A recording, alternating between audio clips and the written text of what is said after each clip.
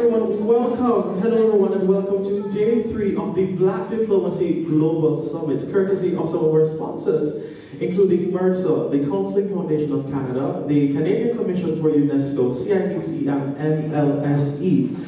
I am Najee Yunus. I am a youth activist and a policy advisor at the United Nations, and the honor today is mine to guide the proceedings and help to lead the discussions today about what we're going to talk about. And so on day 1, for those of you who did not have the absolute pleasure of being here, day 1 we discussed the United Nations Declaration for People of African Descent and the transition to the Permanent Forum for People of African Descent.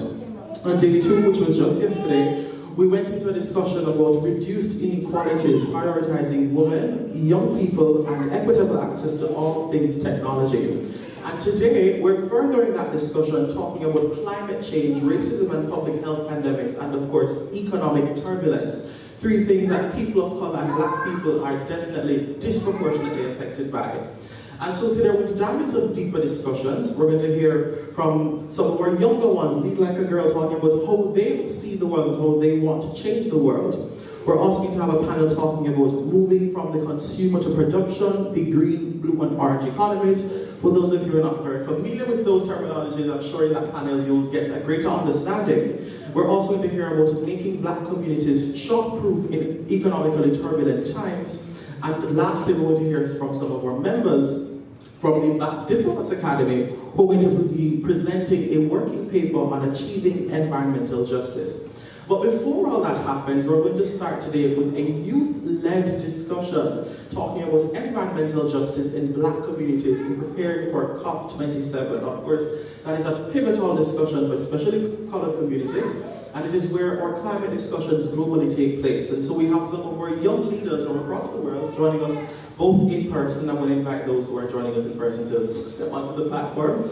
And I see some smiling faces on our Zoom platform who will certainly be edifying us in this regard and what this conversation should unfold. So this is about to be an environmental justice discussion, especially in black communities in preparation for COP27. I'm going to ask the speakers just to briefly introduce themselves so they know who you are, they know the qualifications that you're coming with, so we know that you are indeed qualified and able, which we know you are, but they don't know. So we need to let them know that we know that you know that everything that you're coming today is absolutely filled with wisdom, and Jasmine is coming from a place of wisdom and experience. And so, with the person who is here in person, Kiana, would you like to start us off? Yeah, for sure. Good morning, everyone. My name is Kiana Bonnet. I wear various hats, but I guess the main one that's related to today is I'm actually a climate change consultant with SSG, or Sustainability Solutions Group. Really what that means is I help governments prepare themselves for climate change and the shocks and impacts. Outside of that, I am also doing things around operations and strategic planning. So I'm also a director of operations for Women of Color Durham Collective, which is a youth-led organization out in Durham region. So anyone's out in the East End, I see you. And also to check us out. So I'll share this book there. And of course, I do have my Master's of Environmental Science, where I particularly looked at resiliency and story planning and equity. What does that mean to ensure that those who will be most impacted by climate change are actually prepared and ready for climate change? Wonderful work, Kiana. I'm so happy to have you here and a part of the Dialogue team. I'm seeing Mario. Mario, would you mind giving us a brief introduction of who you are, kind sir? Good morning, if you're hearing me clearly, just to wave or something, I'm not sure if you're hearing me. Yes, we are. Okay, great. My name is Mario Dalbert. I'm joining in from Jamaica, Port Jamaica. I am currently a member of the UN Economic System Restoration Youth Task Force, whereby I'm currently leading the engagement of the youth elected. I'm also currently serving as the Executive Director for the Global Sustainable Development Network, which is a youth-led organization that proceeds on the action, policy, and framework around the UN Sustainable Development Goals. And I'm not sure if you all are aware, but recently, myself and a few other young people across the region decided to establish a Catholic Youth Climate Council to, increase support for UNFCCC processes and also to include youth in negotiation and advocacy within the region and internationally when it comes out to climate change. So that's it. Absolutely. Thank you so much, Mario. Two very eminently qualified people we have today to speak to you. Also, in anticipation of her arrival, she's not yet here, but Ms. Tara Shiwara.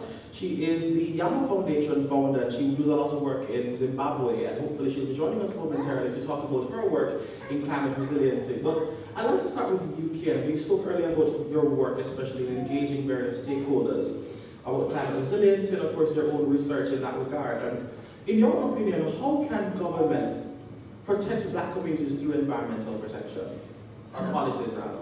For sure, but I think before we even move forward, even to answer that question, it's important to step back for a bit and think about how actually we think about climate change. So when you hear climate change, I automatically think in a very technocratic, very technical way, where actually climate change is actually a manifestation of underlying social, political, social, economic issues. Any social issue you can think of is an environmental impact. And again, you think of climate change, you think it's an environmental issue, but it's actually a social issue. So that's the first thing. So the question is, how does the government even frame this? Is it technical language with GHGs and VAPs and VIUs and green, blue, this? And automatically that shuts people out. But when so that's the first thing I would actually say. So it's also thinking about what a young Black woman actually in the States has coined, intersectional environmentalism, Leah Thomas. So it's around looking at climate change from an intellectual lens. Thinking about, okay, Black, yes, but also youth, women, different sexual orientation, looking at where do you live, particularly some communities are more vulnerable to climate change no matter what, just because of inequalities that exist in society. So for the government to actually protect Black communities, the first thing is to actually ask, how do people function every day in this space?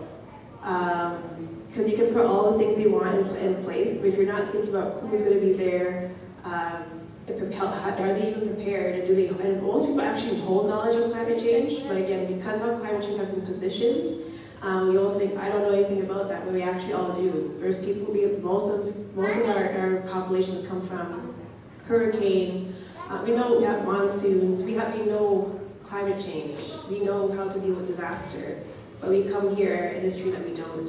We actually hold that knowledge. So it's for the government to actually talk to people who experienced this before as part of their history, and integrate that into any policy plans and ensure that this is not just focusing on middle class, rich, white folks who can protect themselves from climate change. I absolutely agree, and you spoke a lot about marginalized groups. I know another set of marginalized groups, especially are small island developing states. And the unfortunate reality of this is that the small island developing states are not often those who are great contributors to the climate problem, but they are on the forefront of those issues. And I know Mario, as someone who also lives in a small island developing state and of course has been championing climate change, or change of climate change really, in the Caribbean region. In your work, how do you see that we can protect states of a similar status to Jamaica and in the Caribbean islands in the midst of the negative impacts of climate change? I'm not hearing clearly, I'm not sure, but I'm not, can someone the right person in chance they can respond? I'm not hearing clearly. Certainly. So the question, I'm sure we're working with the audience as we speak to you, Mario, but just in case, the question just really asking, how can we protect or support Caribbean countries and the islands in the midst of the negative impacts of climate change? Especially considering your work on so many global fora, what do you see is key in that development regard? Thank you very much for the question. The statistics shows, and the data that's available to us show that, island states are some of the most, vulnerable countries. And it is very important to know that all efforts must be put in place to ensure that whatever policies are being agreed upon are in the best interest of small island developing states and those vulnerable countries. So for us, how can we protect, Caribbean countries and one, we must continue to push for, climate finance for loss and damage. We must continue to push for adaptation and mitigation policies which are suitable to climate to carry the small island developing states, whether it's the Pacific states or Caribbean states. And next thing that we must know is that the issue of energy transition, or just transition as we know it, must be favorable in terms of policies that we put in place. Another thing that we must look into is the fact that even though COP is coming up, and even though we have different discussions about loss and damage or mitigation and adaptation, we have to look into the region itself based on the available resources that we have to fund and protect these countries. There are policies in place, there are different mechanisms in place, but the fact is that we as a region must come together, and that is where it begins. I was happy recently when the Bahamas and the Bahamas organized the Caribbean, the first regional prepared meeting for COP27, whereby they focus on climate finance to finance loss and damage, mitigation and adaptation policies and frameworks and policies. Our way of protecting our countries also is that we are not the ones who are mainly contributing to climate change or global warming or greenhouse gas emissions. And so we have to ensure that we help countries accountable to whatever they promise at COP26 or COP26 and 25 to ensure that we don't go to COP27 expecting to tell them again that you need to do this. We should tell them that you need to do what you promised to do in COP27, COP26. Whether it's to fund climate change, fund climate finance, fund mitigation and adaptation, and that is the way I see us moving forward. Absolutely, and what resonates with me greatly from what you just shared is climate justice, and I know that's something you worked with on Kiana, and climate justice really is shifting the conversation from, the greenhouse gases are melting the ozone layer, the ice caps are melting, into this civil rights movement where we are seeing those who are most vulnerable, most marginalized, most impacted being at the forefront of these discussions and really fighting for the anti-climate change efforts. And Kiana, I just wanted, from your own perspective as someone who's researched this, working as a climate change consultant, how do you see COVID-19 either has impacted or impacting the climate justice movement in Canada and across the world? Yeah, that's a loaded question. I guess before I can start, I should actually say at the beginning, my thoughts are my own and not a reflection of my employer. But let me say that first. I guess how COVID has impacted the climate justice movement. I think it's interesting. On one end, the way how, because of COVID, how quickly things moved, how certain policy just basically just breezed through because of that urgency. And one end is the question of, so this urgency can be replicated for climate justice because we don't have that much time. As Mara also talked about, again, small developing island states, particularly those in, say, the Caribbean region, they don't have 50 years. They don't have 30 years. It's really happening now.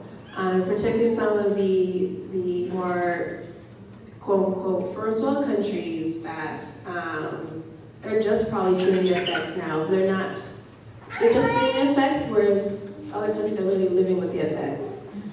So I think on one end, COVID has seen that, okay, this urgency exists, money can move quickly, things can get through quickly, so how can this be replicated climate justice? But at the same time, it has quieted a bit because COVID was forefront. But I think now that COVID is quote-unquote gone, I think you're seeing more and more of, again, I'm speaking very from a Canadian context in the media and in government. The last election was one of the first elections where every party across the board spoke about climate change, where before it's just more of an ex-party or ex-party issue.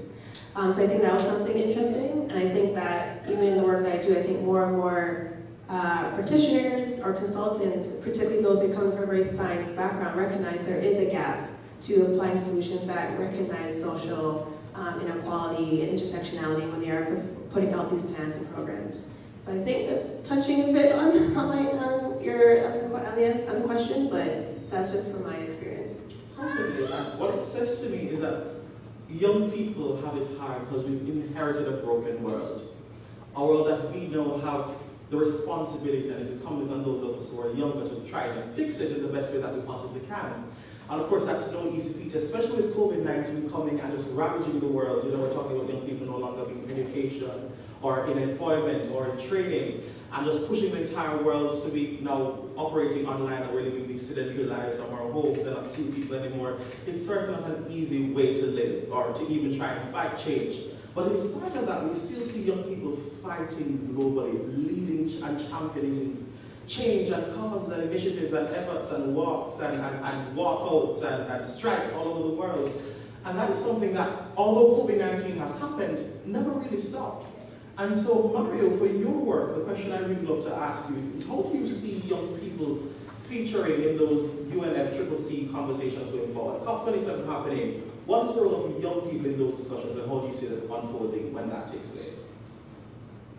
Thank you very much for that question. Well, first, let me say that COP27 is considered as African Cup of Africa. We've been back after a few years back in Africa doing COP27. So, if just looking at COP27 itself in Africa, after the population of overall Africa, it's below the age of 30, if my memory serves right, based on the data that is available. And so, YouTube itself is actually driving the conversation around COP.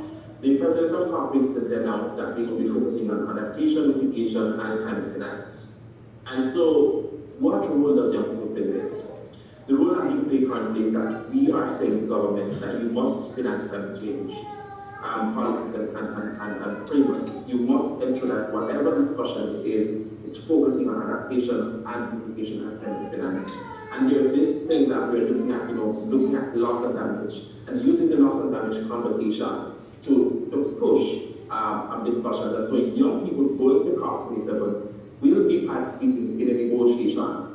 I also want to point out that we are looking into having discussions with governments and including at least one youth in their delegation to COP27. And so because going to COP27 is one thing. We need governments to give them the party badge to enter the discussions, to enter the negotiations, and that is where you do meaningful negotiations. Because you can have an NGO or a stakeholder badge, but if you don't have a party badge, you cannot meaningfully contribute. Being there at COP, allows you to be a part of the discussion, allows you to be part of the protest that will get the attention that is needed to address all the issues that we'll be discussing in COP27. So young people going there is not just going there for speaking or looking or are seeing, but to ensure that we're involved directly in the process, and we're pushing for governments to accredit you through their delegations so that they can be directly involved. So we're looking at different conversations that must be had, and that's the reason why we believe that it's important for young people to be there in general. Thank you so much, Mario. And again, it continues to show the resilience of young people in these times. And in spite of persons not wanting us there, we continue to show, we continue to not only show, but to show out when we arrive and to do our best. And I want to finalize the conversation with you, Ken, and bring this home to a very specific segment of young people. And I'm talking about people of color now. Especially if we realize it's with climate resilience and climate change that those of us who are people of color experience climate change differently. Our communities do not endure the same circumstances that other, of course, or white and other counterparts do endure. And so, to kind of just bring us home, especially for black voices and colored voices, how do you see those being heard at COP27 and those communities and the impacts that they're facing being highlighted in those discussions? Great question. I think Mario actually really touched on it. COP27 is the African COP because it's in Egypt. When you think about, again, you think of COP, I was actually in the vicinity of COP26, yes, because I think one of them skipped. And it's interesting to see who was there and who was not there, who was on the outside and who was on the inside. And you do need that badge. It's nice to be outside and it's cool and you get to see it, but to actually be in the negotiations, to hear what people are saying, to observe, you need to be inside, you need that badge. So I think that's one of the ways that Mario also touched on, you just that access into the space. Not to be like, oh yeah, they're here, but you're still out the door of the room, of the meeting room. What's the point? So it's that's a question of what is an optics and who exactly is this for? And I think you saw last COP, a lot of Caribbean nations were kind of saying, yeah, we already know what needs to be done, it just needs to be done now. We're not interested in the long talking, essentially. as I would put it. And so it's just, I think it's more of almost shifting who's taking control of the conversation, because Africa, the Caribbean, Southeast Asia, South Asia, they're experiencing climate change as we speak. There's people whose islands are literally gone within 2-3 years, and people literally have to move, and that's changing culture, way of life, histories. So it's like, instead of having, it's the question is who's leading this conversation, who's leading these developments, and is it really, I think that's really the point of getting sure that Black voices are heard, is that they need to really be in, not only be in the room, but also be leading these conversations, because they're dealing with it. They don't need to hear the science, they already know, they experience it every day.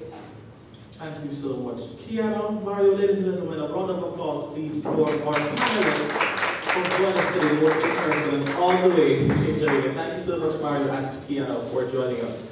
This was just a youth-led discussion on environmental justice in Black communities and preparing for COP27 happening in the next few months. And so now we're going to shift gears a bit. I'm going to talk a bit about having another youth-led discussion, but on environmental justice in Black communities. So we're talking about the youth-led portions of how we can ensure we can fight that. And so for this panel, I'm going to invite Angelica Johnson, their friend, to come and to guide this discussion on how we're going to ensure that these colored voices are definitely prominent, front and center in these spaces. Thank you so much, Najee. It's a pleasure to be here. I am so excited to introduce a few friends of mine from our Lead Like a Girls cohort. I'm going to ask for Anissa, Amira, and Madison to please come up here and introduce yourselves.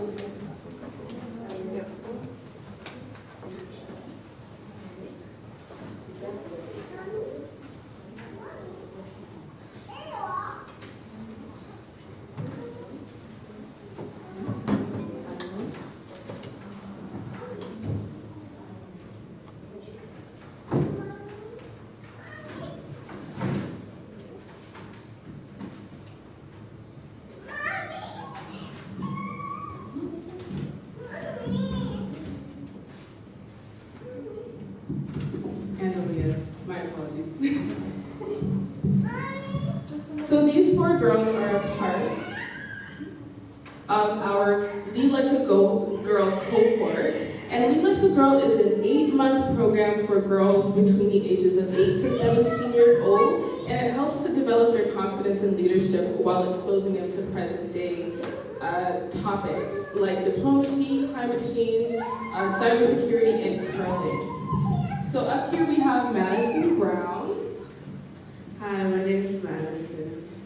And you have Anissa and Amira, who have been with us for a while actually. They've done a lot for climate change and done a few videos for us. Hi, my name is Amira. My name is Anissa. And the last one we have here, we have Aliyah. Hi. So today we'll be discussing environmental justice in Black communities prepared for COP27. We do have a few questions for our girls here. So first thing, I'm going to ask you something very, very easy. What was your favorite thing that you learned in Lead Like a Girl?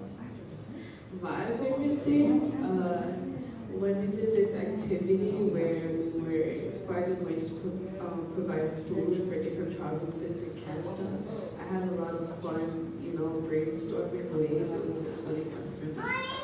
Great, I'm happy you were able to help us give back to the community. Amira, and Well, my favorite project was when I was able to make a video with Anissa about climate change. it was a wonderful video. My favorite project was when we had to make a video about for ourselves about climate change and how it affects our community. Thank you.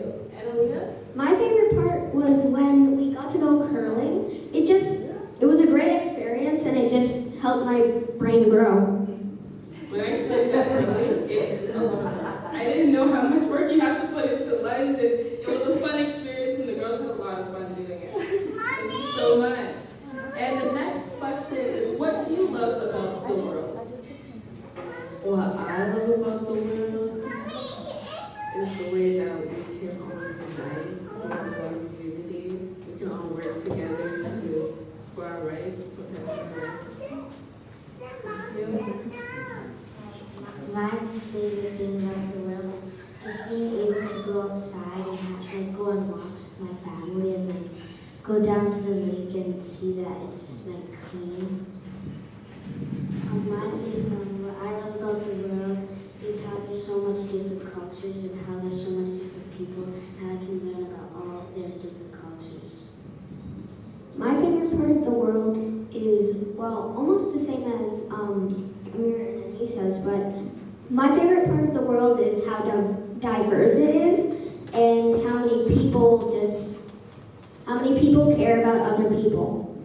So what I'm hearing that humanity is a favorite part of our world, being able to connect on different fronts, diversity, climate change, inclusion, those type of things that are really important for our communities when we come together and we're able to make changes happen. Next question is, if you had to choose one problem in the world to fix, what would it be? The problem I choose to fix is racism because it is a very, very serious problem. Even till this day, it still happens. If I could fix it, I would really want to fix it because even us young kids experience it at schools and different places that we go to, we could still experience it. Thank you. Well, I also agree with Madison. There is a lot of racism in the world, and if I would turn on the TV and see the news, I would hear something about racism. So I do agree with Madison, and I would love to stop that.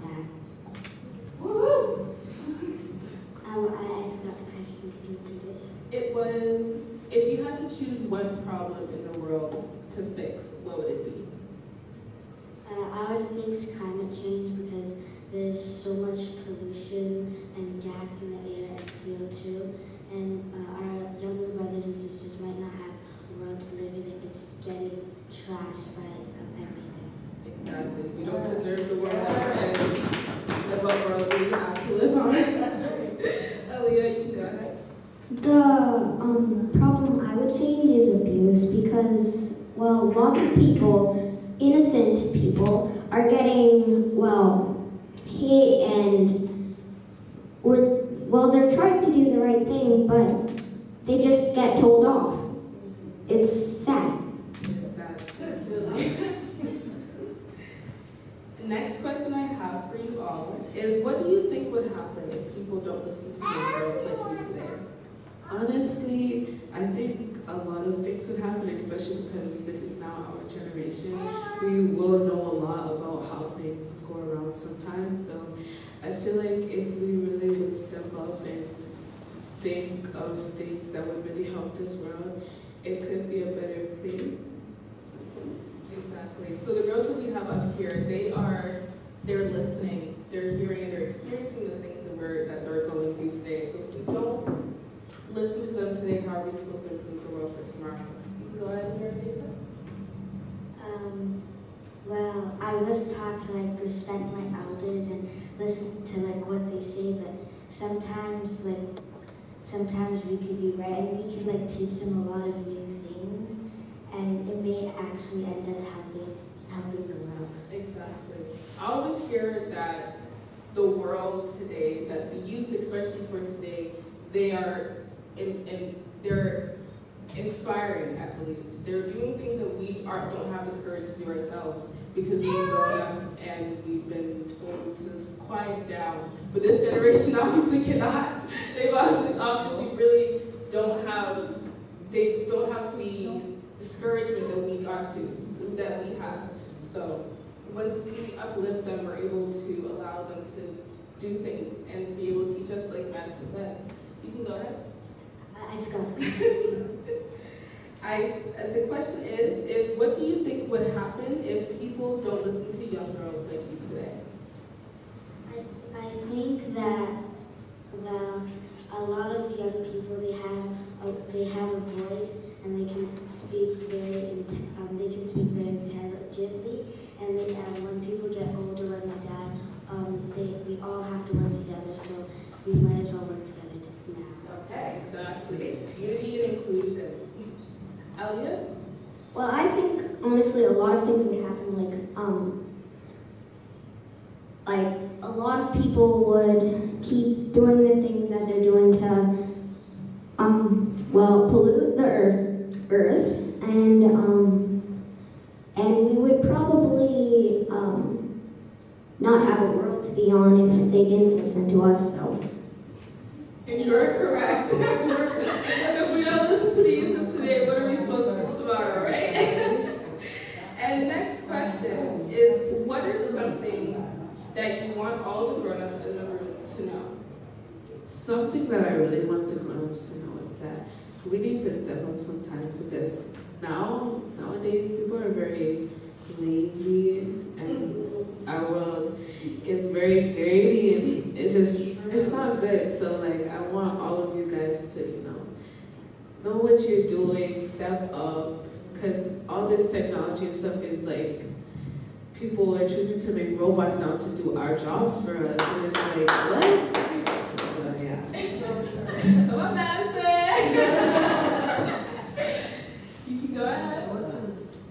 Well, I agree with what Madison said. I know that she's completely right, but like what I would like the grown-ups to know is that we're the leaders for today. We're the leaders for today, and when we grow up, we're gonna like not own the world, but be the best leaders ever. Exactly. We have to prepare the youth for today to be leaders of tomorrow, like dialogue. And I totally agree. If we don't listen, if we don't change what we're doing at this point, especially jumping off what Madison said, that if we continue the track that we're going on today, then how are we supposed to ensure that they are growing up in a world that they can do some changes for later on in life? Go ahead. It is. Where's my tech going? What is something that you want all the grown-ups in the room to know?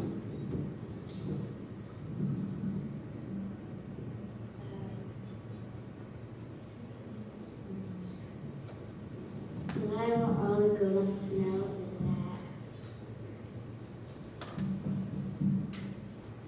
I'm not sure. It's okay. We can. Do you want Emily to go, or we can come back to you? Sure. What I want all the grown-ups to know in this room is that most of our population all over the world are very rude to some other people that are not the rude people. I've actually seen some before, and well, it did not go well. So, what I want you guys to know is that we gotta really think about who we're talking to before we jump to conclusions and start being rude to other people that you don't know.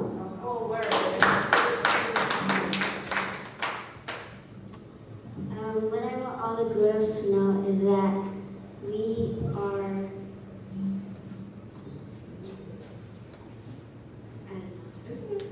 That's right.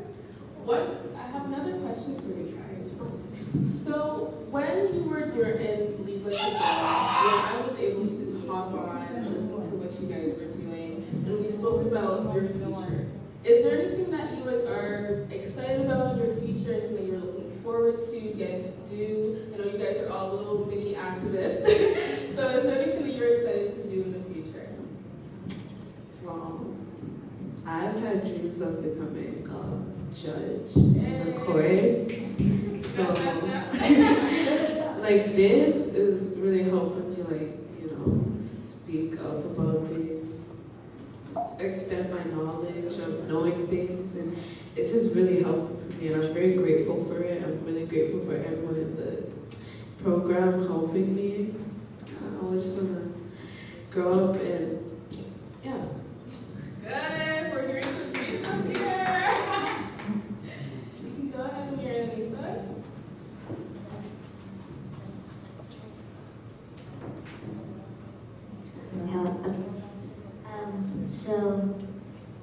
Sorry. What are you excited for in the future? What do you want to be? What are your dreams? And what do you want to experience?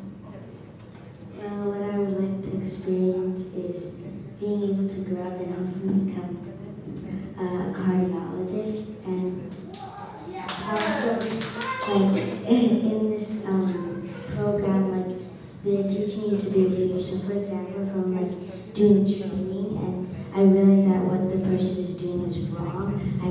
use my voice to speak up and say, no, what you're doing is wrong, and you shouldn't be doing that. We're growing up some leaders up here and some people that are leaders and change makers up here. I'm very excited to hear it. Continue, let's go. For me, so it actually started with my little sister. I was just like, I was playing some game with her, and then my mom told me recently she should be a physiotherapist. So I looked into it, and I really want to be a physiotherapist when I grow up because I really want to help people, and I really like it. Fantastic. Our healthcare workers, we're coming up. We're taking over. Alina, you can go ahead. What I'm looking forward to when I'm older is, I want to be a lawyer. Okay.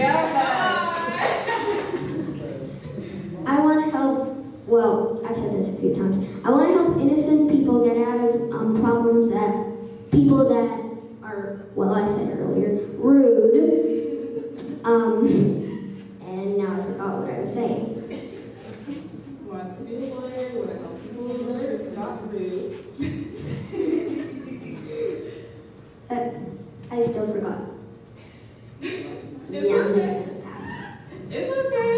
We have lawyers, cardiologists, physiotherapists, and a judge. I'm so excited. Madison, you want to say something? I want to add one more thing. I'm also excited but afraid for our future because I'm excited for all the youth that are going to grow up and lead this world and be who they want to be.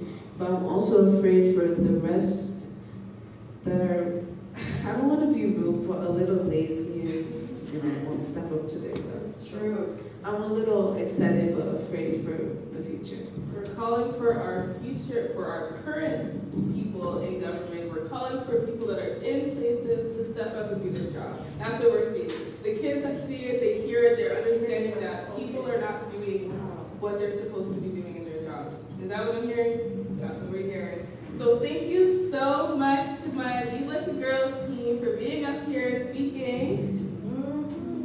Oh, and we have one more question actually before we jump off. One more question. If you can, if there's anything else that they want to say before we jump off, is there anything else you want to leave with the audience? You want to leave it with people at home? If you want for them to take home and understand where you're coming from.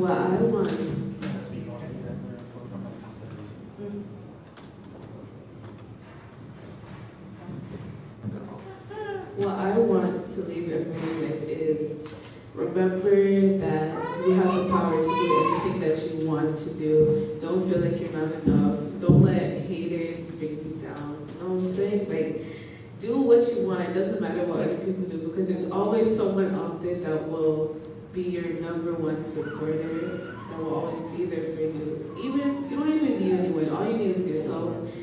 You know, because you know what you want to do. You know what you want to happen. So you know what? Just do what you like. Hey, come on, Madison. Yes. Go ahead, Mary. Well, I would like to say thank you to the Be Like a Girl program and the Dialogue team because it has helped me a lot, and especially since I once had to be a public speaking, but now I could come, I could go on a stage and talk, and I just really thank everyone that's here today. Woo! Shout to Kiana. I also wanted to say thank you for Dialogue Be Like a Girl because when I first started I was very hesitant and I thought it would just be more homework for me to do, especially since I don't like homework. But I really come to love this program and I hope to join it again. Yes. Aaliyah, go ahead. What I want to leave everyone thinking about is that you can do anything as long as you work hard to do it, just like Candace. Yes. Yes. And as long as you try your hardest, then you can achieve it no matter what. Woo!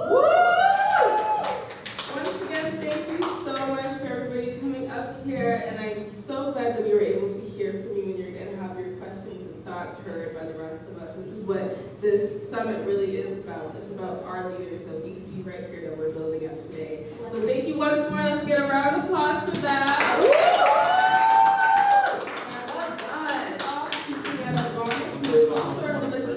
Program coordinator. So yeah, I was actually going to talk a bit about the program itself. So Angelica briefly spoke about what exactly Light to Grow is. So we did. But yeah, as I was mentioning, so we did focus this year on diplomacy, climate change, curling/personal development, and diplomacy also is cybersecurity. But you can probably hear already. It was a group of like roughly 20 girls, and it was very interesting to hear their comments around different topics. So like we talked about, for example, we had a diplomat come in, and the way how they were questioning this diplomat about how she deserves to represent Canada. The questions that you don't think children aged 7 to 17 to ask, they asked. And at the end, they even said, yeah, she deserves to represent Canada.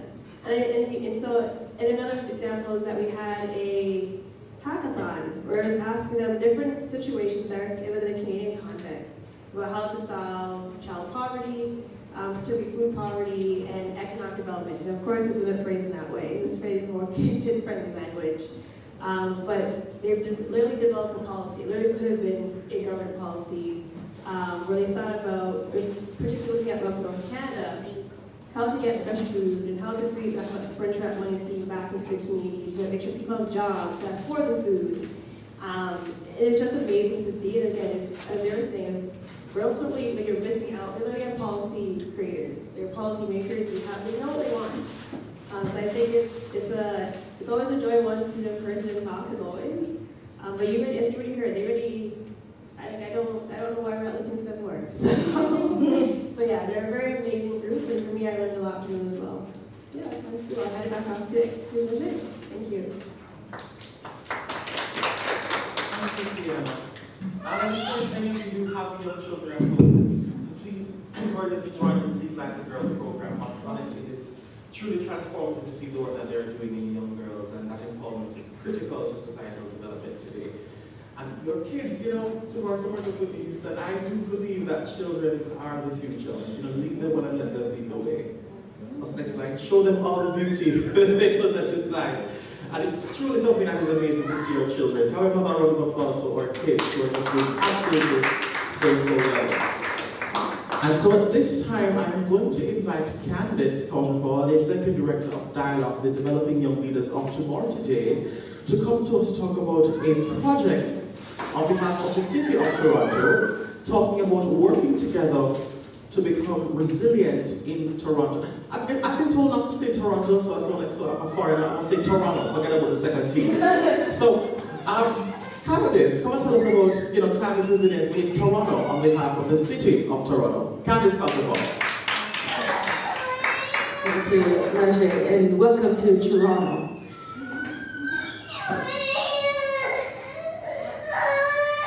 Okay. That's the other climate leader in training. So, let me get one more round of applause for our young climate activists, our young climate change leaders. I'm so proud, and Kiana, incredible job. Angelica, incredible job. Thank you so much. Well, I'm going to talk a little bit about climate change and working with the City of Toronto. I am not a City of Toronto staff. I am a Dialogue staff, but the City of Toronto, through the North Etobicoke Youth Leads Cluster Group, allowed me to test an idea about amplifying Black voices, especially Black girl voices, in the topic of climate change.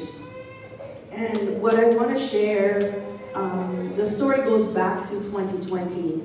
And of course, everyone here is aware of how the world really changed in 2020. About March of 2020, our lives completely changed in a direction that no one could ever imagine.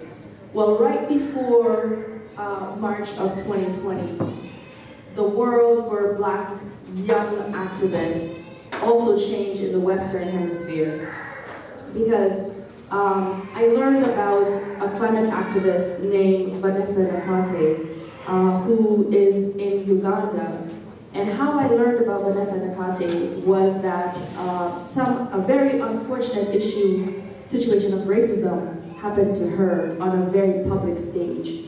She was in Davos, Switzerland, attending the World Economic Forum with a group of other young activists, including Greta Thunberg, who I'm sure everyone has heard her name.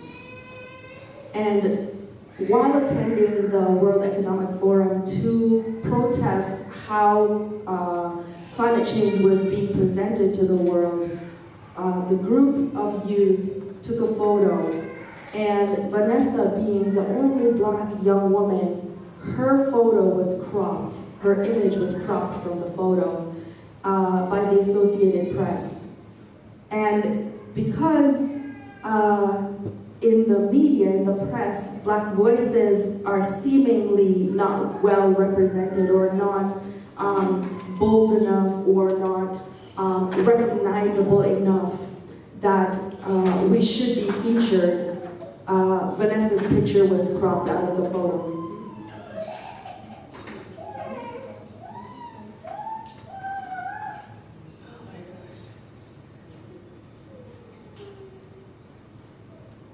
When her photo was cropped out of the picture, the group picture, celebrities took to social media and talked about how this was abuse by media.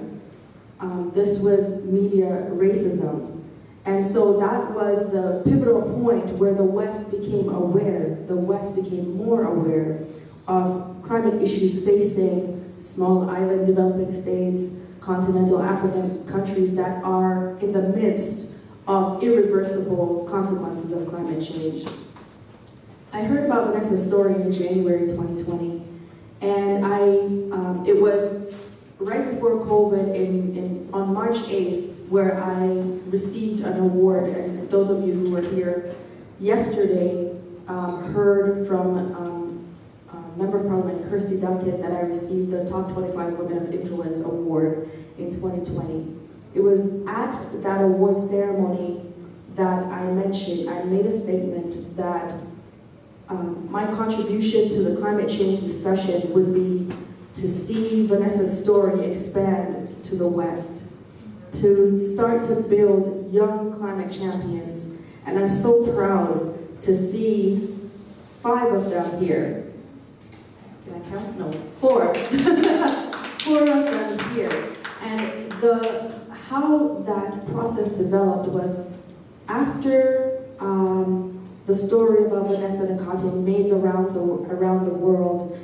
The city of Toronto, I became aware of a climate change project that the city of Toronto was providing funding for through the North Etobicoke Youth Leads Cluster Group. And I applied for that funding under the topic of building climate champions, amplifying Black girl voices as climate champions. And we started with the idea of education first. So during Lead Like a Girl, the girls would meet on a weekly basis every Saturday morning, and we would talk about different issues that are related to climate change. We would provide education around what climate change really means. What does it mean? What does it look like? It means different parts of the world are experiencing flooding, severe weather, droughts, wildfires, air pollution, all you can think of. And now, at the end of 2020 into now 2022, we're dealing with a pandemic. So it was important for me to share with these young people what they're inheriting, but not just to share what they're inheriting, to help them to think about how they can contribute to solutions, how they can help to reduce the impact of human-induced climate change and pollution. Building on on the first project delivery, the girls got a chance to do some creative things. They made video posts on Instagram about how climate change is impacting different parts of the world, including countries where their heritage is. So some girls talked about what the impact of rising sea levels looks like. I can remember vividly one young girl posted a picture of what the beaches in Jamaica look like now from 10 years compared to 10 years ago, how far inland the water has come. So you see, if you're not paying attention, you won't recognize that climate change is happening right in front of you. And we heard Kiana talk about, who's in the room, the voices that are being reflected. If we're not preparing our young generation, our girls especially, to be able to not only speak knowledgeably, but also be prepared to act. If we're not preparing them, then when it is their turn to be in the decision-making position, they will not be able to make wise and informed decisions. So for me and for the work that I've been doing for Lead Like a Girl to get these climate activists ready, it's an ongoing process. The City of Toronto has funded us 2 years in a row, and now deliberating on the third year for granted to building climate champions. And we are very excited and proud to see where we've come. We've been able actually to welcome Vanessa Nakate virtually for the girls to be able to meet her and speak to her and ask questions. So really what we're doing is we are opening up the worldview of our girls. We're making sure that they know everything is possible. You hear all the negative stories about coming from Black communities, but what we want to do is rewrite those stories. We want to share the positive things about being a Black girl, the positive ways that we can lead even from a very young age. And to be honest, there's no better story than to see them leading right up here. So being able to follow what they've already shared and to just reconfirm and recommit that the City of Toronto, through the North Etobicoke Leads Cluster Group, is a way for us to continue to shape our youth. It's a way for us to continue to work together with our local government to say, here are the priority areas that we need to be able to continue to build on, to continue to deliver on, and to continue to showcase the Black brilliance that is in our communities. So the last thing I want to say on this is that the Lead Like a Girl program is a building block to the Black Diplomats Academy. So everything that happens in the Black Diplomats Academy happens on a smaller scale in the Lead Like a Girl program. So you heard the girls talk about being introduced to climate change. You heard the girls talk about, Kiana rather speak a little bit about the girls being introduced to ambassadors, to women diplomats, and we've also introduced the girls to women business leaders, so that their worldview, their experience at age 8, 10, 12, up to 17 years old, by the time they're ready for that next step, by the time they're ready for high school, by the time they're ready for post-secondary, they've already stacked their resume. They've already stacked their CV, and like Najee and Kiana and the rest of the brilliant young people here, they'll be ready to take the world by storm. And we can point to them at this age and say, we were there watching them. We were there watching them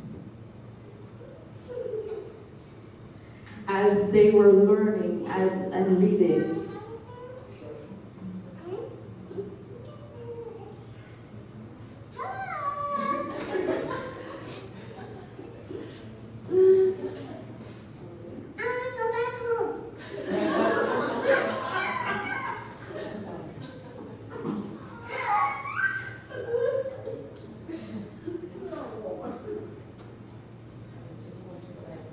Okay. So, in making the Lead Like a Girl program a building block to the Black Diplomats Academy, it is a way for us, we all have a role and a responsibility to play in making sure that our young people,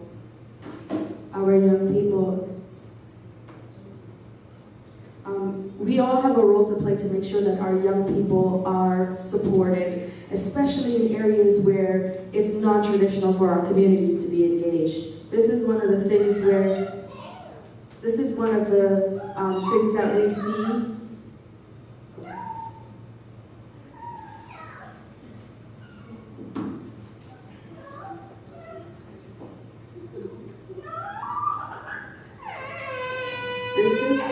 This is one of the ways.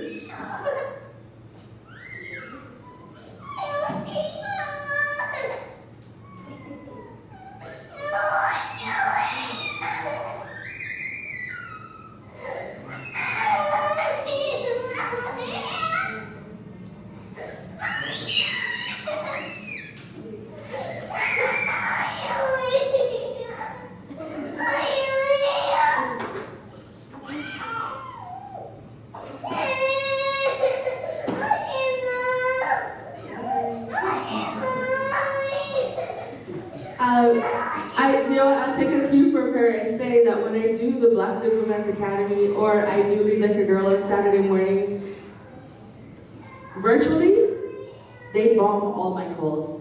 They bomb all my meetings. So this is just happening in real time. We have a system going. Nevertheless, one thing that continues to be a challenge is that for our community, if there's a topic that we're not comfortable with, that we don't know a lot about, we shy away from it. We tend to think it's somebody else will fix it, or, there's just one way to address the issue.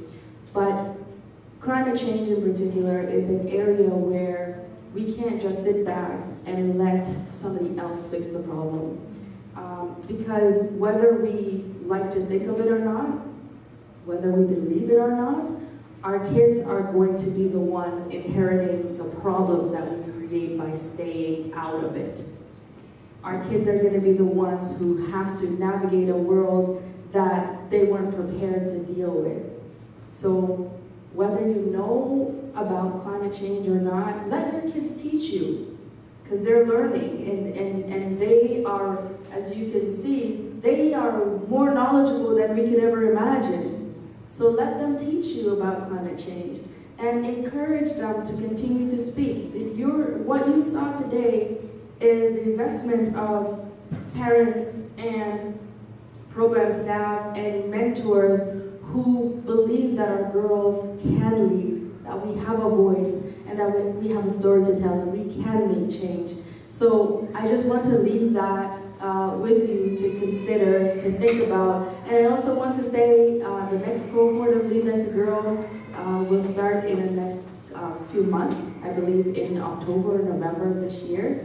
So if you have girls between the ages of 6 to 17, please feel free. It will be virtual because we want to make sure that we continue to reach all the girls that we can.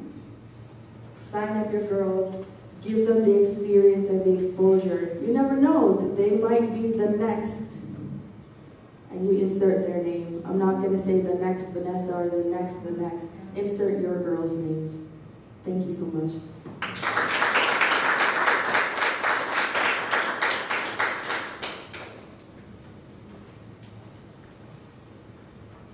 Thank you so much, Candice. Ladies and gentlemen, Candice Koshpal, the Executive Director of Developing Young Leaders of Today Tomorrow. Another round of applause for her, please. So we've been getting a lot of interest surrounding the Lead Like a Girl program, so we decided to show you just a few snippets of what actually unfolds on those blessed Saturday mornings that Candice's children decide to bomb. So just direct your attention to the screen. You can see videos playing now. Thank you both so much for joining me for this interview. So let's start off with something on the easier side of both tell me your names and your age and your favorite subject in school right now? Yes. Okay, my name is Amira. I am 9 years old. I'm in grade 5, and my favorite subject is science. Why I like science is just because it makes my mind free, and I also like to blow up a lot of stuff. That's so cool. And your sister? My name is Anisa Mohammed. I'm in grade 5. I'm 9 years old, and my favorite subject is art because I get to express my feelings through my drawings. And my favorite sport is basketball. Those are such cool subjects in sports and stuff that you guys like to do. So my next question is from outside of school. So what's one thing that you both like to do in your free time? What I like to do on my free time is sometimes just go running with my father and my siblings. I also like to go swimming. I love it. That sounds so much fun. And then Lisa? What I like to do with my free time, I like reading a lot. I also like basketball. And I also like going running with my siblings and mom. So much fun. I wish I had time to do all the fun things with you guys. So my next question is, I know that both of you guys are part of the Lead Like a Girl program with the Climate Change Project, right? Yes. So my first question is, what do you both think about when you hear about climate change? What I think about when I hear climate change is just the floods and the wildfires. And this happens all around the world. And just seeing all these families having to get rescued on the news, it just motivates me to just to make a difference in any way that I can. That's such a good reason. Thank you for telling me that. And Anissa? What I think about when I hear the word climate change, like Amir said, the flooding, but also the pollution. It also affects people with respiratory illnesses, and for example, people with asthma. Due to the CO2, it's very hard for them to breathe. So instead of taking the car, you can walk or bike. Exactly. Thank you. My second question for you both is, what was your favorite part about doing the Climate Change Project? My favorite part about doing the Climate Change Project is, of course, doing it with Anissa.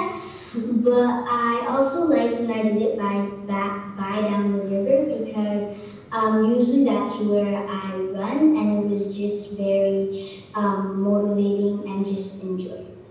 It's so much fun. I bet it was so much fun making the videos that you guys made. And Anissa, do you have anything to say? Yes, why I enjoyed making the project was because I was able to do it with my whole family, and also my mom got me sweaters and motivated me to do 100% in the project. And you guys look so cute in your sweaters, by the way. I wish I had one of my own. And I bet it was so much fun getting your whole family involved in the project, right? Yes. And my third question is, why did you both decide to do the climate change video, which was fantastic, by the way? Thank you.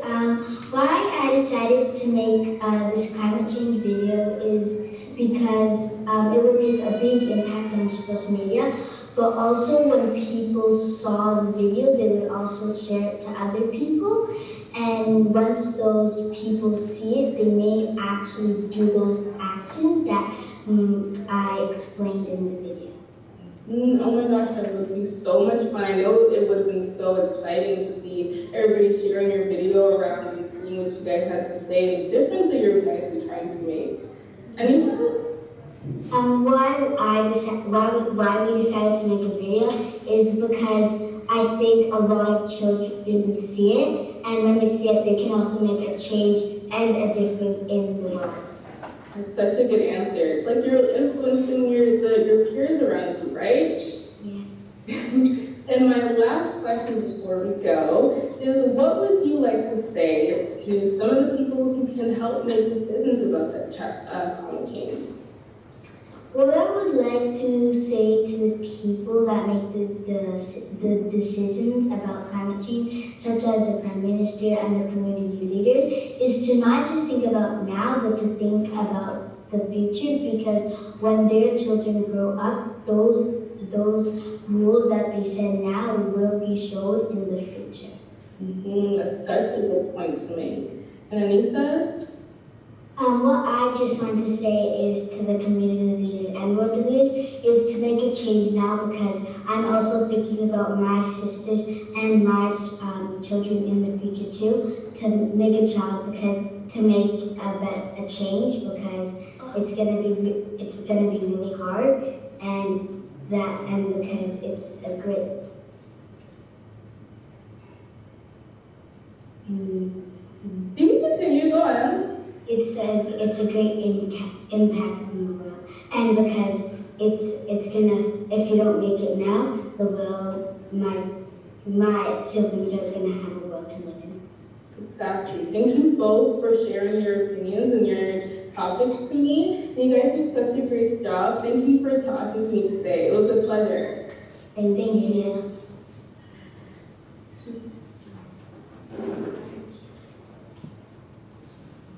Our kids have spoken, ladies and gentlemen, and they're not finished talking. We need to continue to listen to them, both on screen, on video, and in person. And we have a video that we're about to play for you momentarily.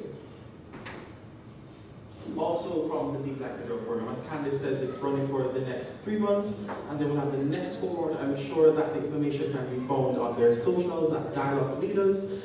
Dialogue Developing the Leaders of Today, Tomorrow is on there on LinkedIn, they're on Instagram, they're also on Facebook. And they also have members of the team have some business cards down the road, so if you are interested, please contact them and they'll be happy to disseminate that information to you. So we're just about ready to do the second video. We just want to thank again the Counseling Foundation of Canada, MRSA, the Canadian Commission for UNESCO, MSLE, and of course CIPC for their benevolence in helping to sponsor this event, without whom it would not have been possible. All right.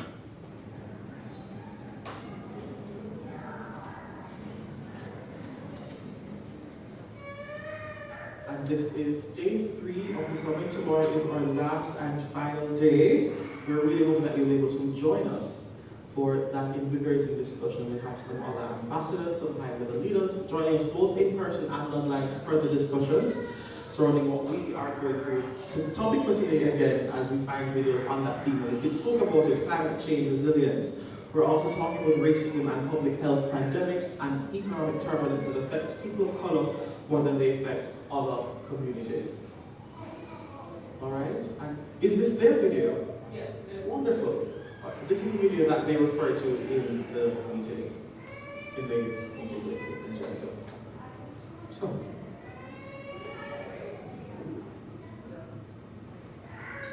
without further ado,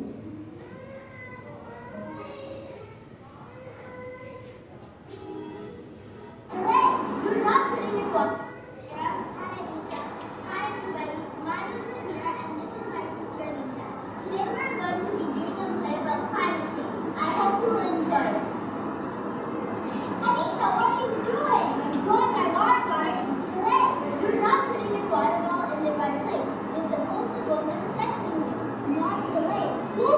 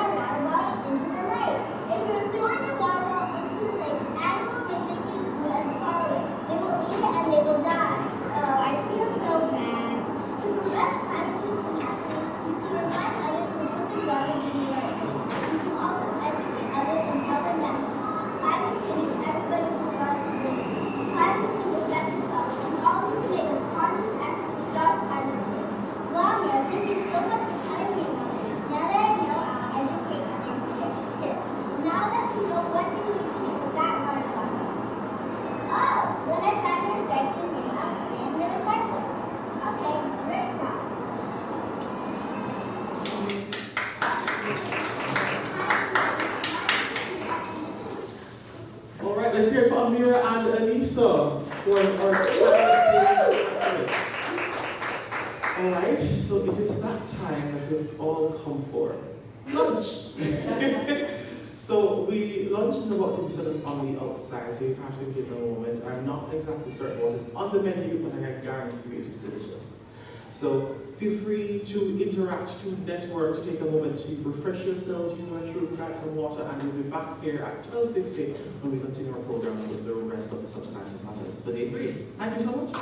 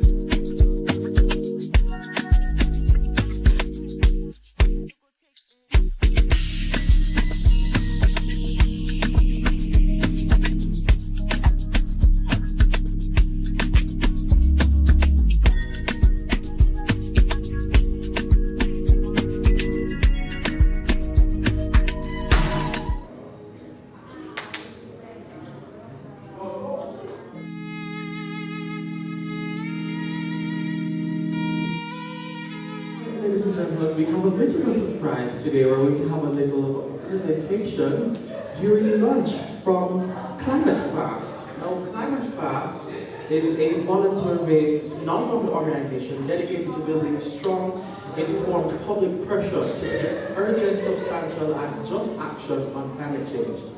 And they believe that, of course, we need to act on climate change fast. And we believe that we're in a crisis, and they are of the opinion that we need a coordinated approach for deep cuts in carbon emissions. And so today they have prepared a presentation on a project they are working on surrounding recycling bags for low tech.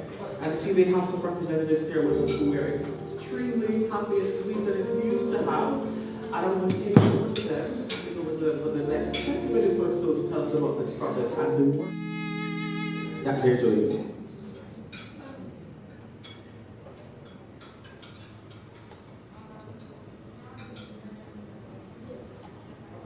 We're having a little audio issue on our end, but rest assured it's something we are working on. But just to give you a little more information on Climate Fast, they also engage some Canadians through public education events, such as their film series, workshops, and webcasts, and they provide training on making a deputation, writing letters to the editor, speaking with elected representatives, and facilitating kitchen table climate conversations. They have a lot of accomplishments over the years, and these include but are not limited to. They've mobilized the Team Climate 2021 to put the climate crisis at the top of the 2021 federal election campaigns. They have also helped to mobilize climate action groups and individuals to call on City Council to endorse the Fossil Fuel Non-Proliferation Treaty.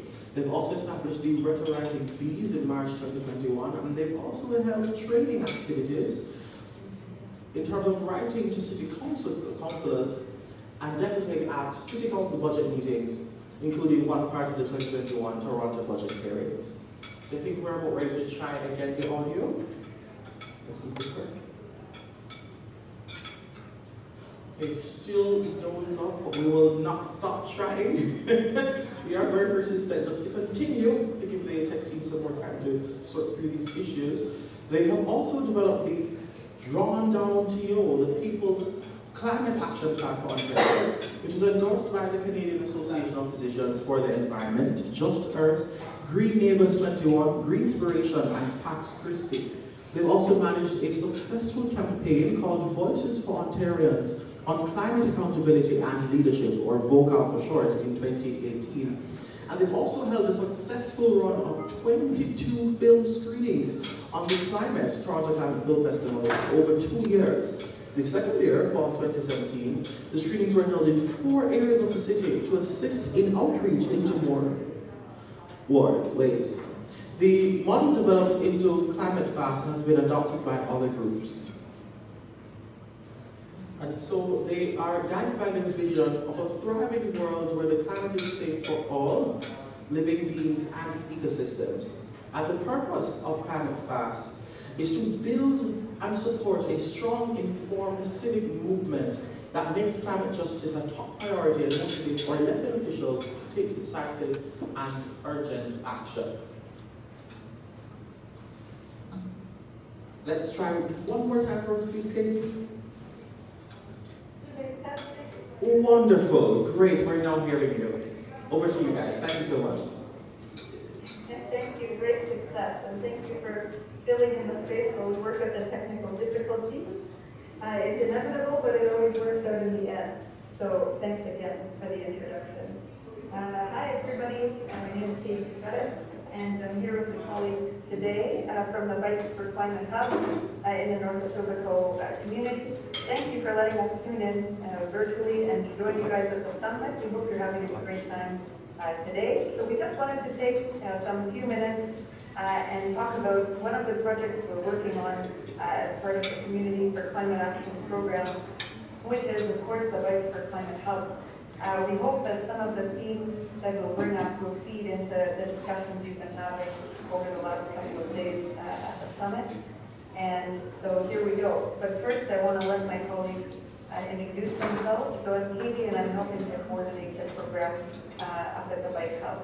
And of course, the Bike Hub is part of the Rexdale Women's Center as well. That's our major community partner. And so let me pass it over to Kwame, who can also help bring greetings on behalf of the rest of the lecture. Kwame. Thank you very much, Katie. A very big greetings from the Rexdale Women's Center, Community Reuse and Reuse program. Today it's raining out there, as you can experience. I don't know about the other locations. As Katie rightly said, the Rexdale Women's Center, the Community Reuse and Reuse program, specifically trustees for the Community for Climate Action for North Etobicoke, and I act in my capacity as the programs coordinator, working with Katie and this partnership. It's been 2 years now since we have been involved in this amazing pilot program for the contest. We've received some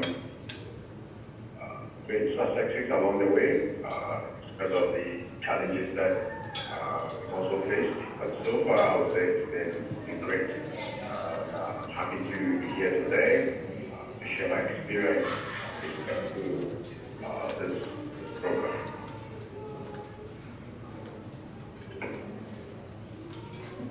Thank you, Kwame. And over to you, Omar, to introduce yourself and share a little bit about your role on this project. Omar. Okay, my name is Omar. I'm doing fixing bikes on the North Etobicoke, on the Kipling, the 667, with a partner with Women's Research. So mostly my job is to fix, with the connection, Kwame, Sarah, Katie, Nasuki, and other volunteers coming. This is a short introduction. My job is just to fix bikes with the technician in charge for the bike fixing. Thank you.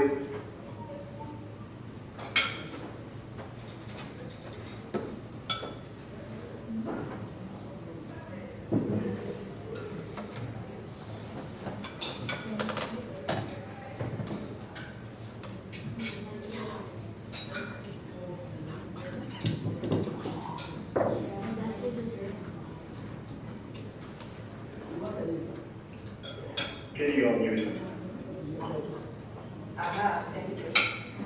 So I was just saying we started this program in 2021, and we've been expanding our activities this year. So of course, when a small group of volunteers and activists, as I'm sure many of you in the room know, when they start the project, everybody shares a little bit of the responsibility for getting things started. So Omar is our head technician, but it's not only that. It's also so many other roles that he's been playing on the project, working with the community, making sure that when our clients come in for bikes, we make sure that we get them the right one, even sometimes going above and beyond just delivering bikes to their homes when that's necessary. So we started the Bikes for Climate Hub in North Etobicoke in 2021, and our goal starting the project was really to engage people in climate change activism in Toronto through the perspective of our own community. So we started by looking at the Transform TO strategy. So Transform TO is the City of Toronto's climate change strategy to get the city to net zero by 2050. So the first step for us was really breaking down what's a huge problem, which is climate change and the need to take climate action.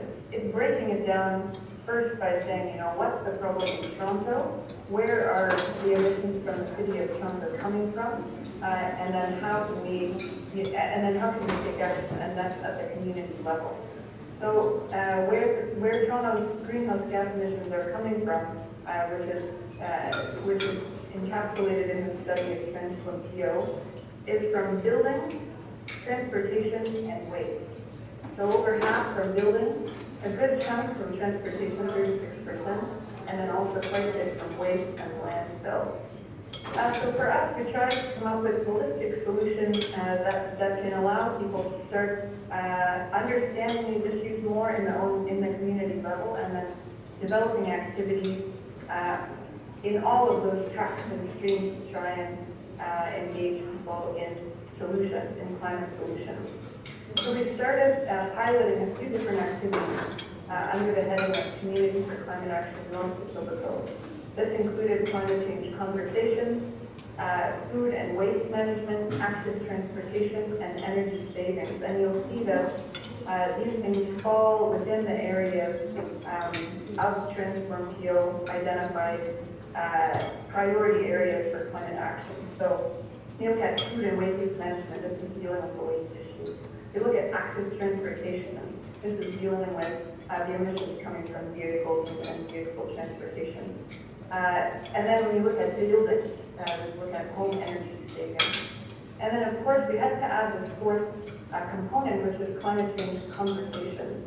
And the reason for that is, one, because education is the first step. Education and sharing ideas is the first step for informing action that you're going to take. But second is also because, you know, when we look at this number of 57% coming from buildings, it's not all of us in our homes only, right? This is also office buildings. These are corporate buildings. So these are things, so when we do take our action at home, that can be part of the solution, but then there's also institutional actions that have to be taken. There's actions that have to be taken at the policy level, at business level, at all different levels. So that's the purpose of having this climate change conversation, is so we can talk about how can we advocate for the rest of the necessary change to happen at the different levels. And that's what Climate Fast, which is our partner that's been helping facilitate these climate change conversations we heard about in the intro, that's where they come in, is really helping us engage in the advocacy work. Now, the Bikes for Climate Hub was one of the most successful parts, I believe, of the entire Community for Climate Action North of Etobicoke project. And the reason for that is because bikes have so many benefits. So it's not just the environmental benefits of biking, but it's the personal health and well-being benefit. It's reducing the environmental footprint, but it's also mobility. It's saving money, you know, getting around by bike rather than having to get around by car. So what we wanted to start by doing was distributing bikes. So that was our small idea at the beginning, is how can we find used bikes in Toronto, bring them to our center, fix them up, and distribute them to community members in need of a bike. Because having access to the bike, of course, is the first step of being able to participate in all of these other benefits. So that's where Community or Bikes for Climate Hub in short started up. And let's just go quickly to some of the photos here, because I think that can tell the success of the bike comes back. So these numbers are a little bit outdated. I'm happy to say that by now, just in 2022, we've distributed about 180 bikes. So it's Omar and the team up at the center who's been taking the bikes in, repairing them, and distributing them to our wait list of people. As long as they live in the North Etobicoke community and they indicate they need a bike, then we're going to match them with one of our bikes. So almost 180 people in the community are on bikes just this year alone, and that doesn't include the numbers that we've given out last year. So it's really amazing to see, you know, people come in all the way from, I think, 2 or 3 years old. We even had somebody come into the center with a 1-year-old, a 1.5-year-old kid who was almost just starting to walk, you know, and said, I want my kid to start biking. So they wanted to find the smallest bike that we had in the room. I want them to start young. I want them to get out, be able to get out on the bike. First, they give them one that was a little bit too big, but you know they're going to grow into it.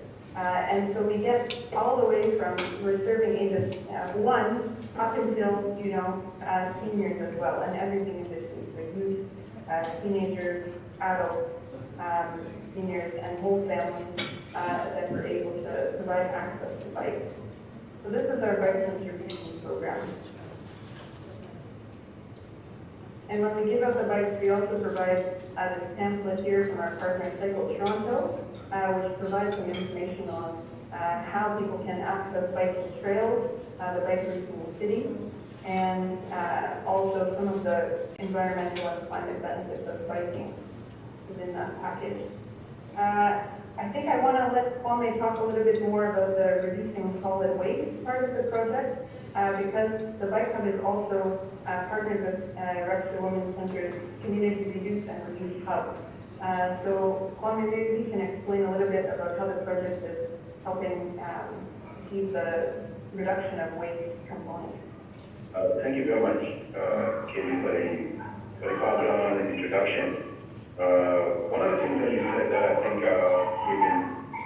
we've been up to lately is the holistic approach that this project started with, where from the African Climate Action Initiative point of view, was to look at different program areas, but along the line,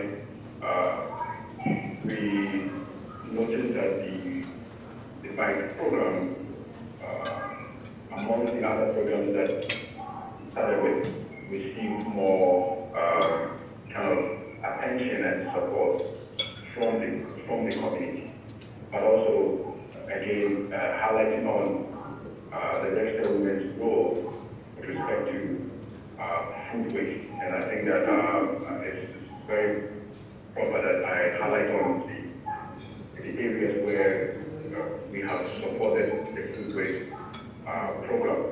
The Webster community is there's two buildings, and historically these two buildings is a home of new immigrants that comes to Toronto, specifically here in Canada. And so the partnership was on these two buildings as entitled, and so that the community through these programs will be able to settle down well within the Canadian community as new immigrants coming into the country. So we run this program strategically targeting these two buildings. So the food waste program has been again supported by FoodShare, and in that regard, FoodShare in partnership with the Webster Women's Center set up what we call the food compost bin. So the compost bin itself is a place where residents bring their food waste, and then the food waste we use through different methods and strategies to turn those food waste into fertilizer, and then that we send it back to where we have the community garden. When you have that aspect of the program on your slide. So the community garden in itself has small beds, and the question is how can a family in the building where you have over 100 and so residents be able to use 12 beds? But when you do it in a way that there are 12 families that have access to the bed, but at the end of every garden season, we have what we call the day of harvest. So this day of harvest, residents who, as a matter of fact, do not get opportunity to own a garden bed, do come to the program, which is called like a festive program, where they are privy to getting some food from those that actually participated in the garden. So as you can see on the screen, we have the compost bin. Thank you very much, Katie, helped me to kind of be able to connect with my presentation. And then the food waste, as you can see, there's a young man there that's myself. So this is where we put the food waste. Like I said, it goes through different processes. So the final product is what you see there. We take it to the garden, and the garden is what you see on the left-hand bottom of the screen. And then we supply. So we don't normally bring fertilizer from outside. Everything is done in the garden, and then we send it back to the garden to help with the plants. So that is basically what we do with respect to the food waste and then composting. One other thing that I always say is that a garden regarding, in my understanding, is the world in one place, in the sense that you have different cultures. As respect to the 12 beds of the African community, you have Caribbean, Asian, Middle Eastern, European. So the garden is the center where this community comes together. We try to highlight that aspect because the license is not just to look at handling the waste, but also to ensure that the community comes together and then able to work collaboratively. That's another aspect that we will achieve with respect to our objectives and goals. Thank you, Gary.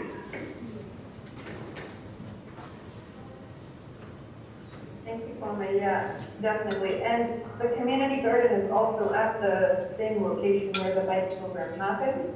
So that way we're able to, when people come in, we can direct them to what is their interest when it comes to environment and taking environmental action, whether that's, learning about the community garden, learning about composting, or whether that's they need a bike and they can match them with one. We have that all in that one center. So I believe that that's what makes the program effective, is that it's a hub of activity and people can go based on what is their interest to get involved. We also did a little bit of balcony gardening activity, so we prepared to sit and do some workshops on how you can start a small garden on your balcony. So just back to the bike program, we just want to share a couple more things. Let me pull that back out here. Thank you everybody for bearing with us. So here we go. So part of the program is reduction of waste. Because believe it or not, some of these bikes would end up going into the landfill. So we take bike donations from all over the city. That includes the shelter system, that includes other community bike hubs, oftentimes, apartment buildings, condo buildings that have bikes, used bikes accumulated, and they would scrap them to the landfill if they didn't have another place to take them. So we're setting up a program that's trying to promote a concept of circular economy. So it's reducing, reusing, repairing, redistributing, recirculating things that have a ton of value that people can use. And part of what happens, what is possible when we start to do that, is that people start to be able to build skills in bike repair. And so we've been setting up some workshops and have some people coming in to work with Omar here to introduce himself just a bit ago, earlier in the session, and working alongside him as an apprentice. So we've had a couple of students completing their community volunteer hours with us in the program. Because when you decide to fix up a used bike and go that route, rather than say go to the store, get a new bike, and when it breaks down, you have to take it back in for repair. It's starting from scratch, taking something that's used and learning to fix it up yourself. And when it breaks back down, it's going to be, you're going to be able to fix those pieces. So we had a few workshops, also with people of all different ages. We have, some younger youth here in some of the workshops, all the way up to adults who maybe had an interest in learning repair, and just provides the opportunity to do that. So it's just learning everything from the basics, how to pump the tire back up, all the way up to changing gears, changing the brake cables, and some of the more advanced kind of parts of bike repair. And there's one of our session. Omar, if you're still there, do you want to share anything more about the bike repair workshop and teaching bike repair to the community?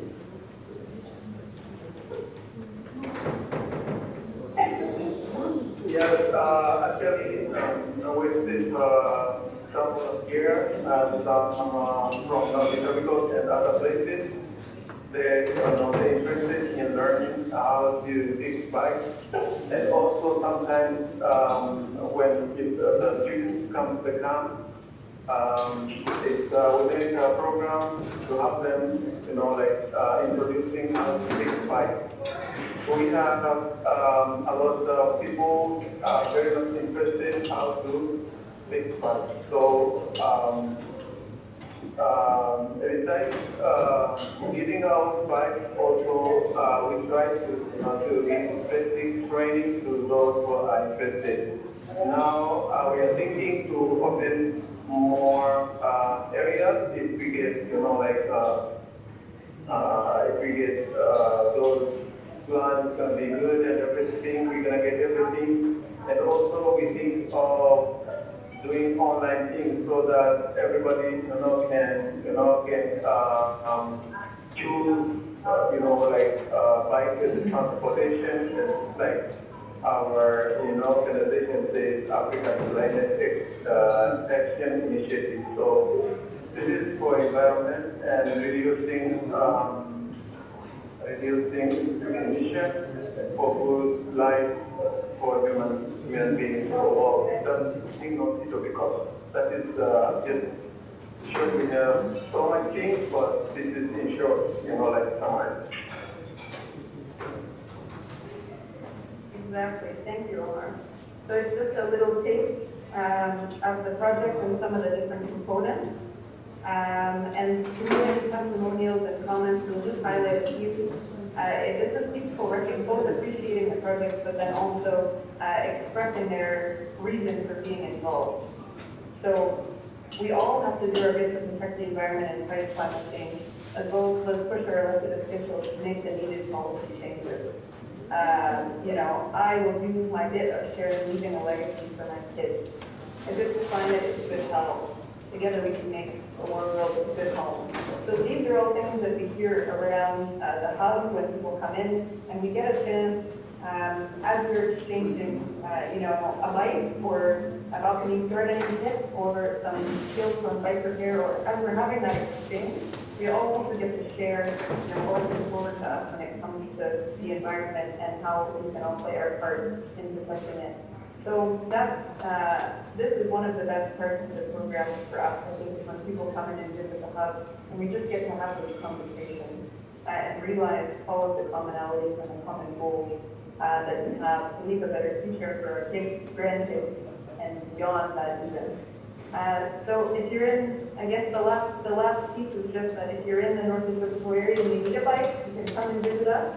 We're at 2667 Kipling, which is one of the offices of Rex Development Center. And we would also love to have any of you join in some of our future sessions, workshops, community climate conversations, or bike repair sessions.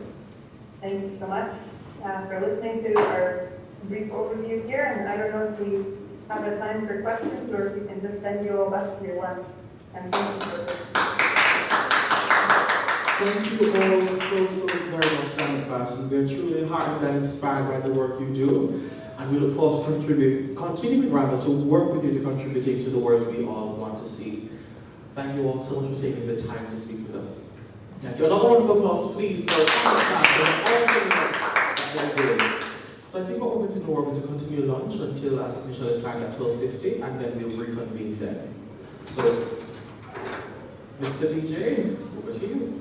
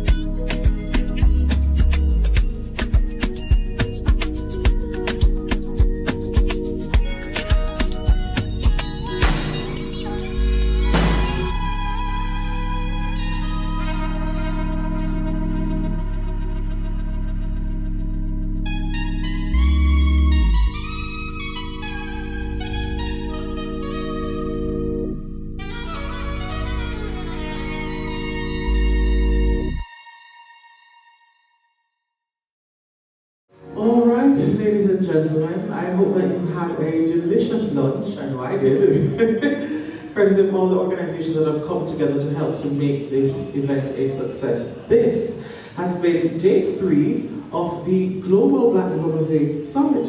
And today we're talking about climate change, racism, public health and pandemics, and economic turbulence, especially how it affects communities of color.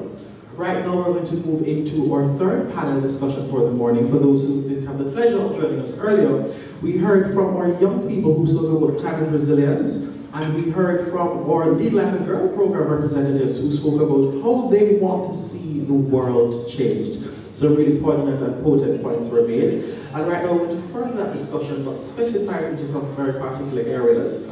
And so we are going to now invite the panelists, Dr. Oludade, to come forward, and Ms. Kiana Bonnick as well, and then we have the one-time representatives.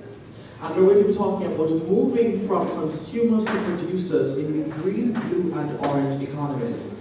I don't think there's anyone who is better to guide this discussion than Mrs. Candice Kosherbaugh, who is the Executive Director of Developing Young Leaders of Tomorrow Today. So, without further ado, over to the awesome team here. Just a reminder of the great sponsors who are of this event. Of course, we have the Conflict Foundation of Canada, Mercer, CIBC, and other outstanding organizations who are invested in the development of our young people. Candice? Thank you so much, Najee. We're going to get nice and cozy for this session.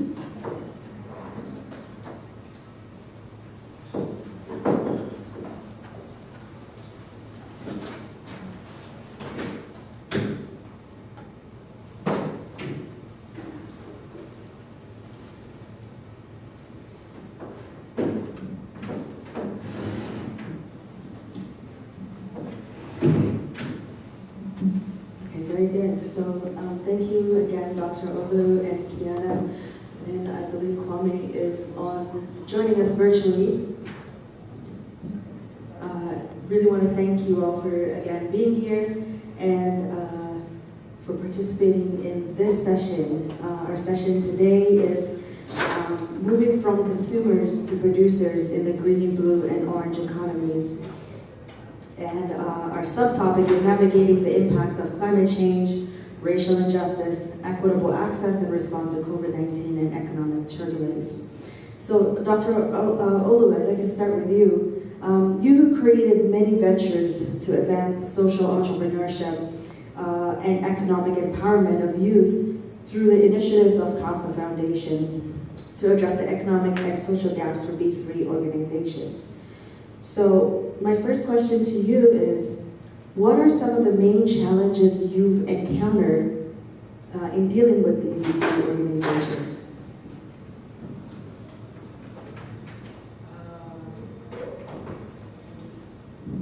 Thank you so much. All right.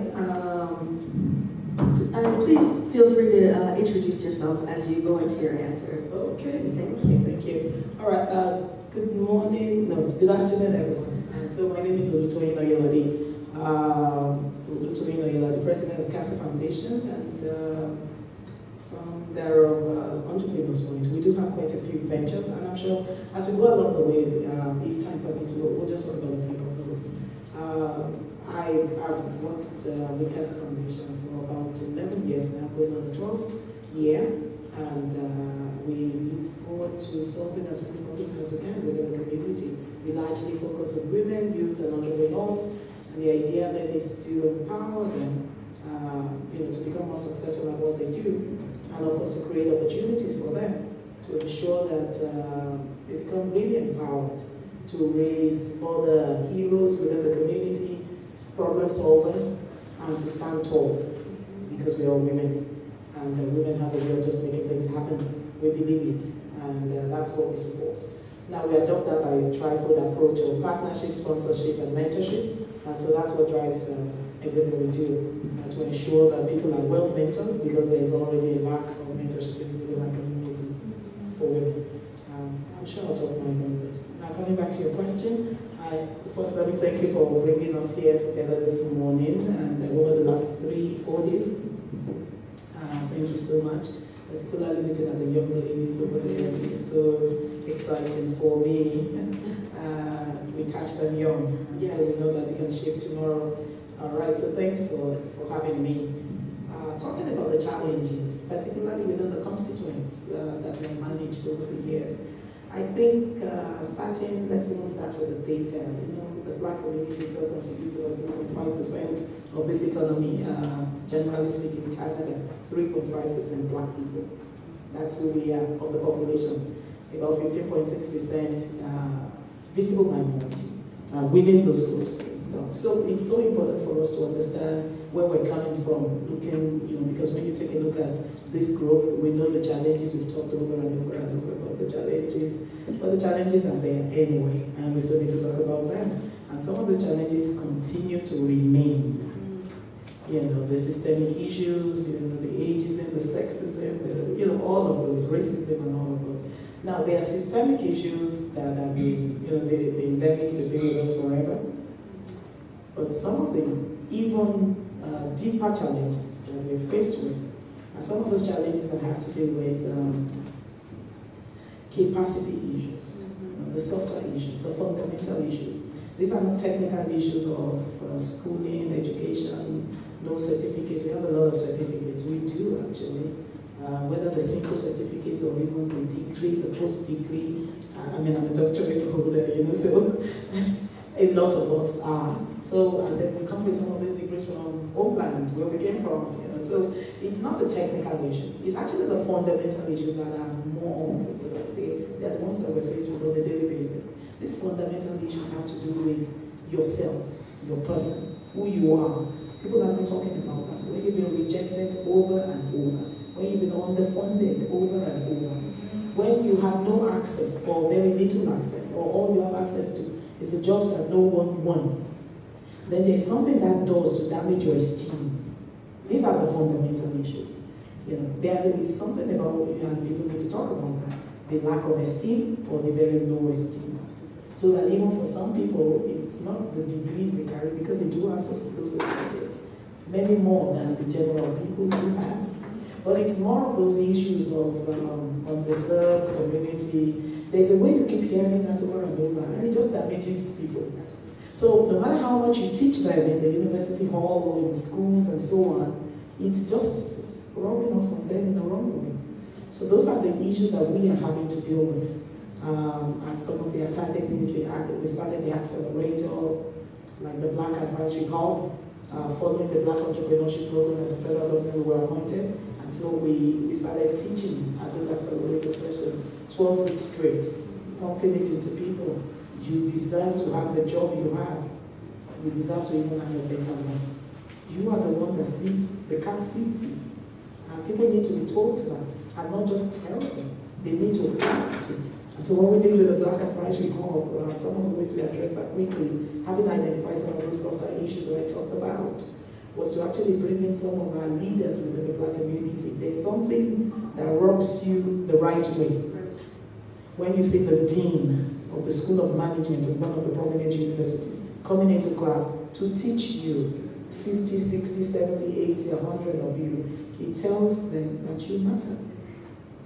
So that's so important for people to see. The ambassadors, they teach, some of our African ambassadors, they come in from time to time, they teach in our class sessions. You've got to be able to mobilize people like that into class. So it's not just that the other people don't matter.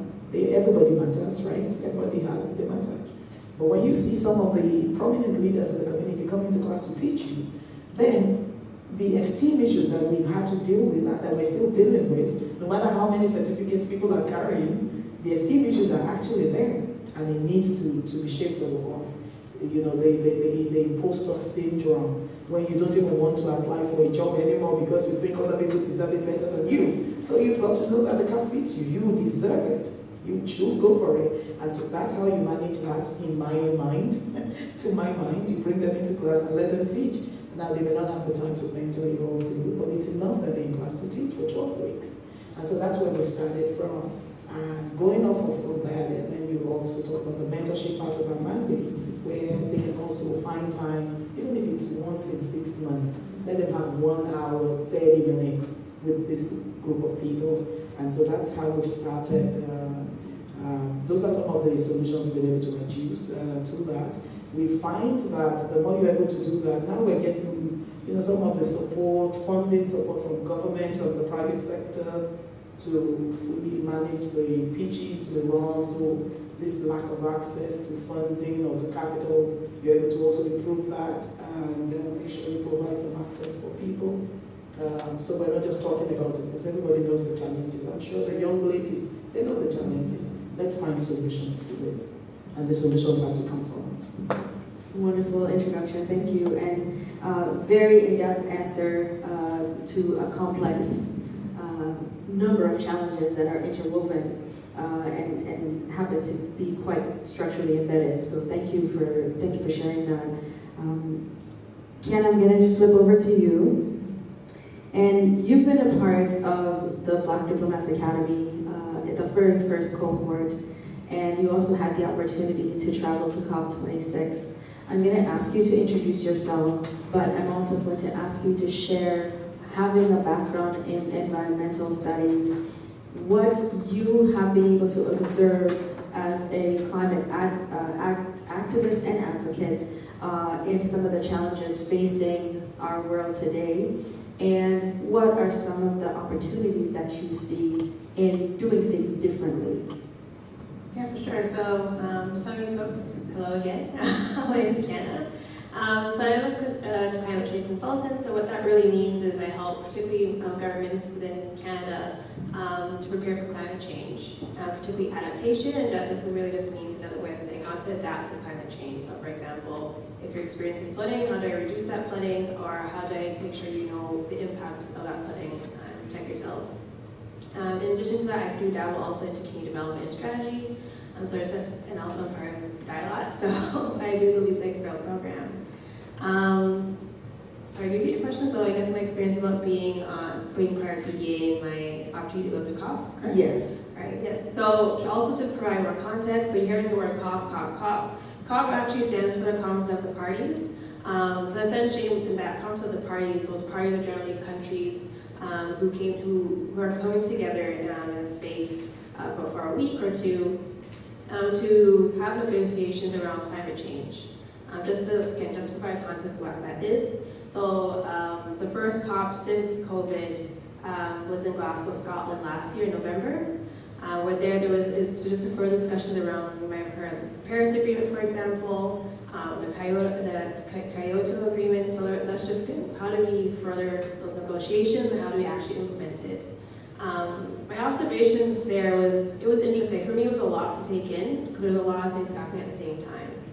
One, there's a lot of civil society groups protesting from across the board, youth, indigenous folks, just really protesting to the governments in there about things that they want to see. There's actually even a protest for like a whole day. It was very interesting of, while that can impact negotiations, also the question of why is there that division? Why is it that youth are the ones who have to protest? And always be the one at the forefront. And everyone's like, yeah, go youth. But it's like the people who have influence, who have power, are looking to youth to take it over. So it's very interesting to try to figure out why is this happening in this space. And I recognize there's certain reasons why everyone can't be in a space, but at the same time, is what are the barriers and who chooses to create those barriers? So for myself and my colleague Denisha, we both went, and yeah, we were one of the few. We went into spaces where we'll go to people and say, where are you from? We'll say, oh, we're actually part of Black Diplomats Academy with Dialot, and we'll explain, and like, oh, how'd you get here? And there's even the shock that we're here, or someone actually has told us, oh, I just thought you guys, as you tell them more about our professional background, I'll never forget a comment, someone said, oh, I thought you're just two naive students that are just here. And so it's like you think of, and that person who said it to us is not that much younger, much older than I am. I'm 27. So for someone to feel like they can say that, And then the idea that, oh, youth have the voice, and we want youth, but the fact that there's this language around this space that are, in some ways, are people telling you don't belong, or we want you here, but just kind of stay in the corner, is a very interesting way to space to navigate. And of course, we couldn't actually get into the actual negotiations because of the whole accreditation process. We were the only civil society group that couldn't get in. There's quite a few who actually also, there was confusion around how to even get into the actual COP negotiation process. But that being said, we did come across, by just randomly, coming across the delegation, the Bahamian delegation. We actually had dinner with them. It was really cool. It was just interesting to have, and that was a very different, the reaction we got was very different. We're like, oh, we're Black Diplomats Academy folks, and like, oh, wow, what are you guys doing? Why da da da? It was very, again, completely different, night and day, to what we got. And they're asking people, like, asking us what we do, and climate change, and also hearing what they're doing down on the ground within Bahamas as well is really interesting. We also ran into some delegates of other African nations as well, and it was all by chance. And it was just, again, just to hear and exchange thoughts about what's going on. But again, the language around climate change was very technical. I'm someone who works at climate change, and there was discussions that were just very technical that I feel like I had to do some Google searches and look at definitions. Because it just, again, that language itself, climate change is a people issue as much as an environmental issue, but the language itself leaves people out. So it's even to be in the space, and just to use acronyms, i.e. COP. If I don't know what COP is, okay, what does that mean? Language itself is very strong. So again, how do you bring people in? Yes, but how do you talk to people in a way, or the language, they can understand and relate to? The same thing with Like a Girl, but in climate change, but I didn't talk about GHGs and VAPs and COP and all the other nice acronyms that we use. Is how do you bring it down and people can actually relate to on their everyday level?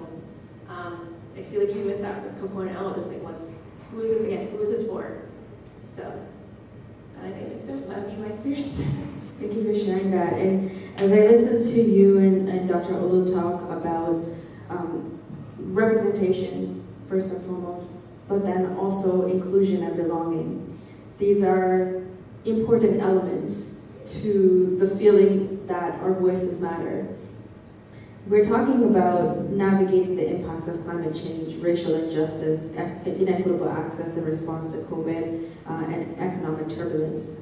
All of these different areas are intermingled and connected. So, Dr. Olu, I'd like to ask you about specifically around economic justice for Black women.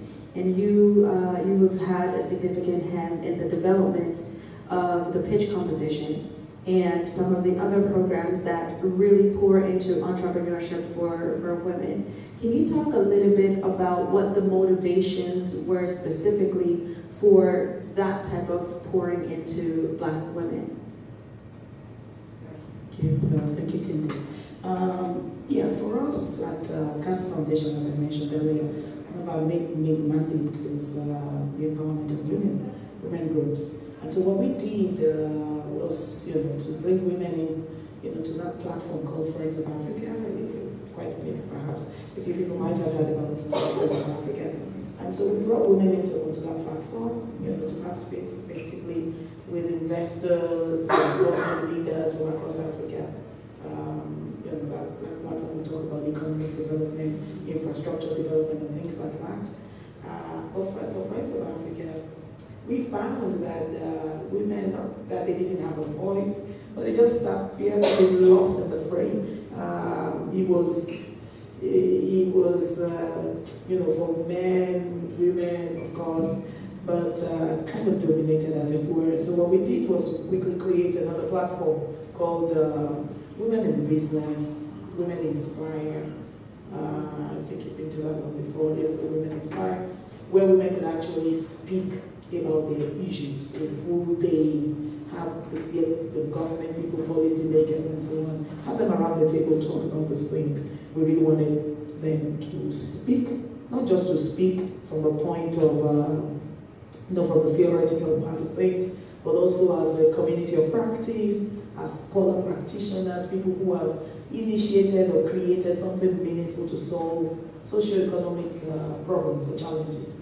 And so wanted them to speak. And so they started speaking about these issues, how they could get funding. Of course, we know those are some of the issues. I mean, as a matter of fact, statistics will tell you that for women who start their businesses within the first 2.5 years, most of those businesses will actually collapse because of a lack of access to mentorship and a lack of access to clients. More clients. Why? Women don't network enough, and they don't also have mentors, and in some cases where they actually kind of maybe have people who believe in them as mentors, they're not able to actually really sustain the tempo, the momentum, because of other domestic issues. Maybe they're not able to attend or keep their mentors or manage those mentors well, or some issues are misinterpreted, and so they can't go to parties, they can't sit at the bar till 2 a.m. in the morning like we have the male folk to do. And so after a while, they're just not able to operate at those levels where the contemporaries do operate. They watch a football game, they memorize everything, but after a while, they just lose interest because very few of them are interested in things like that. And so we decided to start the Pitch program, where they could actually now be mentored, coached, building business workshops, how to write your business plan, how to network with other women. Because so many women are in business and they've been through those pains, in quotes, the journey, so you can have them mentor them. In the process, like-minded people connect and then they become developed. And so we started that in our little way at Casa Foundation called Pitch Masters, Women, Youth, and so that's what we progressed.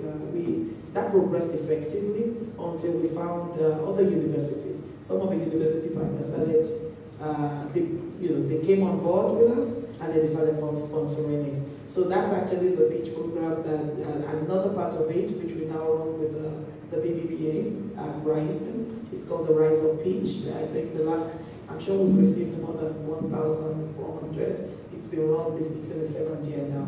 So the first was 700 applications, I think the last one was about 600, and we'll continue that. So those are some of the motivating factors, really.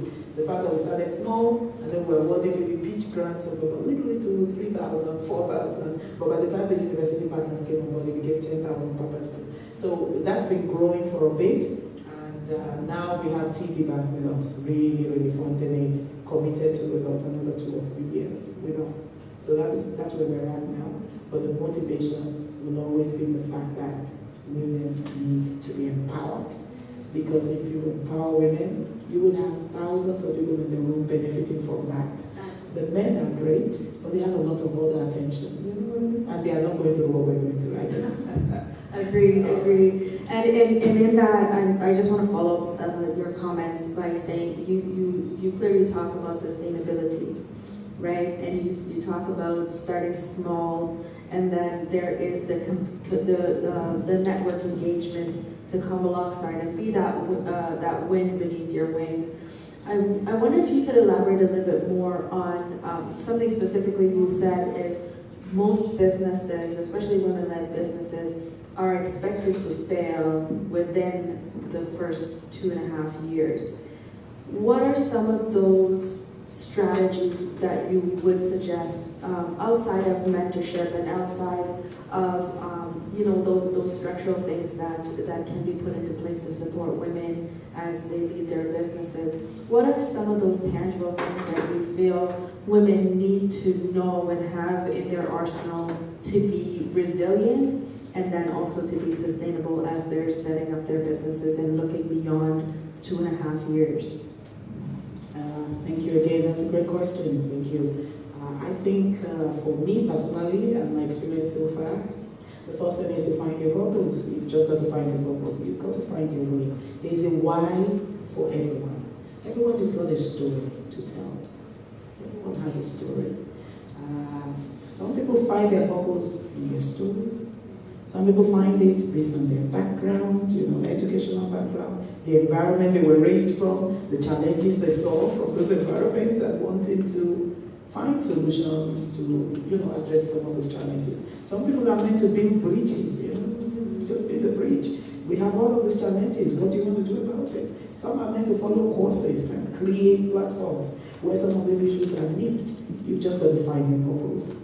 My experience with all of this as an investment banker coming from out of Africa, 2000,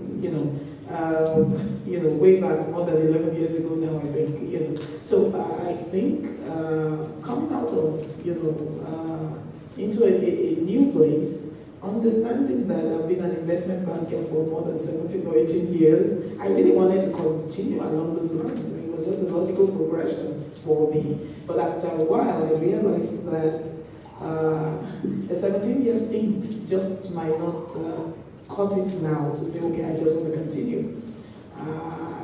Clear understanding now, or at least a fair idea of what's going on, the challenges and so on within our communities, then necessitated me to, it became imperative for me to really find a way to kind of, pass on some of those things to other people around us. And that's why we started all the Peach programs. It really wasn't supposed to be a part of the Friends of Africa that we started. It was the feedback. People just kept saying, it's so difficult, you just can't, the door, you can't open that door, there's no access. Even when the access is there, it's so limited. And that's why we said, okay, you don't need 50K to start a business. Even if you get 5K, you can actually start something, e-commerce, website, sell on the platform, join Amazon, you have a good product, just find a space where you can display it. 3,000, 5,000 will help you do that. And that's why we started the 3,000, 5,000 pitches that I talked about. So this is very important. And now, finding that purpose ensures you to wake up, even when things are difficult. And you feel like sleeping in bed and hiding under your comforter when the bills are so difficult to pay and things like that, because there will be days like that, There just will be some of those challenges as a business person. You're alone, kind of, but you're really not alone. Because once you find your purpose, which is the main thing, the capital is not the main thing. The purpose itself is the main thing. When you find your purpose and you know why you're doing what you're doing, things will run after you. And I think over the years, that's what begins to emerge for people who believe they found their purpose. There will be support, there will be partnerships, there will be people who see those things and then begin to think, we can be a part of this. We have so many partners now running some of the things with us, and then we're able to also serve other communities that we never even thought of before now. I think that finding your purpose is important. Mentorship is also important. But the issue with mentorship, though, is that sometimes a lot of people believe that because they don't have access to you and you don't have the time, then you can mentor them. But people forget that in this digital era, you have a virtual mentorship. So you really don't need to get on Zoom with anyone to really become someone who follows them or their proteges and so on. You can actually follow everything they're doing. You follow them. You read their books. You download some of those things, speeches they've made, and so on. Begin to make notes. What's this person's life about? They go to, summit sessions, conferences like this. I make sure I attend to most of the summit sessions that the people I call my mentors. I attend, whatever they're saying. I may not really need to meet with them. They may not have the time to meet with me more than twice a year, but then I just make sure I don't miss some of those engagements, because that's one of the ways I make sure I learn from them. In a classroom setting, you can learn a lot because people speak from the heart, most times, if they're true teachers. Very powerful comments, and well received, thank you. Ken, I'm going to flip over to you, and I'm going to ask about amplifying the youth voice. We've talked a lot about the inequalities around access to technology. We've talked about access to secure employment. We've talked about a lot of the challenges in our communities because of our intersectionalities. So I want to ask you about what, in the context of the challenges facing our communities where climate change is concerned, we know there's inequitable access to vaccines, all of those different areas, but then there's also the issue of the economy, right? Now we're talking about being in a recession. Where do you see the greatest opportunity for youth, for young people to start shaping the conversation about an equitable recovery from COVID, thinking about the economy, but also thinking about all the other pieces faced by us with our intersectional experience. Yeah, for sure. I'll speak from the experience of being part of our youth-led grassroots organization, and honestly, I think that's where Youth Voice is happening. That's where it is. It's at the grassroots level. I think it's at the point where we just make our own spaces because we just retired, to be honest. I think there's, so as I mentioned, I'm part of a WCDC, so Women of Durham, WCDC, Women of Color Durham Collective, so we're out in Durham region. I'm the Director of Operations, I was previously Director of Community Development, and initially the founder of that, the reason why that came about is, if you're out from Durham region, everything's always Toronto-based. The fact that I have to go to Toronto and meet someone from Ajax is wild. And you're like, oh, we literally are a town away. Why do I have to travel all the way to Toronto to know you? But it's also because you just want to create community, you want to have space to discuss topics that are actually impacting us. But also, also have fun, make connections. So through that, we've actually, it's two sides to that. One is a lot of us are either have done research or doing research around this, and that's feeding into the programs that we're developing, for example, or even looking at who's talking to who or who's funding what. And I'll get back to funding and grants because that's, that is also part of this discussion. But I think that's where it started. Honestly, it's grassroots level. The amount of work that's being done at grassroots by youth, for youth, but also recognizing, technically in a few years I'm aging out of youth, so also recognizing that I need to step back. And I'm also preparing succession planning for this organization of, in 5 years' time, who will take over, who can I pass this baton to? Because I don't plan to be there forever, and plus I know I won't be able to recognize what our youth interested in a different age bracket altogether. But yeah, there's so much going on. There's people we've spoken to that were like, oh, this is going on, I didn't know. And we're working together to make things happen. Some do go one political route and bring politics in. Me personally try to leave that out. But that's, I say in terms of amplifying, it's grassroots. We're going to government and saying, this is what we're holding accountable for, or this is what we're doing, and I know you need us. We don't need you, you need us. So how are you going to pay us to actually to do this for you? To even actually asking questions, like in Durham region, what is the history of the space? What does the colloquial terms mean? I.e., for example, I live in Whitby, but the colloquial term for Whitby is Whiteby. So it's even unveiling those layers and the context and the language around Durham region. A lot of people think Durham region is just particularly white. When it isn't, there's a lot of Black and brown and Asian people in Durham region. There's a lot of cool things happening, but we just think Toronto. So I think that's where it comes to amplifying youth voices. Honestly, yes, it's grassroots. But the point, I think the big barrier to making that bigger is grant and funding. Because a lot of your grassroots youth-led organizations, you need a trustee, or you have to be a nonprofit or a charity to actually get donations. And some folks want to give you donations, they want that tax receipt. Which that whole process is literally a whole process that's money involved. That generally these grassroots organizations are done by someone by the side of a desk or self-funded by the youth themselves. So when it comes to actually amplifying youth, one part is actually investing in youth. Doesn't mean you're actually investing, whether that be through mentorship or sponsorship or even just financing it without stipulation. There's a few grants where, again, I understand why, but it's when you're particularly looking to a group of 25 plus, 25 to 29 year olds and tell them you can't manage money, you can. We've been to school. Some of us have OSAP and student loans and work in finance sector. We can handle our money. So it's even in our, like when you need proof that you know what you're talking about, our lived experience is the proof. So again, it's the idea of what is considered truth, and whose truth is considered knowledge, and again, there's a whole, I can go a whole philosophical thing about science and bias, but I won't.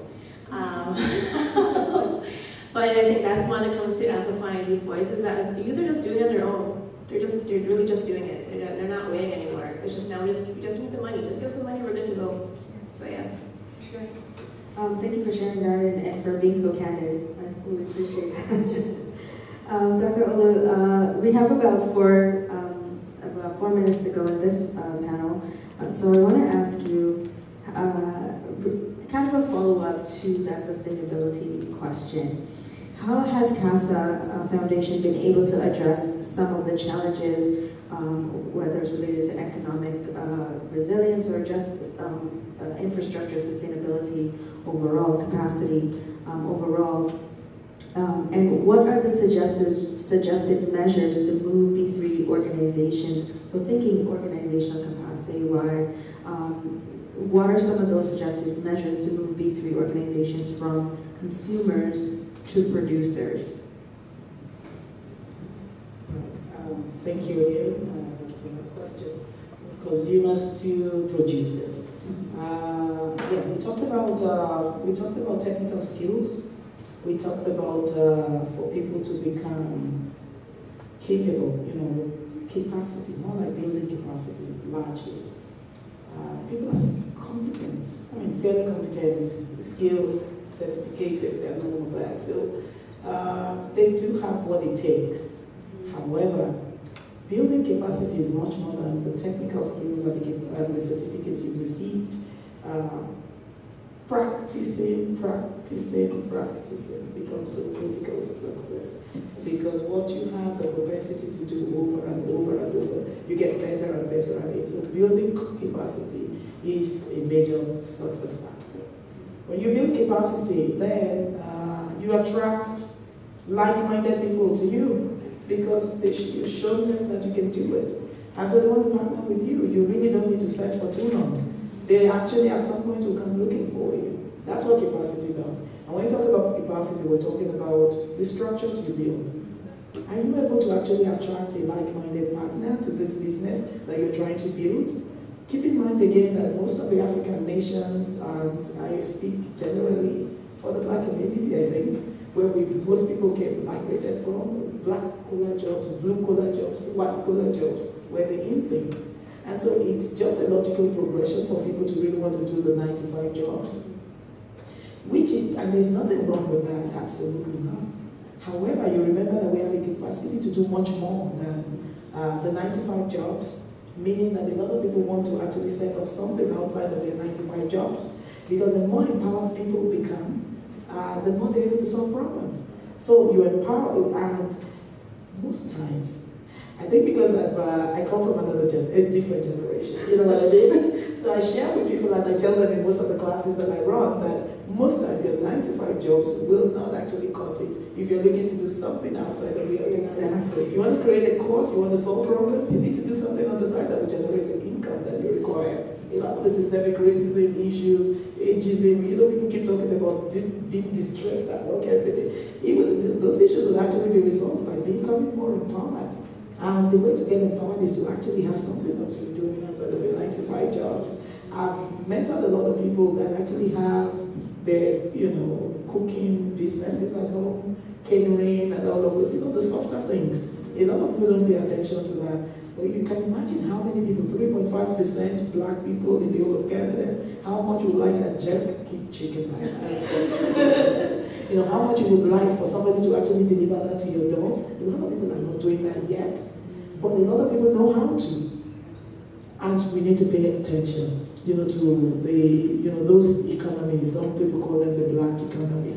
It's not the purple one, it's the black one, where you do it in your basement, you make the hair, do it after work, do it on the weekends, and some additional income. You do that over and over, the simple things, and it could be the big things. It just depends on what you're talented to do. As you do that, if you do that consistently and you build a structure around it, so it's not half as that. It's not, we knocked on the door 9 a.m., I opened, and then 11, we're not there. You know what I mean? So we put that structure there, because once you have the structure, partners will come looking for you. People are really looking to invest in black entrepreneurs, aspiring entrepreneurs. We have whole groups. That's how we started funding the 3,000 to 5,000. I'm sure we funded more than 20 people during the pandemic alone. And so talk about outside of the pandemic. And those funds came from people who were searching for, of course they can't cover everyone, but they really wanted people to invest in. Oh, it must be really difficult. Oh, the statistics is showing that it's, you guys are disproportionately affected or impacted by this and all of that. How can we help? So we have people coming to the center. As a matter of fact, we created the Center for Advancement out of the pandemic. Center for Advancement and Skills Acquisition, now working with the Carleton University. So we created that outside of the pandemic because a lot of issues came up that we couldn't handle alone. So we had to find the experts who knew how to address some of those issues. And this is, to my mind, how we need to address some of those issues. By the time people see how you're doing it, the structure you've built, you have your certificate, yeah, it's good, but the structure is even more important because the structure builds sustainability. It shows your capacity to manage from small to medium, from ideation to growth stage, and then to that place where you become really established. The banks begin to look for you, but it comes from having the right structure, and capacity will help you do that. From capacity, you build sustainability. From sustainability, you build partnerships, because people want to invest in something that will last, not something that you will tell them 3 years down the line you're no longer there. That's right. So this is how I think it works. Incredibly important. Thank you. So we are 2 minutes over time, but Kian, I will give you the opportunity to share a last word, and then I'll ask you as well, Dr. Olu, to share a last word. Yeah, sure. Dr. Olu actually alluded to what I was thinking. I heard capacity building, also knowledge sharing within your community. Yes. There's people who hold knowledge from different capacities, from different walks of life. And I think we need to lean more into that. It's not always what's the paper, but who actually has a lived experience to help where you need to go. And I think even for youth, myself personally, I have my unofficial advisory board. There are folks who come from different walks of life, and not all science background at all. But what I talk to them to get their perspective on what exactly they have an issue about, just to get an idea, and just a lot of them, the unofficial advisory boards who I turn to every time, but I'm not sure. Like, I'm gonna ask you for input, and generally these people are either older than you or the same age or even younger. Because we always think of mentorship as being very top down, but there's also something called horizontal mentorship, where there's people who are the same level as you. We're also trying to figure the same things out, but also might have knowledge more than you in a certain space that you may not have. So yeah, that's my 2 cents. Very important, very important. Thank you also for sharing. And Dr. Olu, I'll offer you the last word to close off. Okay. Right, I would just say learn and relearn, and I think that's from Alvin Toffler. Well, he talks about the 21st century illiterate, which I know we're not here, but but he just generally says those ones, just paraphrase, are those ones, the 21st century illiterate. He's not the person that hasn't gone to school, but he's that person that actually just refuses to learn, unlearn, and relearn. And I just like to share that because I know that we know so much. And so sometimes it's usually very difficult for you to unlearn what you think you know. There's so much that we don't know, including the experts. There's so much we don't know, definitely.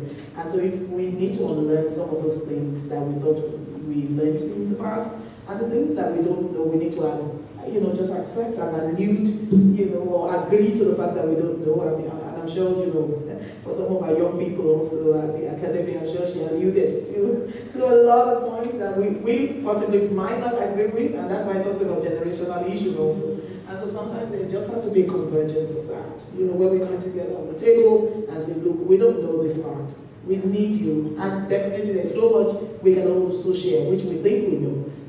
But a lot of things we really don't know. And the more we actually search deeper into those things, the better we become. Because no knowledge is lost.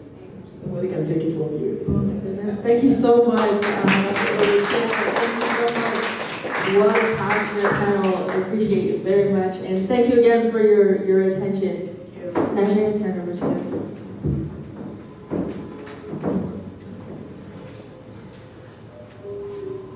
All right, thank you so much. Another round of applause, please, for our esteemed panelists, speaking the conversation, moving from consumers rather, to producers in the green, blue, and orange economies. a very poignant conversation that we must have, and it's critical, especially for our colored community, to be conversant in these matters that matter most to us. We're going to move into our second panel discussion now. Our second panel is going to be talking about making Black communities shock-proof in economically turbulent times. A heavy topic, I am certain, but I know that we have qualified and eminent candidates to come and speak to us on this matter. I'm going to invite those in the room to join on the platform now. We have Bradley Watson, environmental scientist, and Sheeping Sol, who is online, joining momentarily, hopefully. And we have Jackie Hartman, who is the Mercer Canada and Black Opportunities Fund representative here today. Thank you so much for coming, Jackie. We also have Michelle Baldwin, the Community Foundations of Canada representative, who will be joining us online. We have Namba Kofi, who is from the Vancouver Foundation, and Ryan Knight, the Afro-Caribbean Business Network. Of course, there's no one better to go through this discussion than Ms. Candice Kosham, who will be joining us momentarily. But again, this is going to be a conversation about making Black communities shock-proof in economically turbulent times. And this is a conversation that is, of course, very important for us to have. I know Candice will be joining us just in a moment.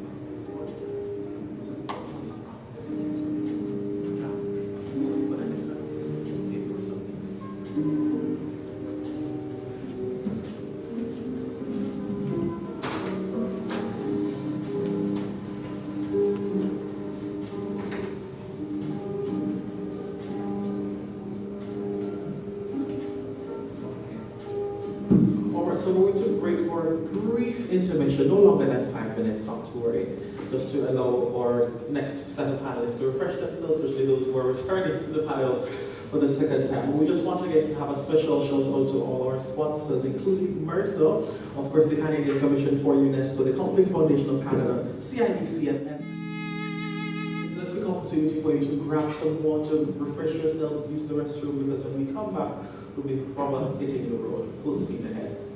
Thank you.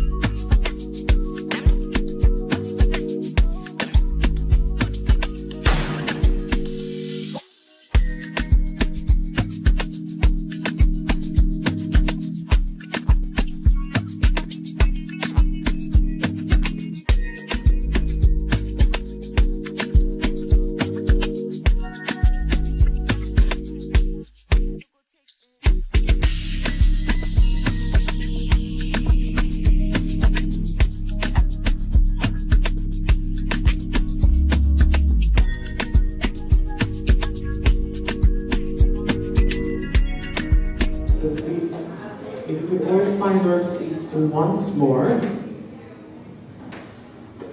as we prepare to continue this great conversation. If you have a friend who's on the outside, let's drag them on the inside last minute to get some water, because you will not want to miss a bit of this.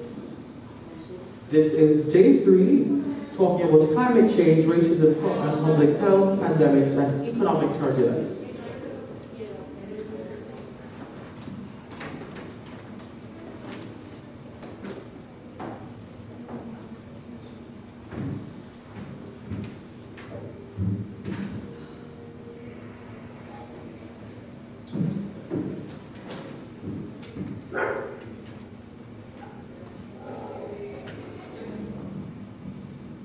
Testing? Yeah. So,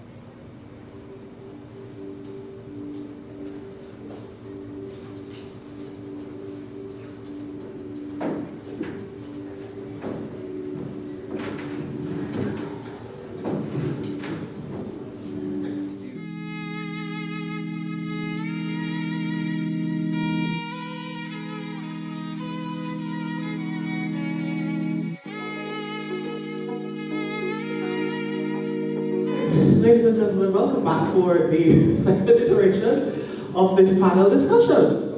So we're going to have a bit of a conversation now surrounding making Black communities shock-proof in economically turbulent times. Of course, I don't think that's anything that requires great explanation. We've been living through COVID and, of course, the ravenous effect it's had on the economy, not to mention, of course, the Black economy as well.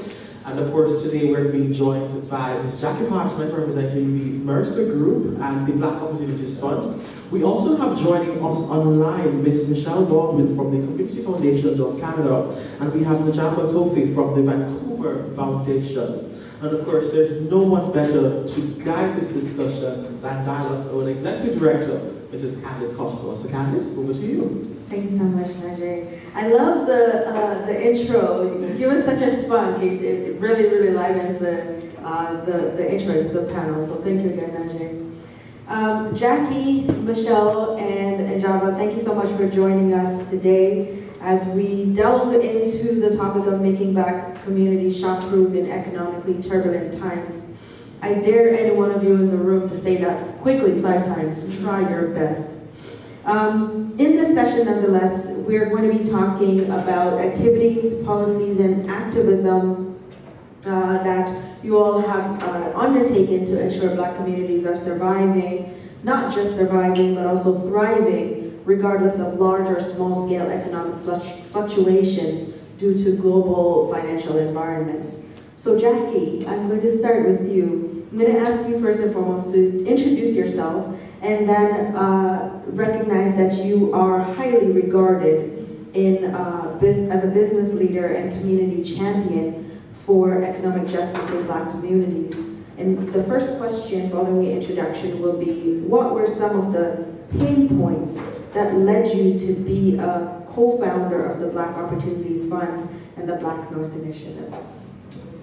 So Candace, thank you so much for inviting me here and for the very kind words. And I just want to say a huge shout out for the amazing work that you're doing, the whole team is doing. I'm honored to spend a little time with some of the young people here that are part of the Black Diplomats Academy, and I think a real walking advertisement for all the participants and all of the volunteers as well. So yes, my name is Jackie. I lead an organization called Mercer. That's Canada's preeminent human resource consulting firm. We have about 1,000 people across Canada. And we are really passionate about people. That means we have to be passionate about our community. And so I'm grateful that we're able to engage with that. So thank you for the opportunity. I'm also a Black woman. Actually, first and foremost, I'm a Black woman before I'm a CEO. And so really proud to be on the board of the Black North Initiative. I was a founder of the Black Opportunity Fund and involved in a number of different philanthropic endeavors, and also proud to be a board advisor to Dialogue and BDA. So in terms of why I chose to be one of the founders of Black North and remain on their board, maybe I'll start there. Economic justice for Black people, right? We've all known what our community has faced for generations. It seemed to take the horrific murder of George Floyd for the world to take notice, for Canada to take notice. And I can't tell you how many conversations I've had with business leaders, with other leaders, since that terrible event, where I hear something like, oh, I didn't realize it was bad here. I thought that was a US problem. And if you look at all the stats that just bear out what we have all known forever through our lived experience, the fact that you are actually more likely to die at the hands of a police officer as a Black man in Toronto than you are if you live in the United States of America. Think about that one. The incredible disproportionate impact of our youth in the education system, the likelihood of being kicked out of school, suspended, not supported. I could go on and on. So Black North wanted to solve all those problems, but we're really zeroing in on the economic justice aspect and focusing on a few things. First, empowerment of Black people and advancement of Black people in corporate Canada. So as someone who has that lived experience myself, who sees the richness of talent that there is in our community, there is with our young people, to be able to support that is extraordinary. The second way we're supporting economic justice is through housing and the amazing Black North Housing Initiative, where we have now, I think it's over 100 Black families that are going to get the chance to own their own home. And shout out for all our partners, shout out to the federal government and to Minister Hussain for his advocacy, who, $10 million coming from the government to support that, so really appreciate that. And then of course, scholarships to help our youth get higher education in the workforce. So I really wanted to be a part of that. I'm really proud to be a part of that. Black Opportunity Fund, we know that our nonprofits struggle. Not because we're not good, not because we're not doing great work, but capacity. We heard that word capacity, the C word, in the prior session. And so how do we build capacity? It feels to me almost like the more grassroots, the better the organization at connecting with community, but the more likely you're going to get funding. So how do we solve that problem? Create our own endowment, led by Black people making the decisions on food credit. So wanted to be a founder of that as well, and proud to have helped out with community engagement and listening in the early days. Thank you for sharing and for the incredible commitment to making sure that Black communities can be resilient and can be sustainable no matter what the environment and conditions are. Thank you, Jackie. Michelle, we have Michelle Baldwin joining virtually.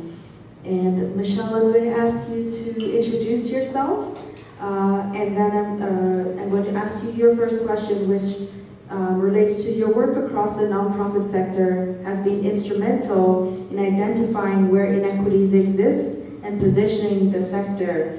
How has your work with the Community Foundations of Canada positioned you to help make Black communities economically shock-proof? Michelle. Thank you. Thanks for having me. How's the volume? Can you hear me well? A little bit more would be good. Okay, I will speak a little bit louder. Well, I'm Michelle Baldwin. Great to be with you. Just coming back from a camping trip and wanted to make sure to tune in to this because of just a deep commitment to this, Candace, of course, and the work that you're doing at the organization and how you're gathering today around this topic. A little bit, I guess, about me would be I've worked in the nonprofit sector for my career, and in my journey of exploring nonprofit charities, networks, and foundations, as I've been working with others, recognizing that many of these organizations are really built on colonial and whiteness structures that have caused harm and inequities, and so trying to be part of that learning and unlearning has been a commitment by those around me, and so recently joined Community Foundations of Canada after doing some regional network building in the areas of social enterprise, social finance, and when it came to Community Foundations of Canada, the idea was just really explore this moment in history and look at this societal transition that we're in and transformation. And as I spoke to many different people, what became clear was the intersection of equity, economy, and climate kept coming up over and over. And so making sure that we think about, engaging those, or actually not even engaging, but making sure we shift power and resources to those who know the needs of the community the best, who've been most impacted, has been a part of the conversation.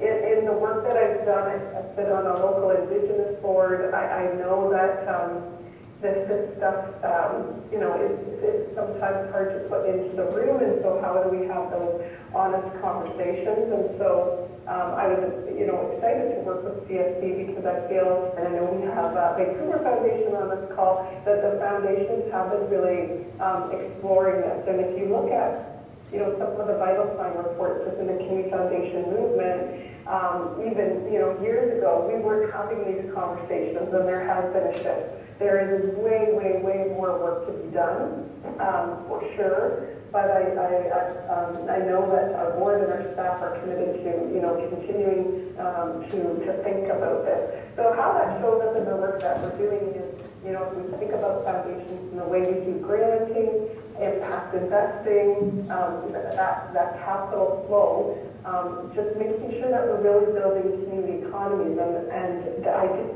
being that community foundations have a very significant role to play in communities, in building local economies, and how those decisions get made, who makes those decisions is really, really critical, and that we're thinking at that intersectional level of thinking about the Black communities. I'm sure others might have mentioned this report, but there was the recent, well, not too recent, but the unfunded report, which really looked at how Black communities, the granting that was happening to the Black community. And I was a bit surprised that the report didn't get front page news because it was so incredibly, it was 0.7% of total grants going to Black nursing organizations.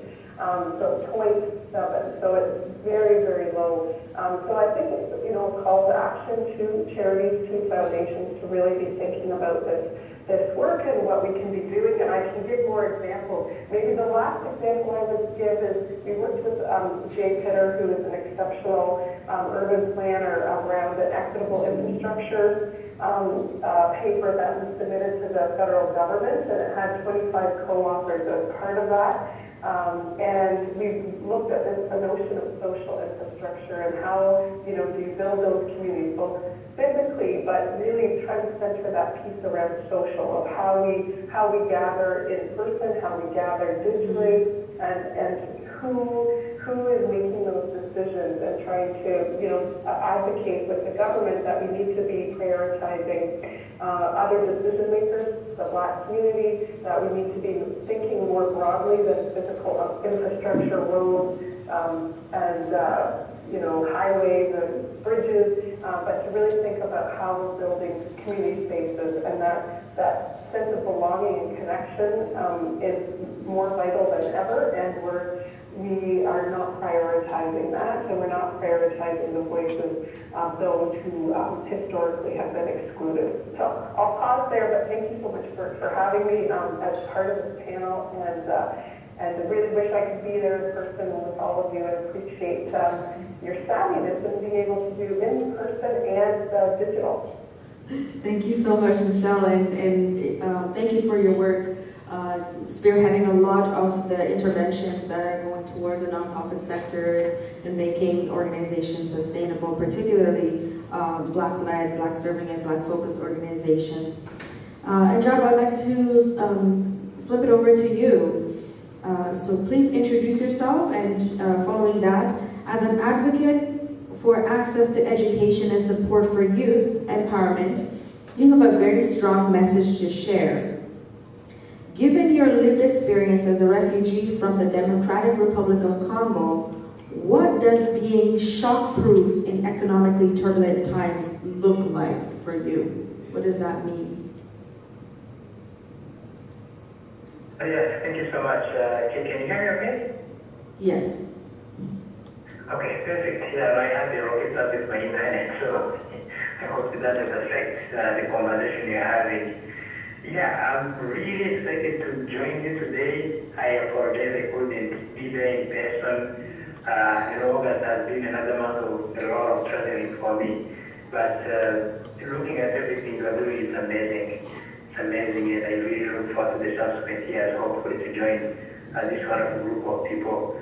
I'm Njaba Kofi from the Democratic Republic of Congo, as you said, and I'm currently based in Vancouver. Right now I'm joining you from Calgary. I'm based in Vancouver, where we recently completed the BA in International Relations and Creative Writing. And I'm going to be joining Vancouver Foundation soon as a grants and community initiatives manager, focusing on small grants. I've lived almost half my life as a refugee. And the kind of experience that I've had, as you say, is one that's not very usual, but one that's pretty much, giving me a certain perspective that I bring in everything that I do. So throughout the past 5 years that I've been in Canada, worked with various communities, usually in youth-led kind of initiatives, trying to bring necessary change in the communities. But regarding your question, I thought I could share a story because I'm a storyteller. So when I looked at that question, I actually really wanted to share a little bit of the story about a friend from high school. So I lived in different refugee camps on the African continent, but I spent the longest in Swaziland, Eswatini, and where I was in high school, there I met a friend, one of the smartest that I've really encountered. He recently moved back to Zimbabwe with his family, both parents working, and enrolled in medical school, to follow his dream, like many of us young Black people. But as bad luck would have it, soon after they moved back to Zimbabwe, his father had a stroke, became bedridden, and the mother had to take care of the father, had to take care of the father. So there is no source of income to sustain their livelihood. My friend has almost dropped out of school multiple times because school fees are not assured, and even with the little funding that we have managed to mobilize, it's not enough to cover his daily expenses, since you're prioritizing or covering his medical expenses. Medical school expenses. And to top that, two of his close friends recently committed suicide because of the hardship and the economic crisis that's happening in Zimbabwe. And I don't know how many of you are familiar with Zimbabwe, but you might be surprised to know that Zimbabwe has some of the most educated doctors and teachers on the African continent. But the terrible political landscape, the bad resource management, corruption, and all that ails developing countries have created such an economic situation in the country that most of these doctors, teachers, and other educated elites choose to migrate out of the country to the other parts of the continent or the world. So when I think about my friend's story, and he's not alone, I can recount more than 20 million refugees who are experiencing, like young refugees who are experiencing exact similar situations. For me, being short-proof in economical turbulent times, it looks and feels like the exact opposite of my friend's situation. When you look at black folks, generally speaking, from slavery to colonialism and multiple other forms of ongoing exploitation, our structures and systems that act against us. So shock-proof for me means having the desired quality of education to land into industries and careers, grow a choice in whatever communities you want and whichever communities you choose to be in. Building generational wealth such that even in situations like my friends, the parents can be taken care of while we go on living a more fulfilled life. It means having and building the skills necessary to sustain ourselves and our communities in every imaginable crisis and situation. I think the risk, I won't say recent as if it has already passed, but the COVID-19 crisis is one that has really exposed these gaps that need to be filled. And for this to happen, for these skills that sustain ourselves and our communities, for the generation work to be actually built, there is a lot that has to happen, from organizing and sharing knowledge and expertise, like what's happening through this conference, to building organizations and industries that center our communities. I'm in the philanthropic sector at the moment, and the recently established Foundation for Black Communities here in Canada is for me one of the most important and significant steps that Canada is taking to actually prioritizing like black folks. So we need more of this. I can go on, but I still have the interest of time, and I'm happy to expand on any of the things that I said. Very good. Thank you so much. Thank you so much, Njaba. Well received comments, and thank you also for sharing that incredibly powerful story. I think coming from, whether you come from Black communities in the West or wherever you're located as a Black person, even if our stories aren't exactly the same, our stories are very similar. The story of struggle is for us navigating systems and structures that continue to position us at a place of disadvantage. So thank you for sharing that, and for also sharing your vision, for how to keep ourselves shock-proof. It's not easily attainable, but at least if you have a vision, you can work towards it. So thank you for sharing that. Jackie, I'm going to bring it back to you. Black-led organizations are very vulnerable to shifts in the economy and economic policies. What types of protective factors do you believe are needed to create and sustain resiliency in our organizations? Thank you for the question. So, I call it three things. One of my fellow panelists called out the unfunded report, which is a great call out. You know, I think we need to continue to work with allies and partners to get all stakeholders in the ecosystem to understand how important it is to fund our organizations, right? I mean, we cannot do it alone. And we're not asking for charity because, you know, we're taxpayers, we're consumers, and so all we're asking for is, you know, just give us our share of the funding, right? We're, you know, close to 5% of the population in Canada. So the fact that our organizations are getting 7 cents of every $100 donated is craziness. So I know we have a number of allies who are with us in this fight. We appreciate it, but we need to keep advocating and we need to see real change coming. That's the first thing. If I talk about what we can do solely for ourselves, I guess my second point, or the second thing I would call out would be, we have to help each other.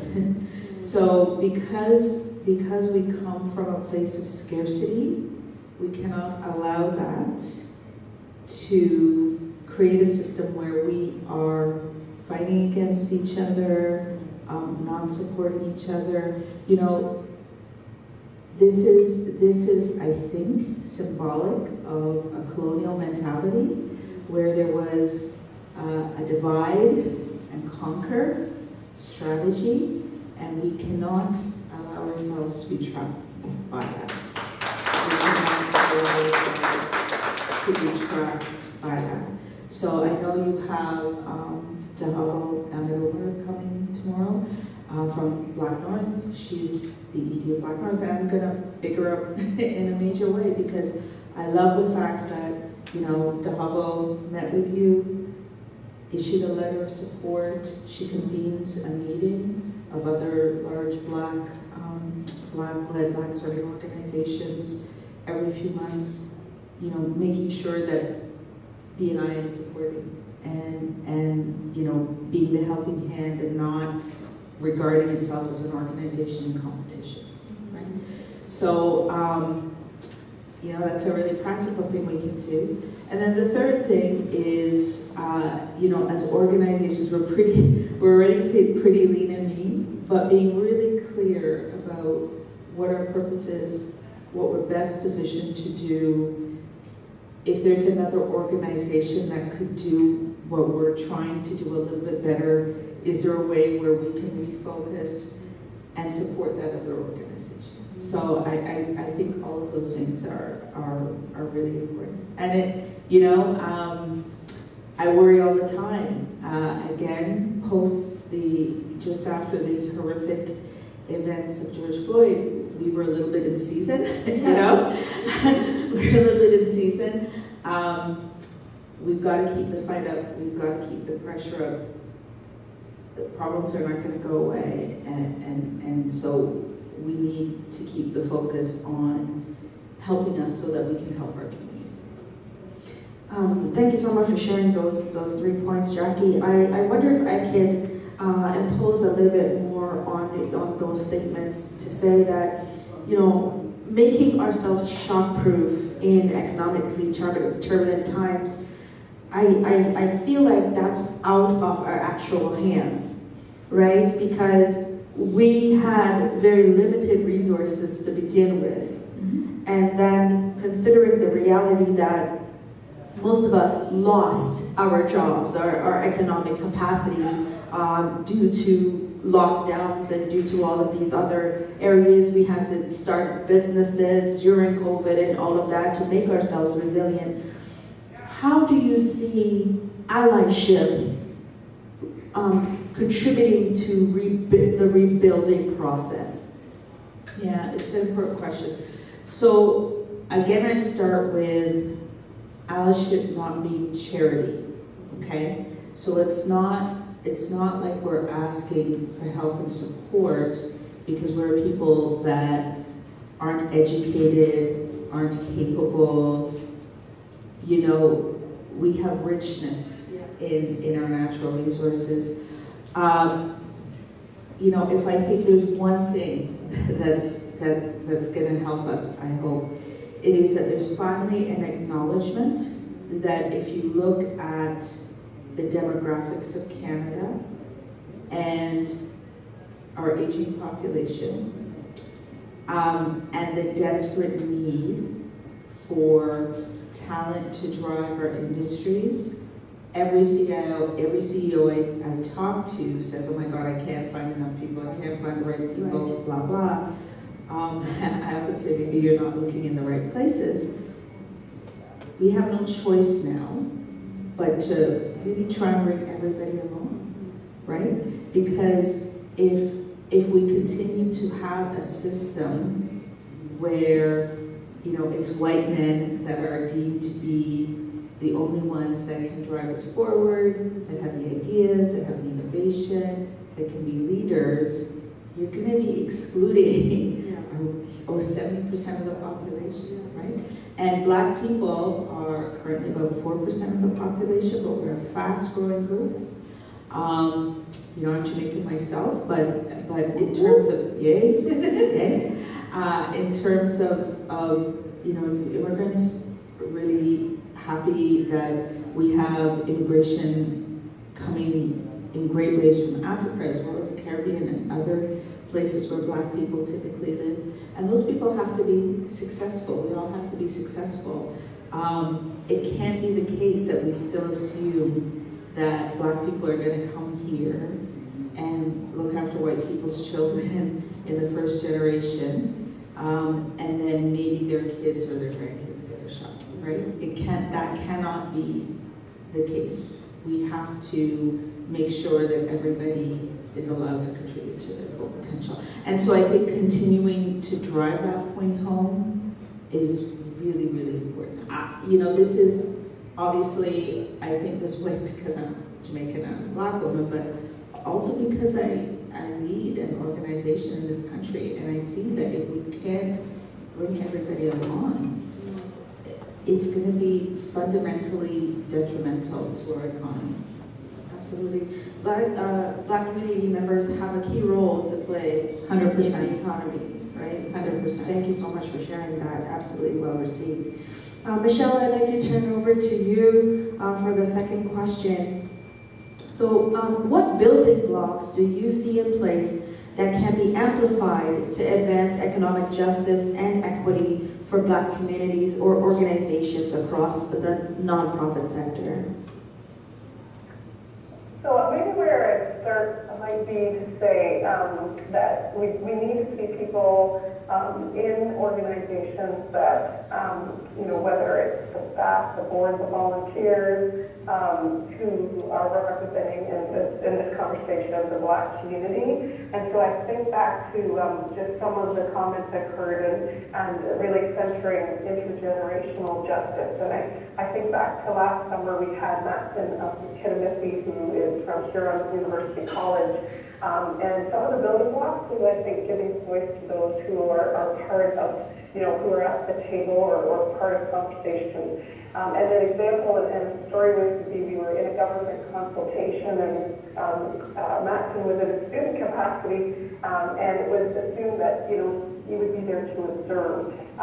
And we, you know, shifted the conversation to say he would be participating, and he actually closed the circle of the conversation with his remarks about the value of young people in the spirit of transformation and innovation, and just some of the research that he had done that had shown just the innovation and collaborative capacity that are in young minds. So I think part of the building blocks are to make sure that we're engaging people in, you know, with voices and checking the hierarchy and how it's showing up.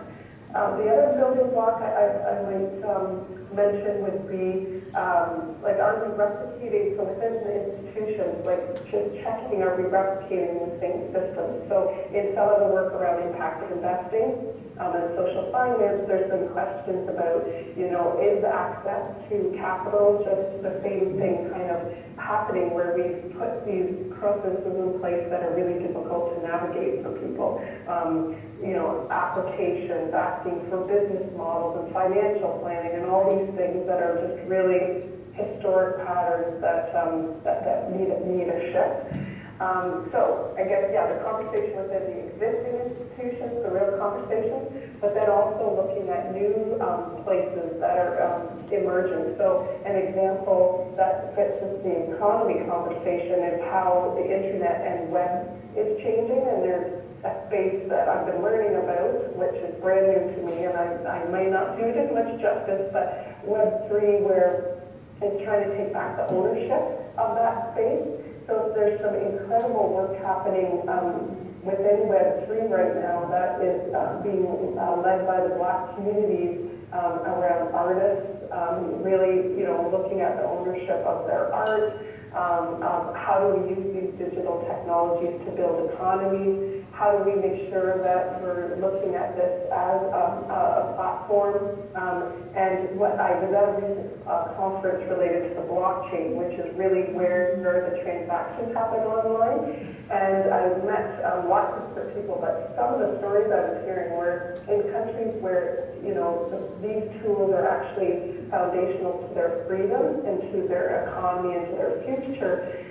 They are seeing this as a choice whether they learn about it or not. It's survival, and so I was at this conference with thousands of people there, and I could just see that we're replicating some of the same patterns of capitalism within this space and some of the way that we're showing up. So as new institutions or systems or new spaces emerging, how are we making sure that we're talking about equity and how we're not creating colonized white based organizations and institutions, and those are kind of conversations.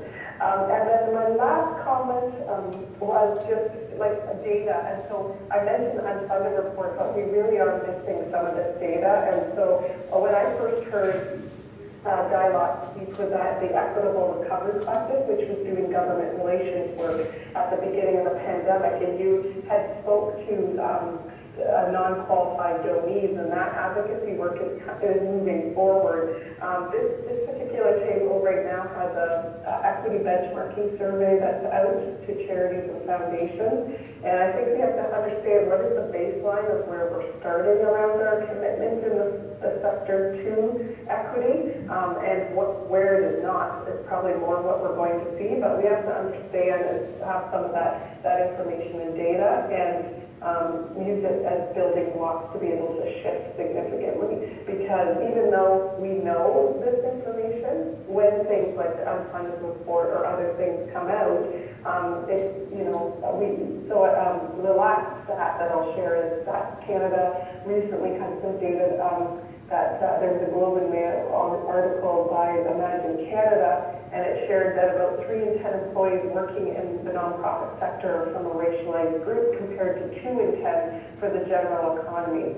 And our sector has a huge part to play in the economy, and how are we, supporting those who are from racialized communities in this sector, and how are their voices being heard and amplified. So I'll pause there. Thank you so much, Michelle. And just to piggyback a little bit on what Michelle shared about the equitable recovery table. So I did a presentation talking about recommendations around shifts on how smaller grassroots organizations, or what we technically call non-qualified donees, those are organizations that don't have charitable status, but they're working directly to address issues facing their communities. And one of the recommendations that I suggested was that that there is a change to how grants are being distributed, meaning the creation of a new pool of funding within the existing pool that creates capacity for organizations that don't have charitable status. And so I think if we're thinking about those building blocks, it's about organizations that don't meet that model of you're existing for 3 to 5 years, you have a budget of $50,000 or more, then when pools of funds become available, there needs to be an equitable approach to funding these organizations to allow them to get to the place of sustainability. So rather than saying you don't have 3 years of experience, you don't have a budget of $50,000 or more, so we're not going to fund you, changing that narrative to, okay, you don't meet this criteria, but we're going to create a pool of funds that is accessible to you, and then there's a graduated approach to getting you to the competitive level of getting a $100,000 grant or getting a $500,000 grant. Because what we're seeing in our nonprofit sector is that there is this really savage experience of organizations who continue to be funded, get millions of dollars, while grassroots organizations continue to be rejected. Their applications continue to be rejected. And if we're thinking specifically about Black-led, Black-serving, Black-focused organizations, it's challenging enough. The unfunded report tells us that we only get 7 cents of every $100. So how are we going to move from just talking about the problem to really embedding some actions around making the system more equitable? So thank you for bringing that up, Michelle. And thank you also for those at the recovery table who are working to make those systemic changes.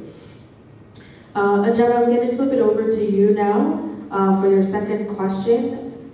How have you been able to leverage your journey and experiences when speaking with various audiences who may not share your struggle?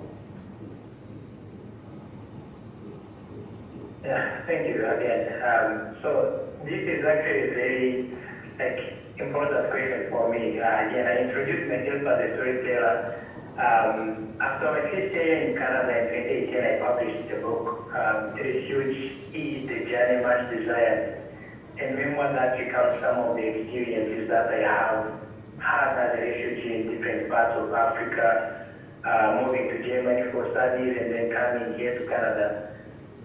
And, ever since publishing that book, I have come to understand many things, one of which the importance of storytelling, the importance of sharing narratives to actually promote change in multiple ways.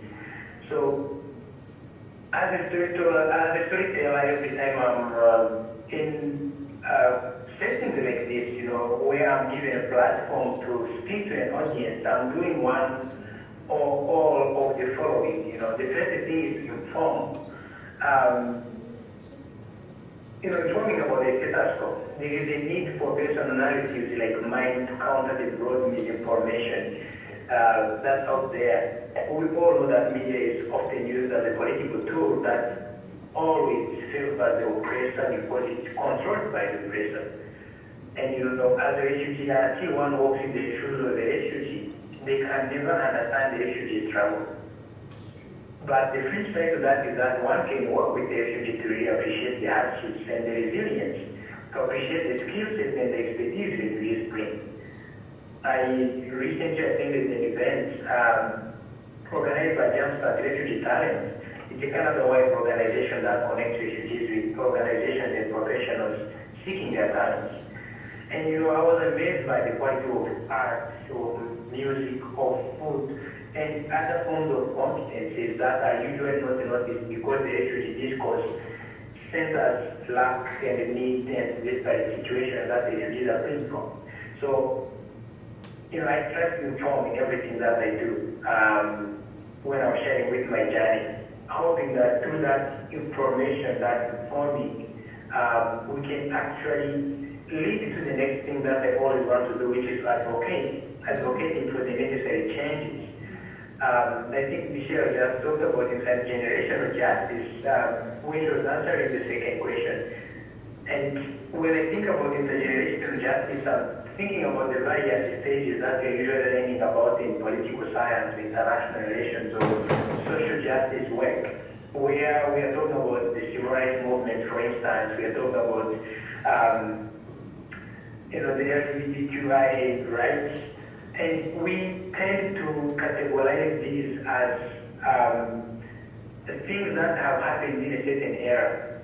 Right now we are talking about George Floyd because of the events in 2020. But what we miss most of the time is how all these things are connected. The intergenerational injustices that need changing. So for me as a film there, as a writer, as a youth advocate, I always try to advocate for the necessary changes whenever I'm with an audience. And the third thing is inspired action. I'm always discouraging people to send money to all these big organizations because of the bureaucracy and how that goes against most of the work that they're trying to do. I'm telling audiences, if you can find 2 refugees in a refugee camp in Uganda or in Kakuma refugee camp in Kenya, the refugee camp in Malawi, connect with them and send them $20 each month, that money goes a long way than sending $50 to UNICEF. Not that UNICEF or UNHCR are not doing an amazing job, they are doing a good job.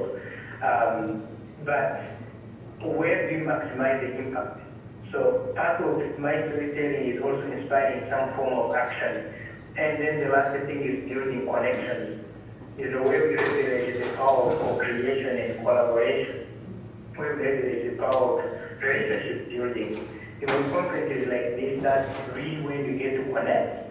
And through listening to each other, through sharing these stories, sharing the narratives, sharing the expertise, you can think of ways you can collaborate. New relationships are born, which might go a long way to actually change something.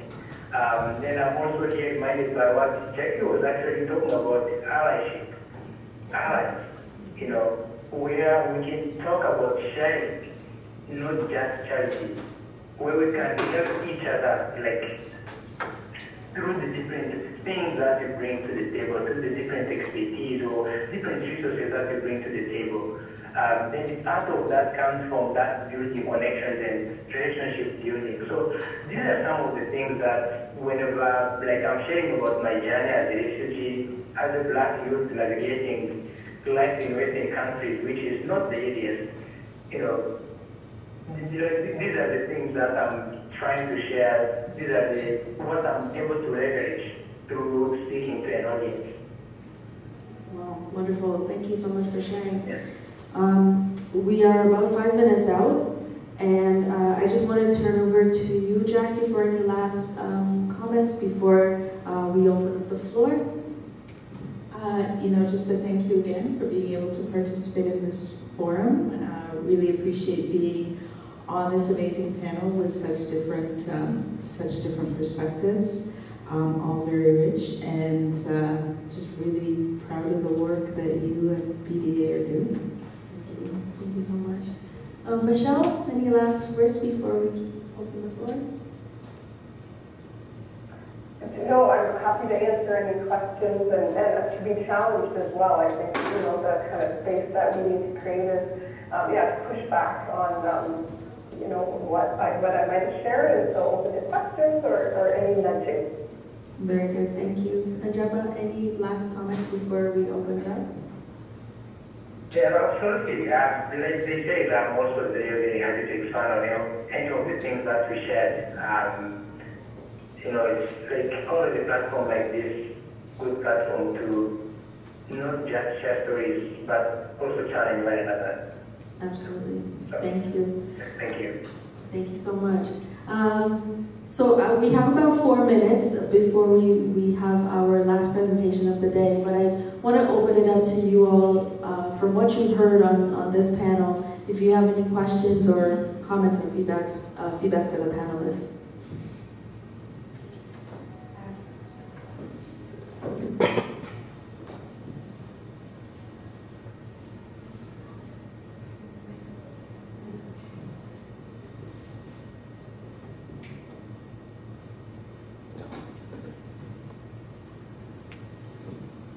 Okay, thank you so much. I really appreciate being here as well. Very informative, I like the participation, I like the content, I like everything. And just, of course, being here, so thank you guys.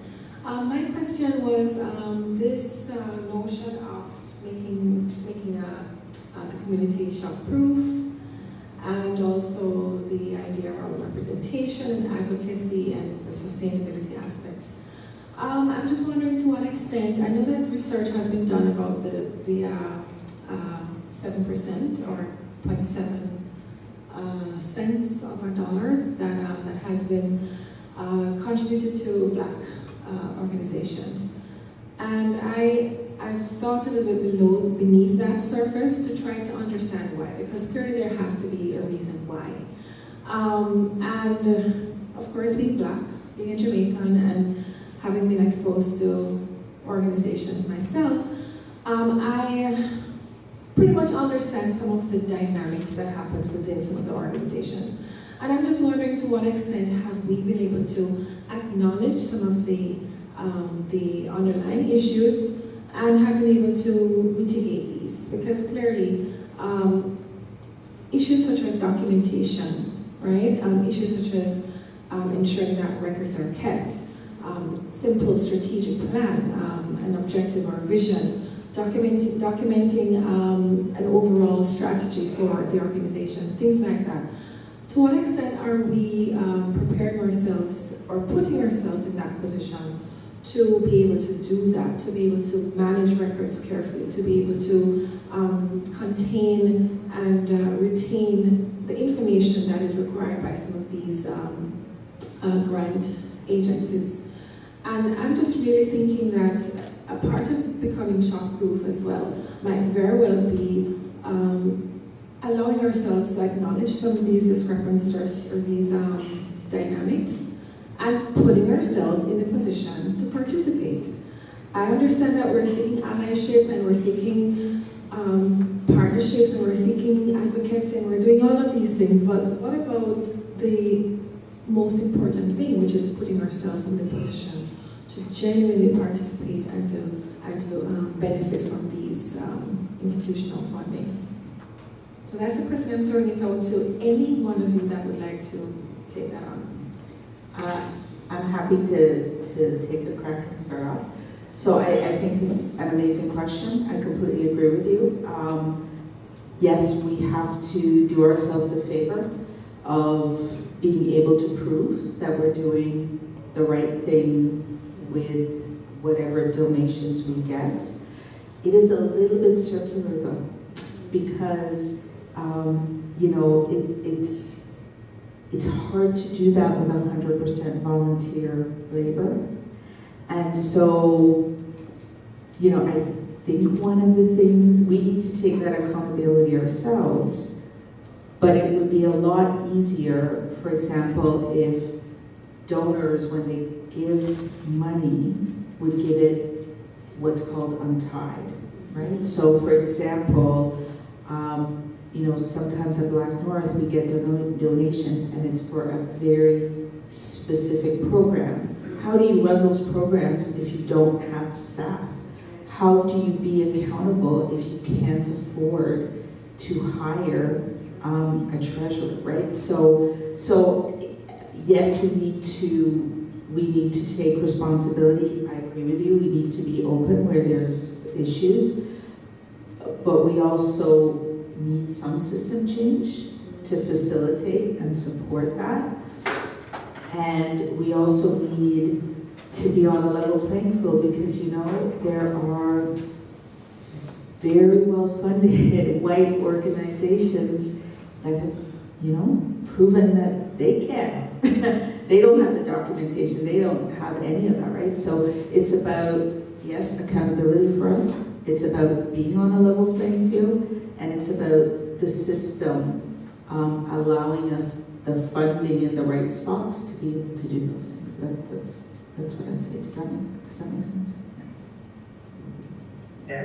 May I quickly add to what you just said, Jackie? I think part of what we need to be mindful about is also trust, because I feel like for a long time, marginalized communities, and I guess everybody here, Black communities, haven't been trusted enough.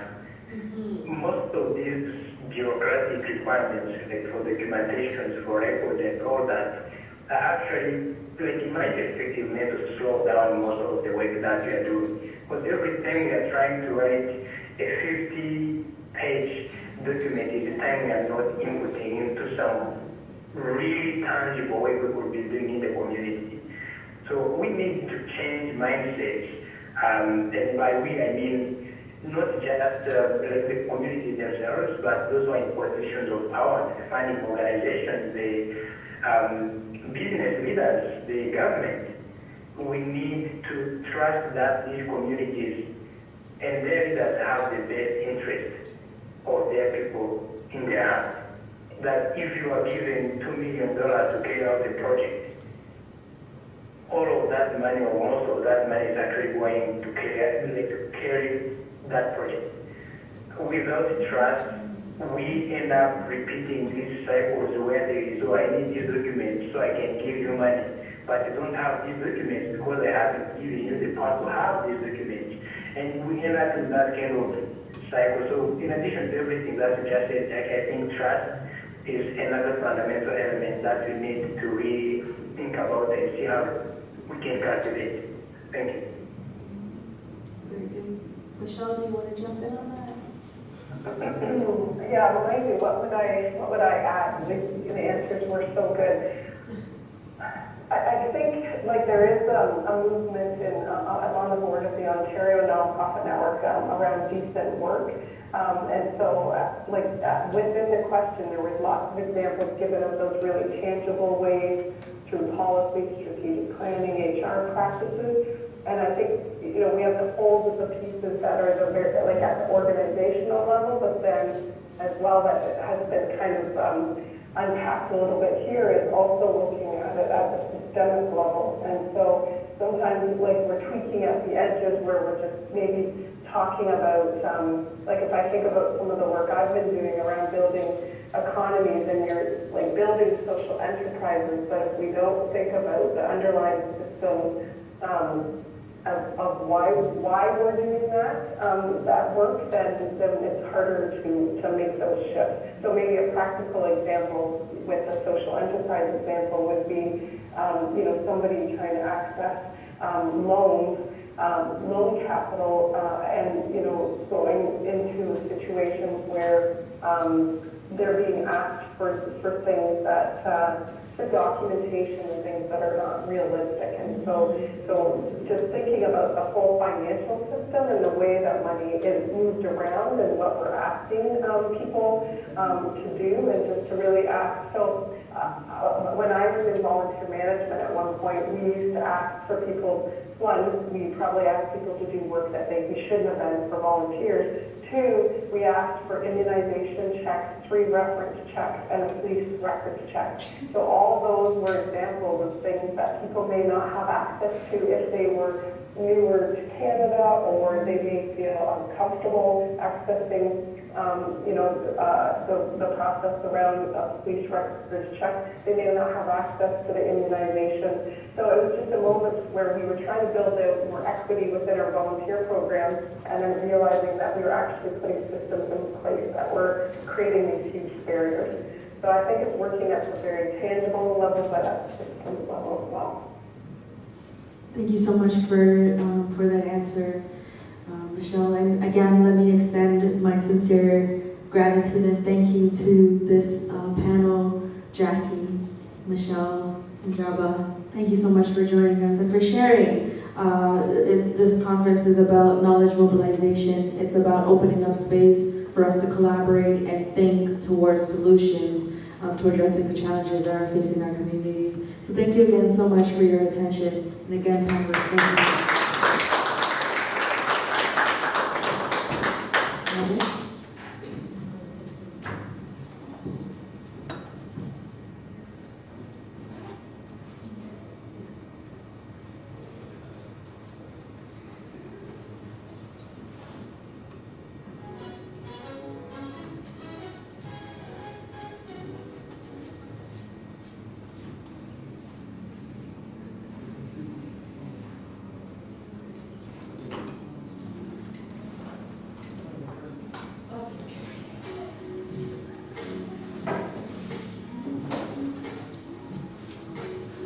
Ladies and gentlemen, thank you so much for your attention. Another round of applause for this panel discussion. It was discussing this absolutely important project. Jackie, I know you have to go, but thank you so much for coming. We really appreciate your patronage. Thank you so much. All right, and to culminate today, the last, and some would perhaps argue, one of the most important topics we're going to be talking about is environmental justice, how we're going to be achieving environmental justice. And so some of you know here at the Developing Young Leaders of Tomorrow Today program, we have the Black Diplomats Academy. And we have some of our young leaders who have done some research and have prepared a great presentation to us on how we can achieve environmental justice. So in a moment we're going to be hearing from Dotan, Felicia, and Vicky, who are BDA fellows of this year's cohort. And the feedback panel will be reviewing what they provide to us today. It will be Kiana Wadik, our climate consultant and BDA extraordinaire. We also have Wendy Coquier, who is the Professor of Entrepreneurship and Strategy at the Ted Rogers School of Management and founder of the Diversity Institute at the Toronto Metropolitan University. So I'm going to invite all of the BDA fellows to come forward now. Come with a bite on Thursday afternoon. To perhaps introduce yourselves and there are 2 mics there for you. Well, all right, over to you. Thank you so much. Please make them feel welcome.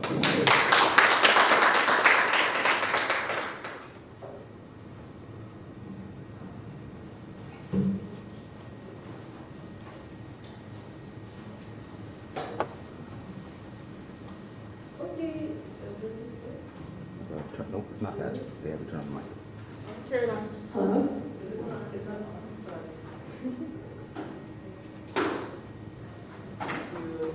Hi, so today Dotun, Vicky, and I are representing our whole team. So there's also Alan, Rachel, and Grace that are not here today, but we did this paper together, so just shout out if they're watching us right now. So our topic was environmental racism and environmental justice. So we're going to try to make this interactive and dynamic as much as possible so that it's not too heavy. So I'll let Vicky begin.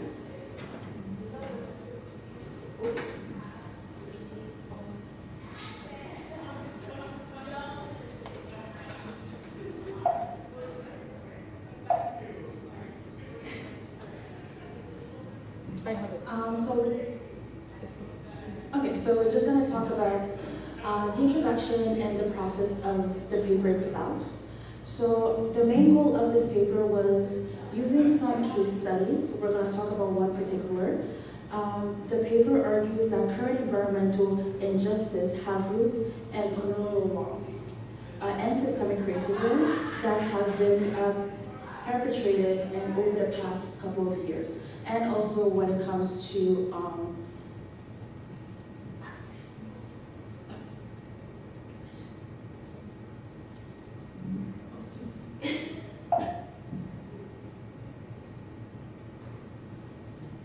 So when it comes to the process itself, this is our outline for today's presentation. However, I'm just going to talk about how we achieve today's outline.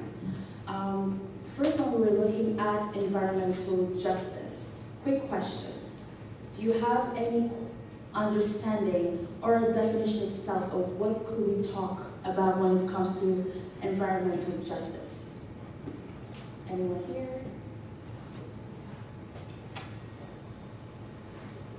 So let's ask Stephen. Environmental justice, when I think environmental justice, I think about mutual respect for livelihood that isn't part of human life. So, we look at plants, animals, we look at the environment around us, and having respect. Right? And also, when we look at environments where people live, understanding that there are injustices that have existed and that should be rectified. So that's what I have to say. Perfect, good. So again, David, so sorry, because you gave that definition for environmental justice. So how would you define environmental racism then? I'd say environmental racism would be basic discrimination on the basis of race for people who have lived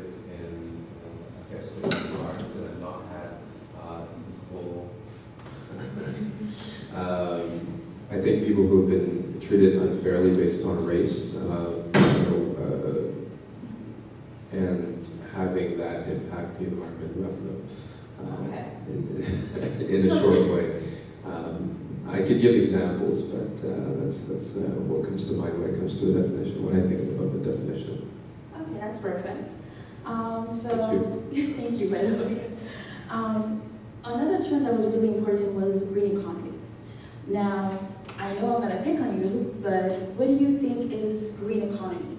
We're gonna give definitions later on, but I just want to see if everybody has a type of basic knowledge at first to what could be green economy. Angelica. Yes.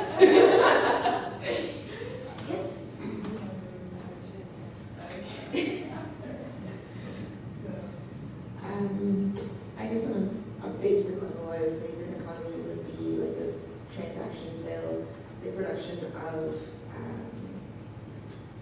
like items and like what we use and based on economy around sustainable and environmentally friendly items.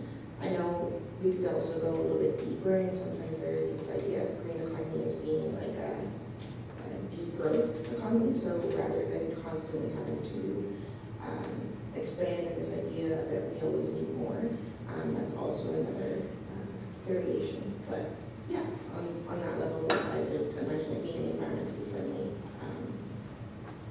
not produce, but production. Okay, perfect. And the last term, and I believe is the last time I'm asking you a question about that, environmental colonialism. What do you think when it comes to that term itself? Yes. I have no idea, but I'm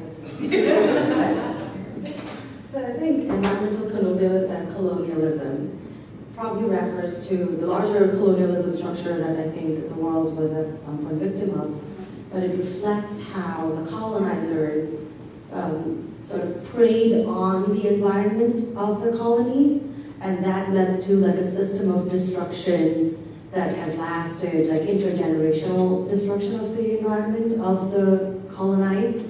And so that was the initial beginning of it, and I think it still perpetuates in how resources are allocated and or how we also perceive environmental destruction. And that we look at, let's say, the global south destruction is somehow deprioritized over the global north environmental destruction. And so how the colonial mindset plays into resource allocation and developmental mindsets and strategies.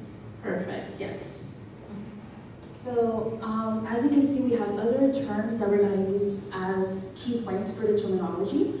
I will explain all of those terms in a couple of seconds, but also we're going to talk about climate change itself, how it started, the discussion on climate change, and also how it affects people of African descent. We will also be talking about one particular case study, which I do not want to give you the idea yet because it is a juicy case study and I don't want to spoil the fun. But the two countries that we decided to focus on are Kenya and the United States. The main reason why Kenya and the United States. Canada itself has a relationship with those two countries. But also, with the relationship, we also were involved with climate change actions. And we followed both countries. In certain cases, which we're going to talk about, Canada decided to follow the United States. But in other cases, Canada decided to follow Kenya. And by looking at those two case studies, we could have a better understanding where Canada stands and maybe have recommendation on what Canada should do when it comes to our future, when it comes to environmental justice, but also when it comes to climate change. That was the case study, the recommendations at the end, and the conclusion. So when it comes to terminology, we're going to start with environmental justice versus environmental racism. Environmental justice refers to the fair treatment and meaningful involvement of peoples, regardless of their race, genders, and anything else. It's basically having a fair treatment of everybody. Regardless if you're from Kenya, United States, or Canada, everybody should be treated the same. That is the opposite when it comes to environmental racism. To give you an idea, environmental racism is systemic racism. It's everything that was institutionalized to make sure that people that do not look like Western ideology, or in that case more the white ideology, cannot be advanced, cannot prepare for the consequences of climate change, or could just not strive in today's society. So that is the main difference between those two terms. We decided to put those two terms together because they're literally talking about the same thing, but have different opinions when it comes to it. Afterwards, we decided to talk about the green economy. Just to give you an idea, the green economy has to do with how could we advance in today's technology, in today's society, but not also destroy our environment. It's putting those two together, putting a balance between those two. We do have a demand. So how can we apply that demand? How can we find ways to address that demand without destroying the planet, which is a green economy, and how those countries could strive with having policies that promotes the betterness of their own country using the green economy, using the green way. We have, the next term was migration and food security. Those two terms are always together. Because, first of all, food security. A lot of the countries that we are looking at do not have food security. The two best examples are Kenya and the United States. Kenya, who is considered as a developing country, is one of the forefront countries when it comes to climate change. It is one of the countries that is always fighting, always has a voice regarding that. But the United States is considered as a superpower. They have the same problem, which is food insecurity. And it also has to talk about how those two countries address that problem. Why is Kenya, who is one of the developing countries, have similar issues as the United States? The main difference is what's happening in Kenya, which has to do with migration. A lot of people will leave afterwards because of the food insecurity and go somewhere else. Where in the United States, the biggest problem is that the food insecurity creates the next term. Low-income housing and proximity of polluted areas. So when it comes to that term, when it comes to that ideology itself, like I said, in Kenya we see a lot of migration. But in the United States we will see people leaving to have affordable housing, towards more affordable housing. Now, the problem is that the government itself will sometimes not look where they create these affordable housing, and that's where we see housings in areas such as Flint, Michigan. People that decided to leave migrated somewhere else inside their own countries, United States, but now the problem is they're still facing another problem, which is maybe not food security, but it just has to do with the resources provided to the community itself. When it comes also to low-income housing, we need to understand that specifically in the United States and in Kenya, there are two types of low-income housing. Historically speaking, we have something that is called racially segregated housing. If you were black, you went in that neighborhood. If you were brown, you went in that neighborhood. And if you were white, you went in the other neighborhood. A lot of things that we started happening in the United States is that those neighborhoods were given more funding if they were predominantly white. But the lesser, where the minorities were, Latin Americans or Black Americans or anything else that was not considered as white, were provided low-income housing, but also were provided with low resources. And we see the same problem happening in Kenya, where back in the days where Kenya was still a colony, if you were considered European or white, you were in a certain type of housing, where you were provided the most resources. But if you were something else that they considered less desirable, and that is not from me, that is literally the term that they used, you were provided less income, less support, less anything. And eventually, we have the civil rights movement in the United States, and we had other type of movements in the African countries, which pushed the idea that no, everybody should be created equally. So what started happening is income segregation, where we will not judge you based on the color of your skin, but we will judge you on your income, on your education, on what could you provide to us. So now it's another type of housing. The main problem that we see now happening in the States is that a lot of people that suffered from the racially segregated housing are now suffering from the income housing, the segregated income housing. The main issue is that because they were not provided the resources when it was segregated, when it was racially segregated housing, they don't have the means now to have more income. So they have to stay in those type of housing. So we're just continuing the same problem, but naming it something else.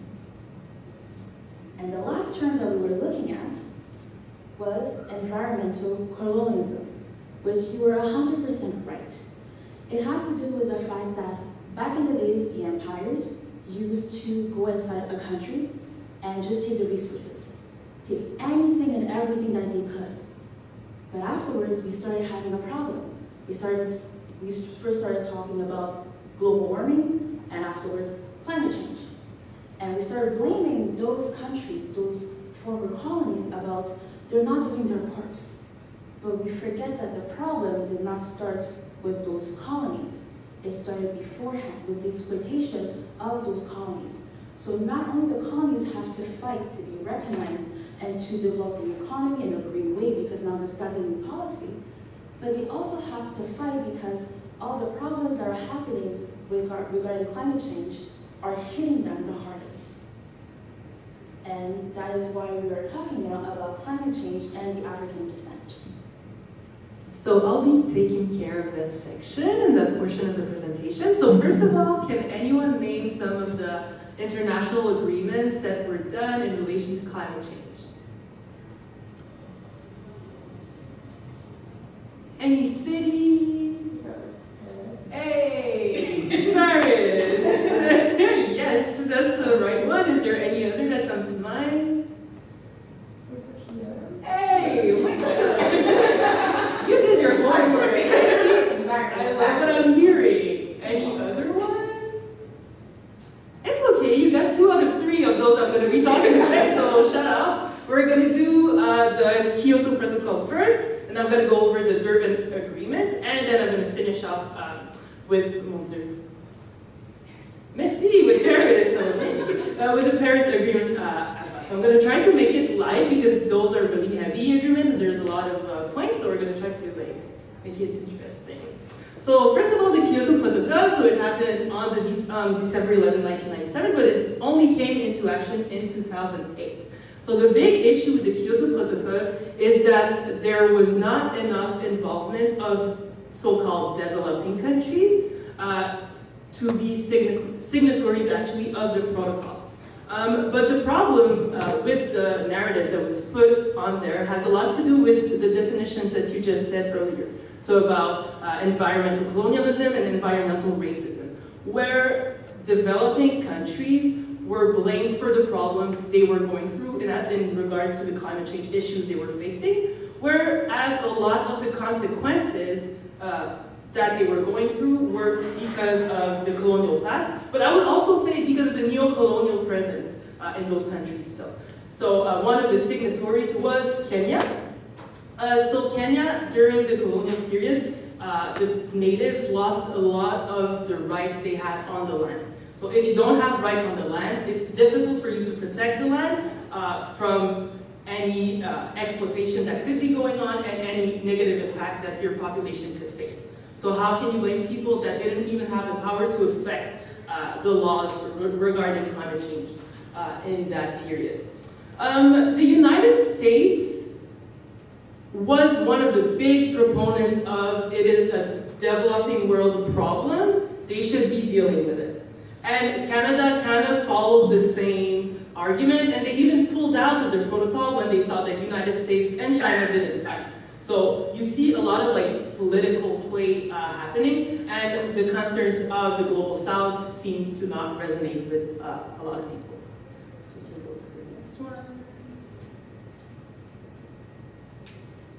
Super. So the Durban Agreement in 2011 tried to tackle that issue by creating the Green Climate Fund. So the goal of the fund was for so-called developed countries to put money in the fund to help so-called developing countries to get out of like the issues they have related to climate change. So concretely what that means is that the fund would help projects in those countries, such as Kenya, to make those projects happen and like give the financial needs that they have to make it happen too.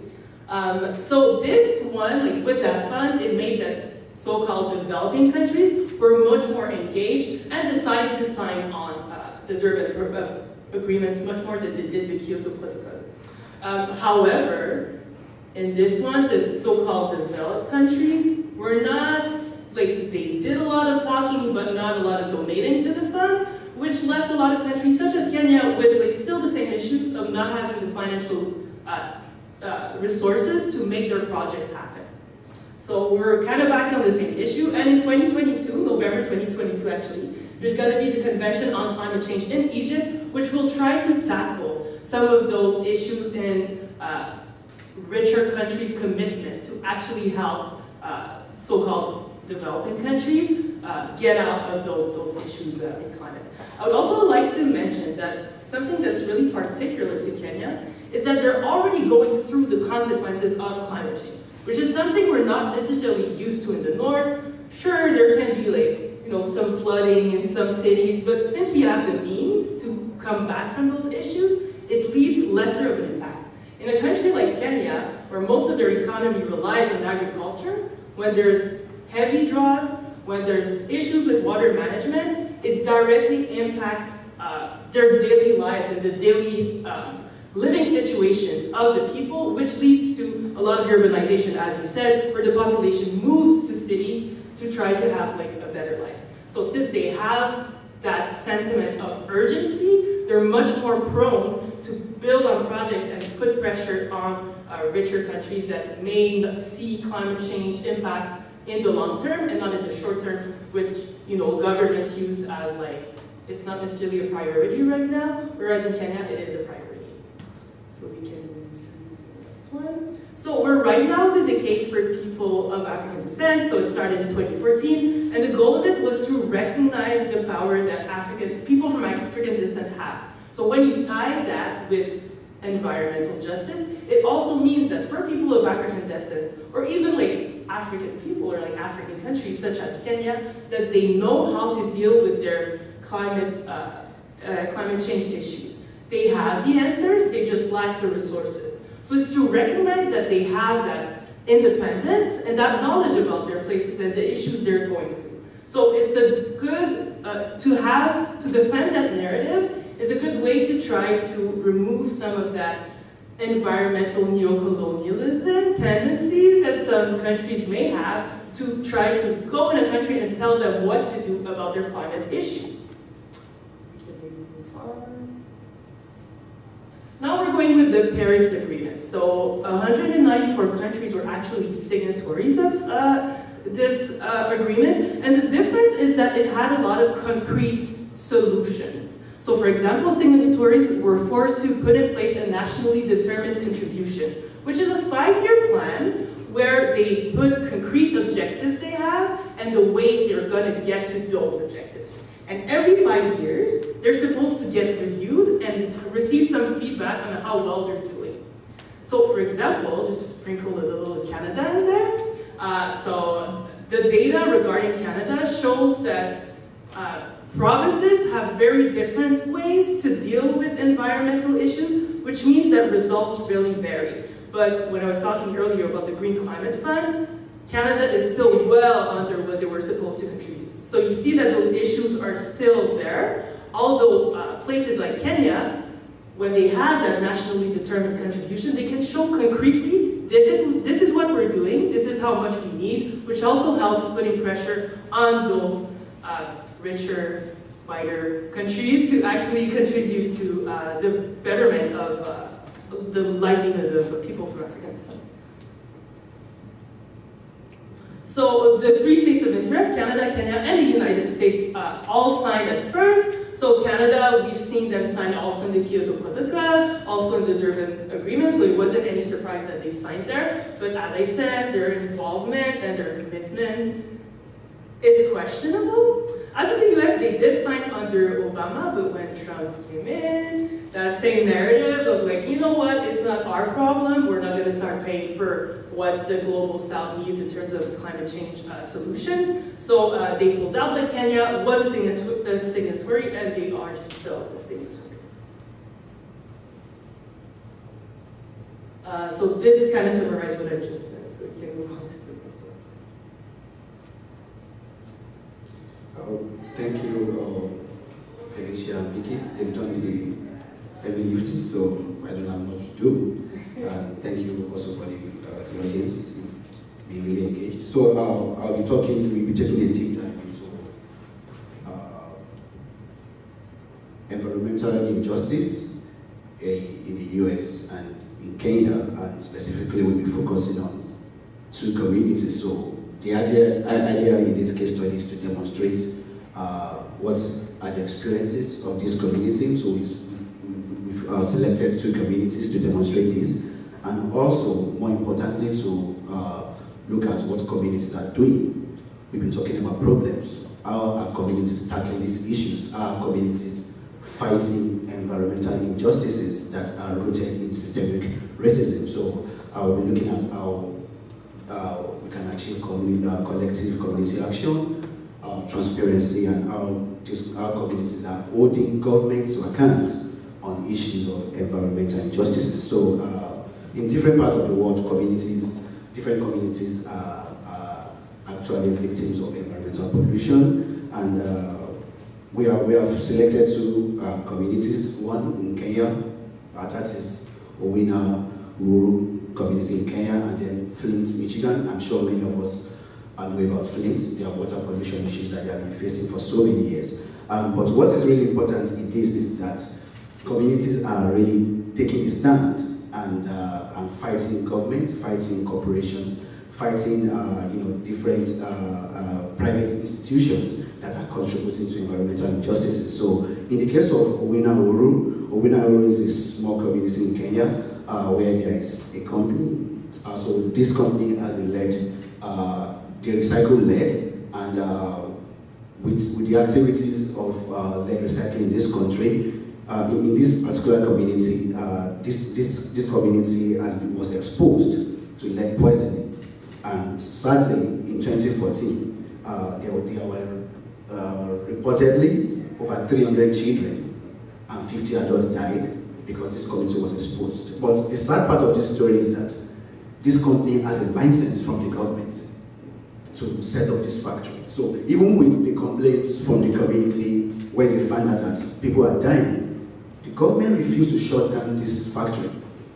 And this shows, also in the case of Flint, Michigan, that a lot of times our government prioritize profit making, revenue generation over the welfare of people. And in the case of black communities, it's even more worse. So, but even after the factory was shut down, there was a lot of protests, a lot of agitation by the community. And in 2020, the Land and Environmental Court in Mombasa awarded over 1.3 billion Kenya shillings, that is about 12 million USD, as compensation for the people of Owina Uru. And one would think that this is victory, but as we speak now, that compensation is yet to be paid, even when there was a court. So these companies have collided with the government, they are still appealing that court ruling. And specifically, in that judgment, the judge in that case said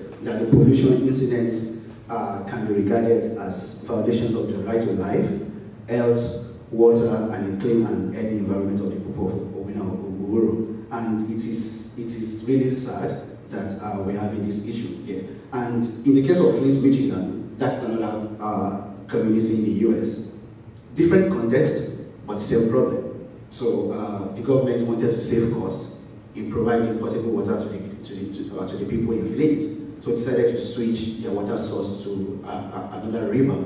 But in switching that, the river that was switched to has a lot of corrosive elements, and then started corroding at the pipes. And then this water was being distributed to the people. And people were complaining. There was scientific research done. There were observations that the water has changed in color, it changed in smell. People were being exposed to this toxic water. Even with this complaint, the government refused to do anything. But with more agitation by the people in Flint, there were a lot of class action suits.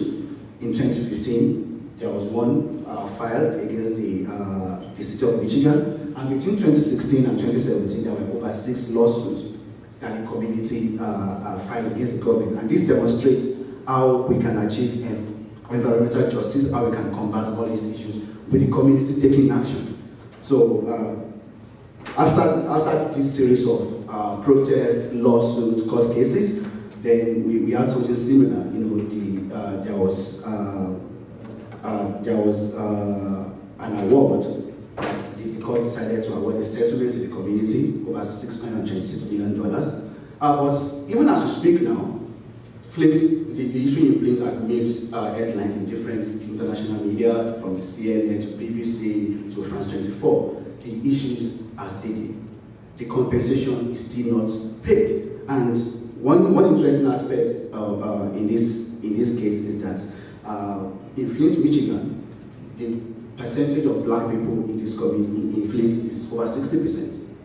And it is reported that in neighboring communities, neighboring cities where these issues happen, there were more response by the government. But in Flint, where the population is largely black people, the government response was very slow and not sustainable. So there was a report that says, and I'm going to quote that the Flint poor, which are largely American population, did not enjoy the same degree of protection from environmental hazard as provided to other communities that have white majority people living there. So this demonstrates that the issues of environmental justice is rooted in systemic racism, but the solution here is that the community has the responsibility, to take action. And it's this action that is even bringing some of these stories to the limelight. Sometimes these issues even go underreported, nobody knows about it. But it's when the community is taking action that we can see changes to start happening. But now, more importantly, the community alone cannot do the job. And that is where there should be collaboration with civil society, and more importantly, connecting that to the Permanent Forum for People of African Descent.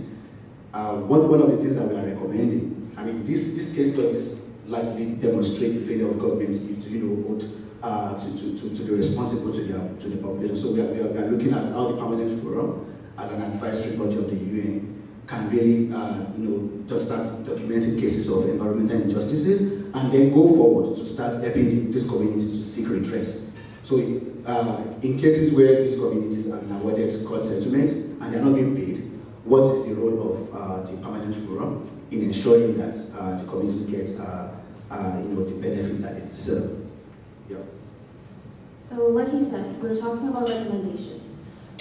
The main recommendation that we have is regarding environmental justice and environmental racism. We need to have policies that addresses environmental racism, not only internationally, but also domestically, like in Canada. We need to have green economy. We need to have more policies regarding green economy. How could we put both of them together? How could we advance our economy, especially after a pandemic or during a pandemic, and still have a green way of doing that?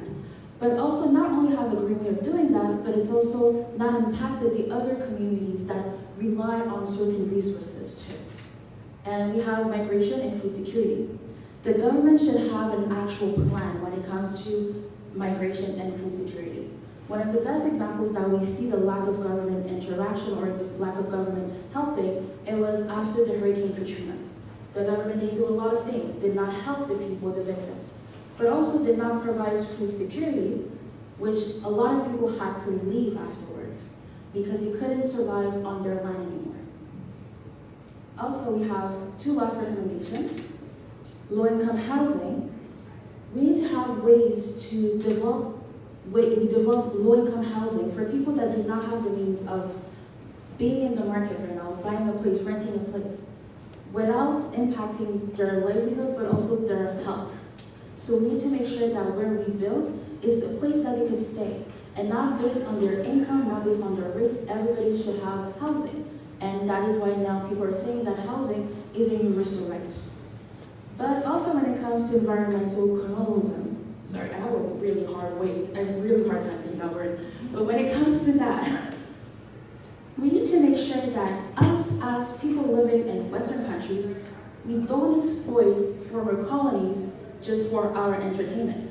So we see that happening a lot, for example in Kenya, where a lot of Western industries will buy land and after make their attraction go on that land and say, well, now you could visit Kenya. But are we actually visiting Kenya, or the idea that the Western world has of what Kenya should look like?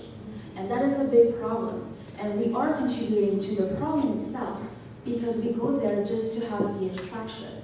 We want to have the attraction without the history. But both of them goes together. So as a conclusion, what we need to understand is that those problems don't only happen in the United States and Kenya. It also happens in Canada. It may not affect mainly Black communities, but it also affects, for example, Indigenous communities. We do have a water advisory in Canada. And Canada being one of the countries that have the most water, why are there certain communities that still don't have access to it? But also we need to understand as Canadians and as people being part of the Western world, that if we go visit a country, we should actually go visit the country and not visit the attraction that was made by the companies, by the Western world, to give you the insight, the thrill of you went there, but did you really go there? And also learn your history and learn the process of accepting the green economy. Thank you. So I'm actually going to ask you folks to stay there. So we do have one, in addition to myself, we do have Dr. Wendy Sukier, who will provide feedback based on your presentation. So Wendy, when you're ready, you are free to go. Oh, 1 second, when I hear you, when I speak.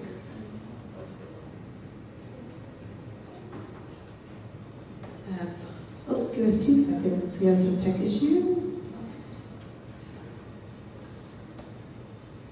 She can't hear me. Maybe she can't hear you. Yes.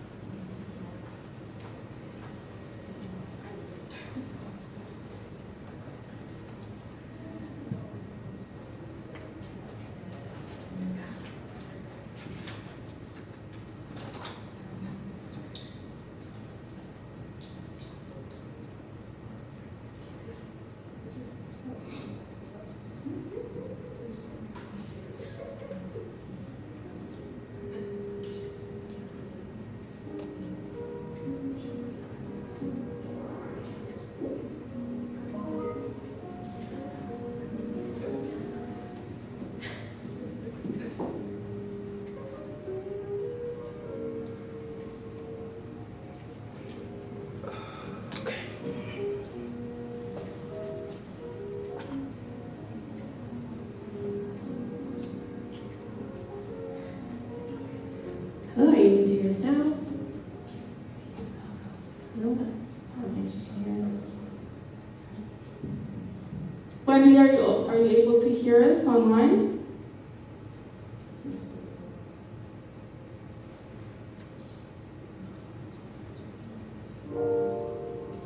Hello, Wendy, are you able to hear us online? Sorry, I'm having trouble hearing. Can you hear me? Huh.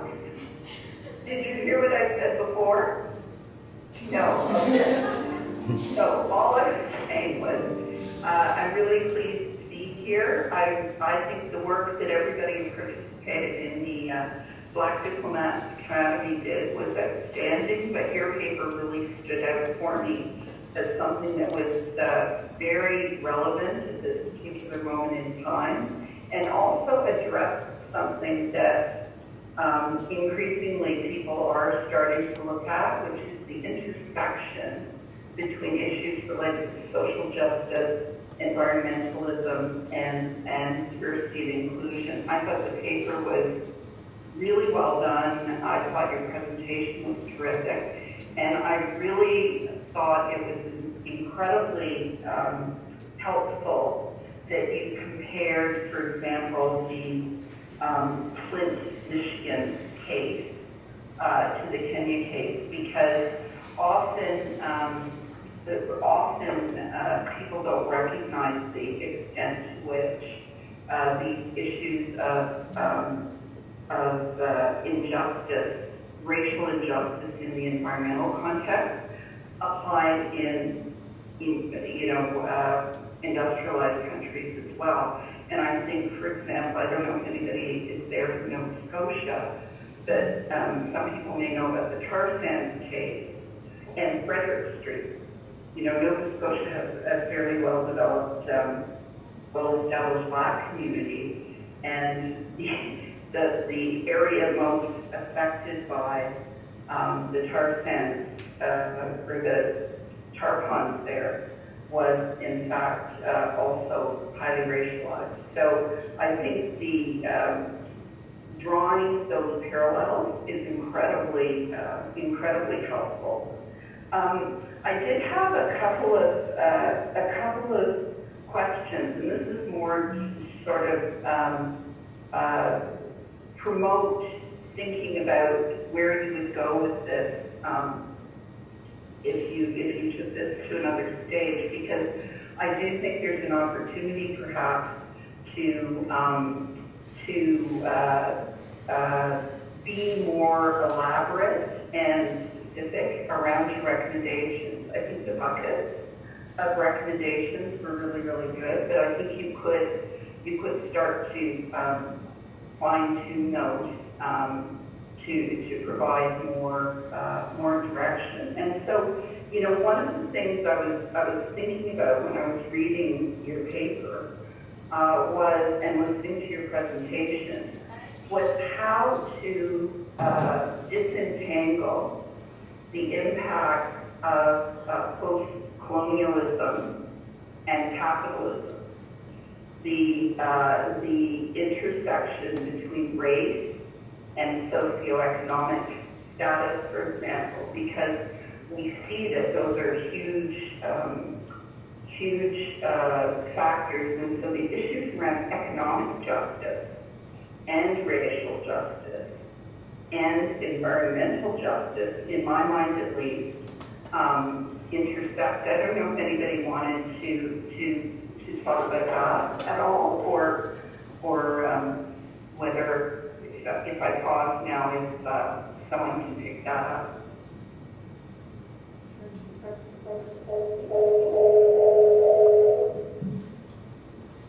Sounds like our technology may not be cooperating. So I'm not sure. So like you're asking about. You're asking about. Can you hear me? Yes. Okay. That's not hard. So you're asking about how to detangling all those issues that are intersected. I just want to make sure that I understand your question. See the relationship between what I would characterize as social justice, economic justice, and environmental justice. And so, people live in poor communities are more likely to be racialized, are more likely to experience the impacts of environmental degradation, whether they live in Canada, the U.S., or Kenya. People who are lower socioeconomic groups, more likely to be racialized, are more likely to be in jobs that are dangerous and where environmental effects impact their health, and are less likely to have the resources to address that.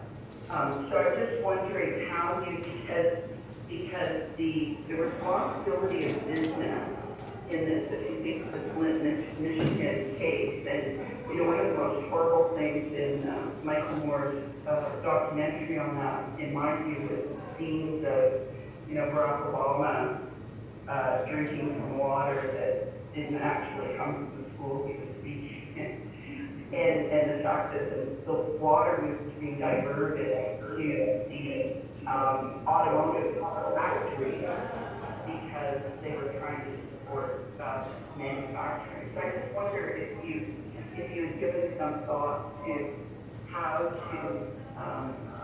focus our attention on those issues. The role of business and the fact that economic justice and access to power in business context is often very white, very privileged, and creating the problems that come with suffering context. Does that make sense? To answer a bit of the question, I think that we started seeing is governments recognizing that there is such a thing called systemic racism. The problem is that they recognize the idea of systemic racism, but they don't really recognize all the impact that systemic racism has. So for example, we could use Canada as an example. Canada recognized that there is systemic racism in Canada, and that marginalized communities have been for a long time put aside when it comes to certain policies. And they're trying to make it better-ish, and the ish is extremely important. The reason why it's important is that they recognize that there is a problem, but they recognize a portion of the problem itself. They don't recognize that the problem itself has many different branches. Systemic racism does not only come from big businesses, the government. Systemic racism also is related to low-income housing. It's also related to racially segregated housing, but also when it comes to economical segregated housing. These things are not recognized right now. So we're taking a step forward, it's true, but we're also not really recognizing the entirety of the problem. One of the examples is that for many years we've been knowing that residential school was a bad thing. Some things happen in residential school, it's bad, it's bad, it's bad. But not really recognizing the damage that residential school had for generations and generations. And the same thing comes when it comes to social justice. A lot of people will talk about social justice. For example, a lot of people will be allies when it comes to Black Lives Matter. I'm with you, I understand. But the question is, do you understand because of the death of George Floyd? Or do you understand because of the history that was related to it? It's not only American history, but also, or the slave trade history, but everything that happened before. A lot of people forget our history. Black people did not start with the slave trade. It started way before that. All of that has to do with the idea of fighting when it comes to systemic racism. And that is the main problem that we have when it comes to helping countries have more policies when it comes to social justice, when it comes to economical justice, is that we talk about the concept for everybody, but we don't pinpoint the actual cause of the problems. If we really wanted to talk about low-income housing and how we could better people that live in low-income housing, are you gonna push policies that can help maybe the manufacture of low-income housing, or the actual needs of the people that are asking for low-income housing? And because we live in a world where money is the most important thing, we're gonna prioritize money. We're gonna say that we're doing low-income housing for the minorities, for the marginalized communities, but because it looks good. But it doesn't really goes in practice. So we like to preach, but we don't like to practice. I think that kind of answers your question. I would probably want to add to that. I think the point you're making about recognition is very important. I would say that in terms of businesses, it's difficult to hold them accountable. I would say that for me, like, of my perspective, I feel like giving auto-determination, so having communities being able to decide what comes in their community and what doesn't, I think that would do a lot. So for the example of Kenya, for example, there's a lot of European or American companies that go there and create conservation with the purpose of like protecting the wildlife, whatever. Well, while they do that, indigenous people are cut away and pushed away from their land. If they had a say on like what comes on their territory, then we wouldn't have like the big problem we're having right now, where Maasai people have nowhere to go, where like they're losing traditions of centuries and centuries, which accentuates the issue of climate change in urban centers. So I feel like for me, giving like independence and determination to like communities, I think that would do a lot to fight back against those businesses who get contracts from like the government or any private institution that have priority. So. Okay, something, I don't know if this is, are we allowed to, oh yeah, comment on the paper? No, I don't know. Yeah, once they're done, okay.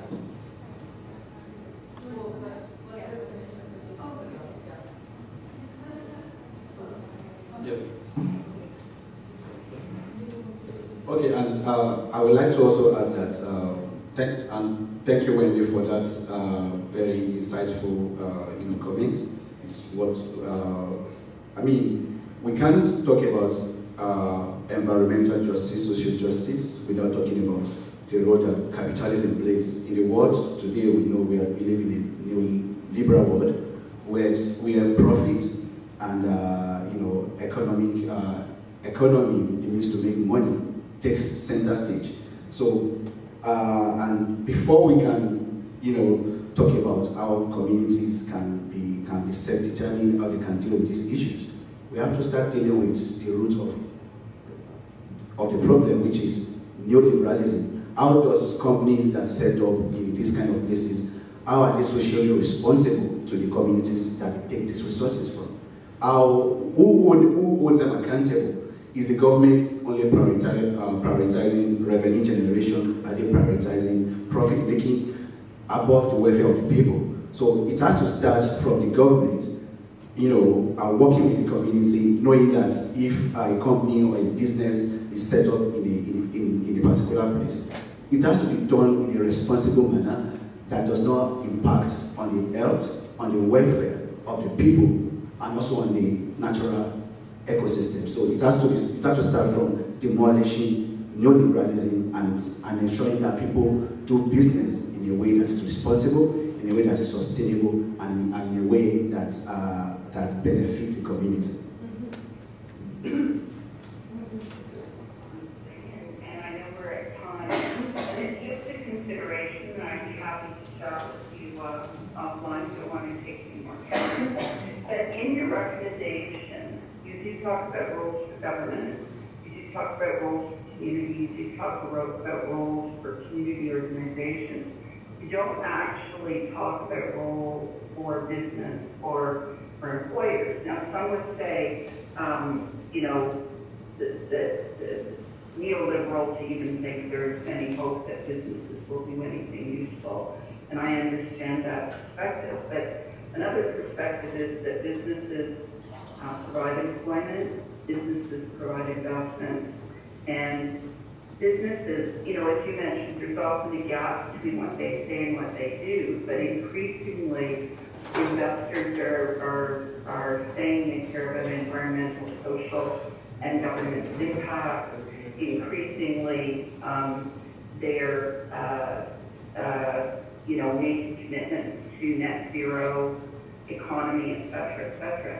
So I would just put forward for your consideration, especially because there are things like the UN Global Compact with businesses and so on, to think about, are there recommendations where you want to really target either regulation of businesses or voluntary contributions from businesses or best practices from businesses to help round out the stakeholders that you're addressing in your recommendations. But that was just my only, that's where I was leading with that comment. But really, really good work, great presentation, and unfortunately I couldn't hear the conversation in the room, but it sounds like it was a lively discussion, so I'm very grateful to be included today. Thank you, Wendy. Okay, great. Thank you, Wendy, for joining us today. I recognize that you do have to go, so we do appreciate your feedback. I'll provide my feedback now. So Wendy did touch on parts of it as well, but before I even get to that, great job for what you folks did. I actually do appreciate that you went through definitions of terminology, because I have a thing for language, ensuring that people actually understand what we're discussing, and I think also how you interacted with the audience to get an idea of where they're coming from in their knowledge base, which was really important. I also, oh, did I have to stand up? Okay. But I think something that, I also like how you looked at these different terms in different spheres, different places, so Kenya and the States, and how they're very related but very different, and the histories and how they got there. But I think one of the questions I had is particularly when you talk about, you mentioned like self-determination, for communities have self-determination. What would you, I guess it's almost a question, what would your recommendation would be, particularly since a lot of times where communities fight for better, quote-unquote, greener, more sustainable, environmentally friendly practices, what happens is, quote-unquote, green gentrification happens. So they fight for it, they get it, but that means the property goes up, and the people who fought for it get pushed out. So how would you actually, what would your recommendations ensure this to happen to communities who fight for this change? Well, I think, not to like repeat what you said before, but I think the first step is really like raising awareness, so the recognition of what's going on. So for example, like from what I know in Kenya, especially like where the Maasai are, there is much more attention that is given to them now. So that goes from like research, so for universities and just influential people to actually care. And that comes from like hearing the voices of those communities. I would say that raising awareness is really like, I would say the mandatory like first step to do, especially when we're considering countries and communities of the global south, and even more if they are Black or like going through any type of intersectionality.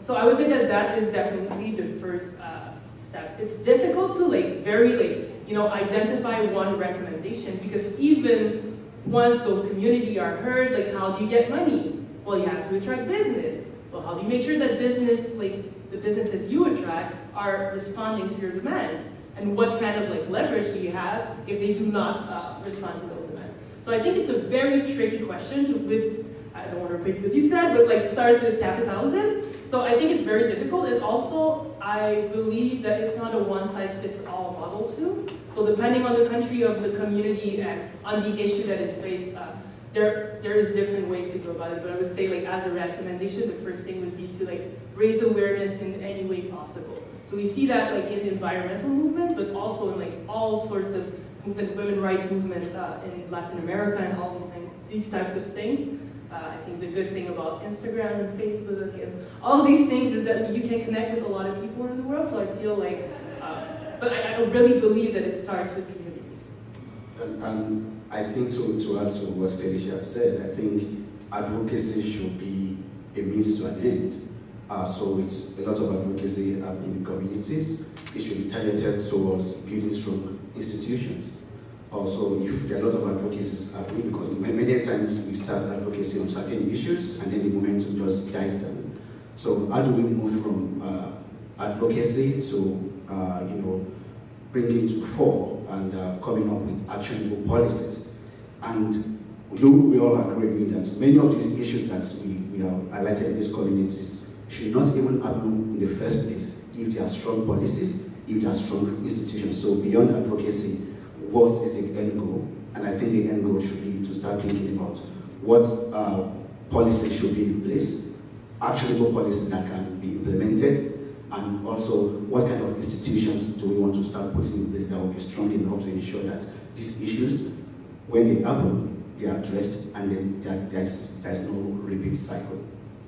And the last thing would be community strongness. Like you said in your question, what happens if, yes, they got everything they're asking for, they got the money, they got the fund, they got everything, but now the housing market just goes skyrocketing. So I was living there, but I can no longer afford that because now my house, my mortgage is 7 times what I used to pay for. It's using community strongness, making sure that the government, especially if it's municipal, and for us, provincial, and federal government understands that you're here to serve me. I'm not here to serve you. Therefore, we see that happening, for example, and mainly Black, poor communities. One of the examples I have is West Philadelphia, where West Philadelphia, back in the days, was considered one of poor, gang-ridden, and all these bad things happening. But once the government started helping them, we saw a lot of white families going with a lot of money. So all these people are pushed aside. Is to understand that you could do your business here, but in order to have the clients, you will have to serve us. And we will make sure that it strives with you and I and the community. And that is the hardest thing to do. The main reason it is so hard to do that is that we see it happening in every country. Big Black businesses don't get as much funding. Therefore, they cannot go and help their own community. But with the community strongness, having a community saying, you know what, rather than eating at XY restaurant, I'm gonna go to the restaurant of my neighbor that is similar background, similar race, similar to me. I'm gonna go to her restaurant. I'm gonna promote her restaurant. I'm gonna use Instagram. I'm gonna use Twitter just to promote it. Just to make sure that, knowing that by that business striving, the community will strive. The business is striving, we know there's more money. Therefore, the municipal government is going to do a bit more in order to help them. By the municipal government doing more, the federal government and the provincial government might do more. However, the problem is, again, because those businesses, because those communities are not well funded, there's a problem. And we see that happening, example, in Canada with Indigenous peoples. But what they started doing is, well, if you don't give us the money, we're gonna go together, gather the money, and help ourselves. Because you're not helping us.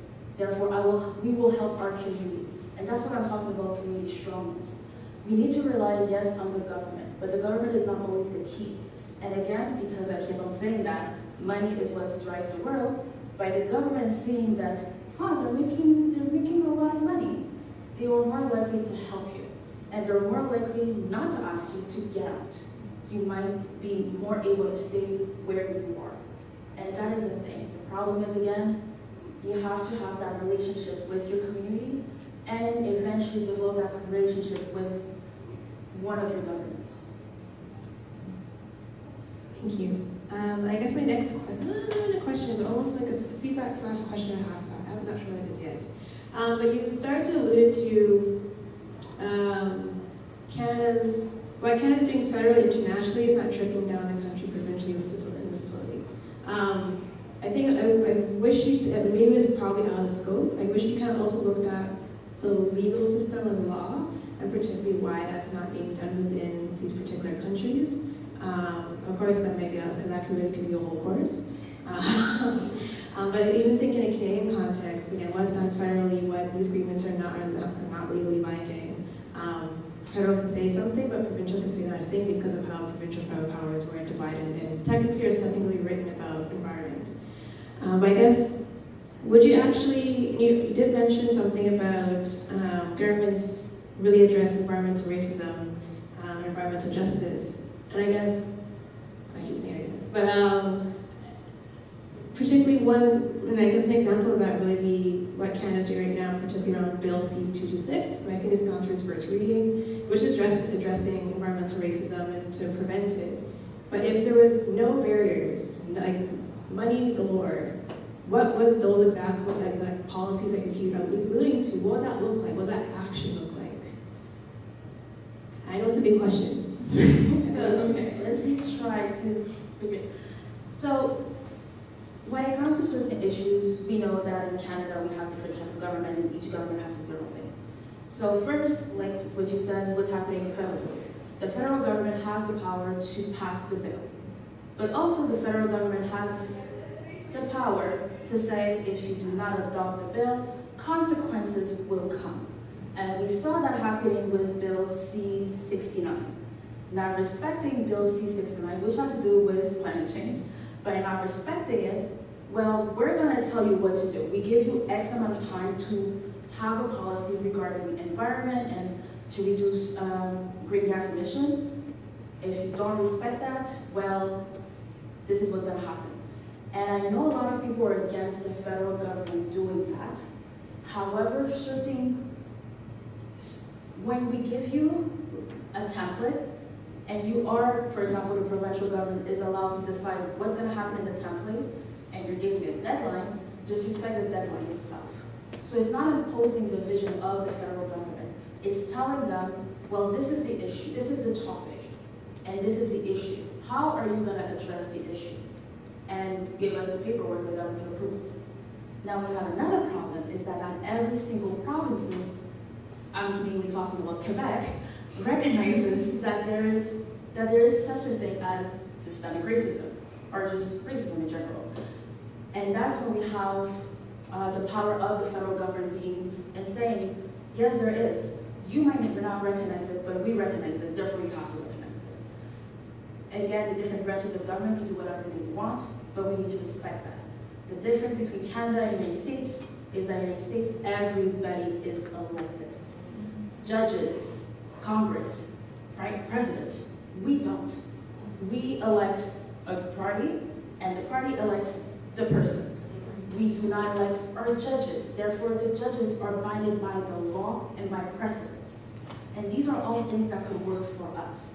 But we need to have one person saying, this is happening, and I don't care if you're arguing or not, it is still happening. So we have that advantage. The United States doesn't. Because if they don't like what they're saying, we're electing someone else. If they like what they're saying, I'm electing you. And that is the main difference between the two countries. For me, I'm somewhat of like an anarchist, I guess. That money would not go to the government. It would the money would go to the communities, to the organizations in communities that are responsible and know what's up. I'm really a biased forest person. I do not care about some white people in Ottawa and whatever they want to do with that money. I don't care. It's really about that Black community in that region. They need some money. They know what they're doing with it. Give it to them. So in a perfect world where there's so much money or whatever, that's what would happen. Maybe I don't know, I guess I sound a bit anti-government, but for me, they're not even the beginning of the solution. They're oh, if you want to join in, I mean, do you? But that's not, that's not what it is. Even in indigenous communities, as you mentioned, they have systems of handling their communities. They have had those for centuries. Even Black people in Canada, we've been here for so long. So even us, we have our structures. For me, it's to fund those structures instead of having people that are miles away, and I don't want to start a debate or whatever, but that's really just my opinion. So for me, the money would go directly in those communities. Grassroots movements, they have my heart. That's really what I believe. And the last thing, is to counter what you just said, is that we saw it happening in history, where communities were given money and fought for it. And afterwards, the government stole it. It's done it. And the best example, the Black Panthers. Black Panthers was seen as a movement of a Black community helping Black people with Black struggle. They had the money. And once the government saw what they were doing, everything went south. They're terrorists, they're bad people, they're promoting drugs, and just a bad ideology. And that's why I'm saying that not only Canada and the United States are completely different, but the government does play a big part. And it sounds weird to say, but if the government is happy with what you're doing, they're less likely to intervene in a bad way and completely destroy the community. And that's why I'm saying that we should have the government involvement, but also making them understand accountability. You're in power because I'm here. You're gonna lose your power because you're doing wrong things. And it is easier that to happen in Canada because, again, we have a charter of things that we could do and things that we could not do, compared to countries like the United States, where anything is possible. And we saw it with the abortion rights being destroyed in the United States.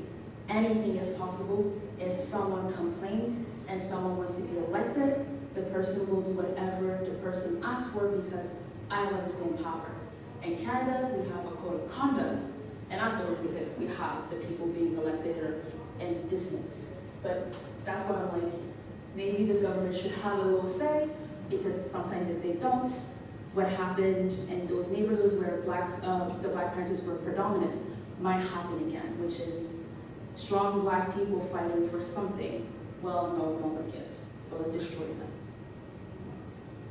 I think what I would like to add is that the way I look at it is we should promote, give incentives to initiatives or projects that promote environmentally friendly practices.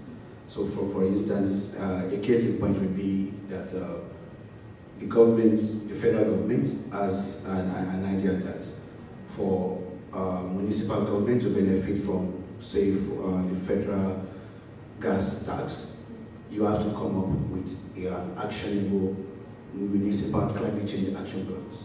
So for you to be able to benefit from that financial resource from the federal government, every municipality should come up with a climate change action plan. Like in the next 10 years, this is the direction that our municipality is going to go. And through that, we can foster and we can encourage, governments that is closer to the people to be more responsible. And I think that could also be extended to businesses. So if you own a business and you are promoting environmental, climate-friendly practices, I think government should give you tax cuts. So in a way, we can, and people that providers of capital too, like banks and institutions too, governments, there should be regulations to say, okay, when you provide capital to this business for this project, how does that project advance climate practices that are responsible, that are sustainable? So in a way, when we incentivize these environmental and climate-friendly practices, I think we can start making progress. Thank you for answering my question or questions. Recognizing that we are a bit over time now, I know there was a question in the audience, which I'm not too sure, I don't think we have time for the question in the audience, do we? That's all right, just talk to them. All right, cool. They're around.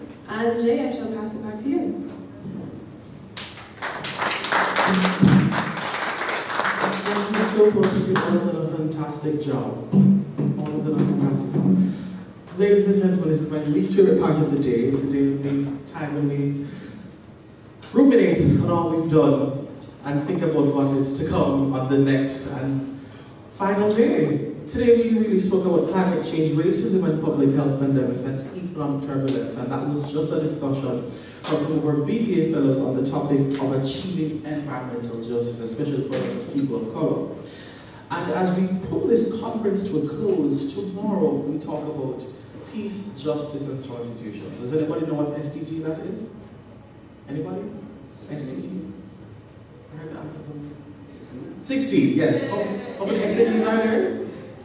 7? Okay, we're not that bad. So there's 16 SDGs, and 17 rather. The 16th one speaks to peace, justice, and strong institutions. And so tomorrow, we'll be hearing from some more of our fellows in the morning. We'll be talking about amplifying the youth voice for effective engagement. We also will be hearing from Ms. Candice Koshua again and the Black North Initiative and some other really eminent organizations. So we'll be redefining peace and security in and for Black communities.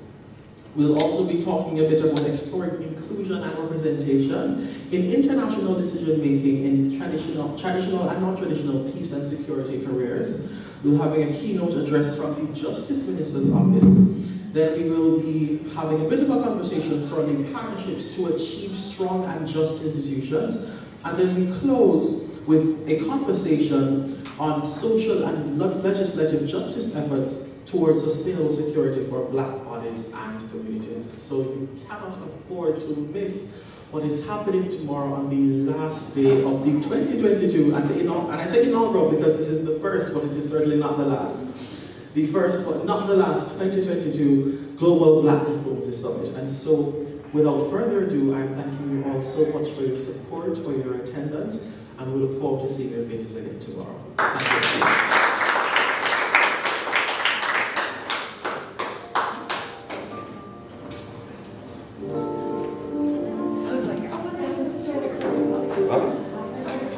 Oh, you're tired? It's a long day, man. One more time. That's it.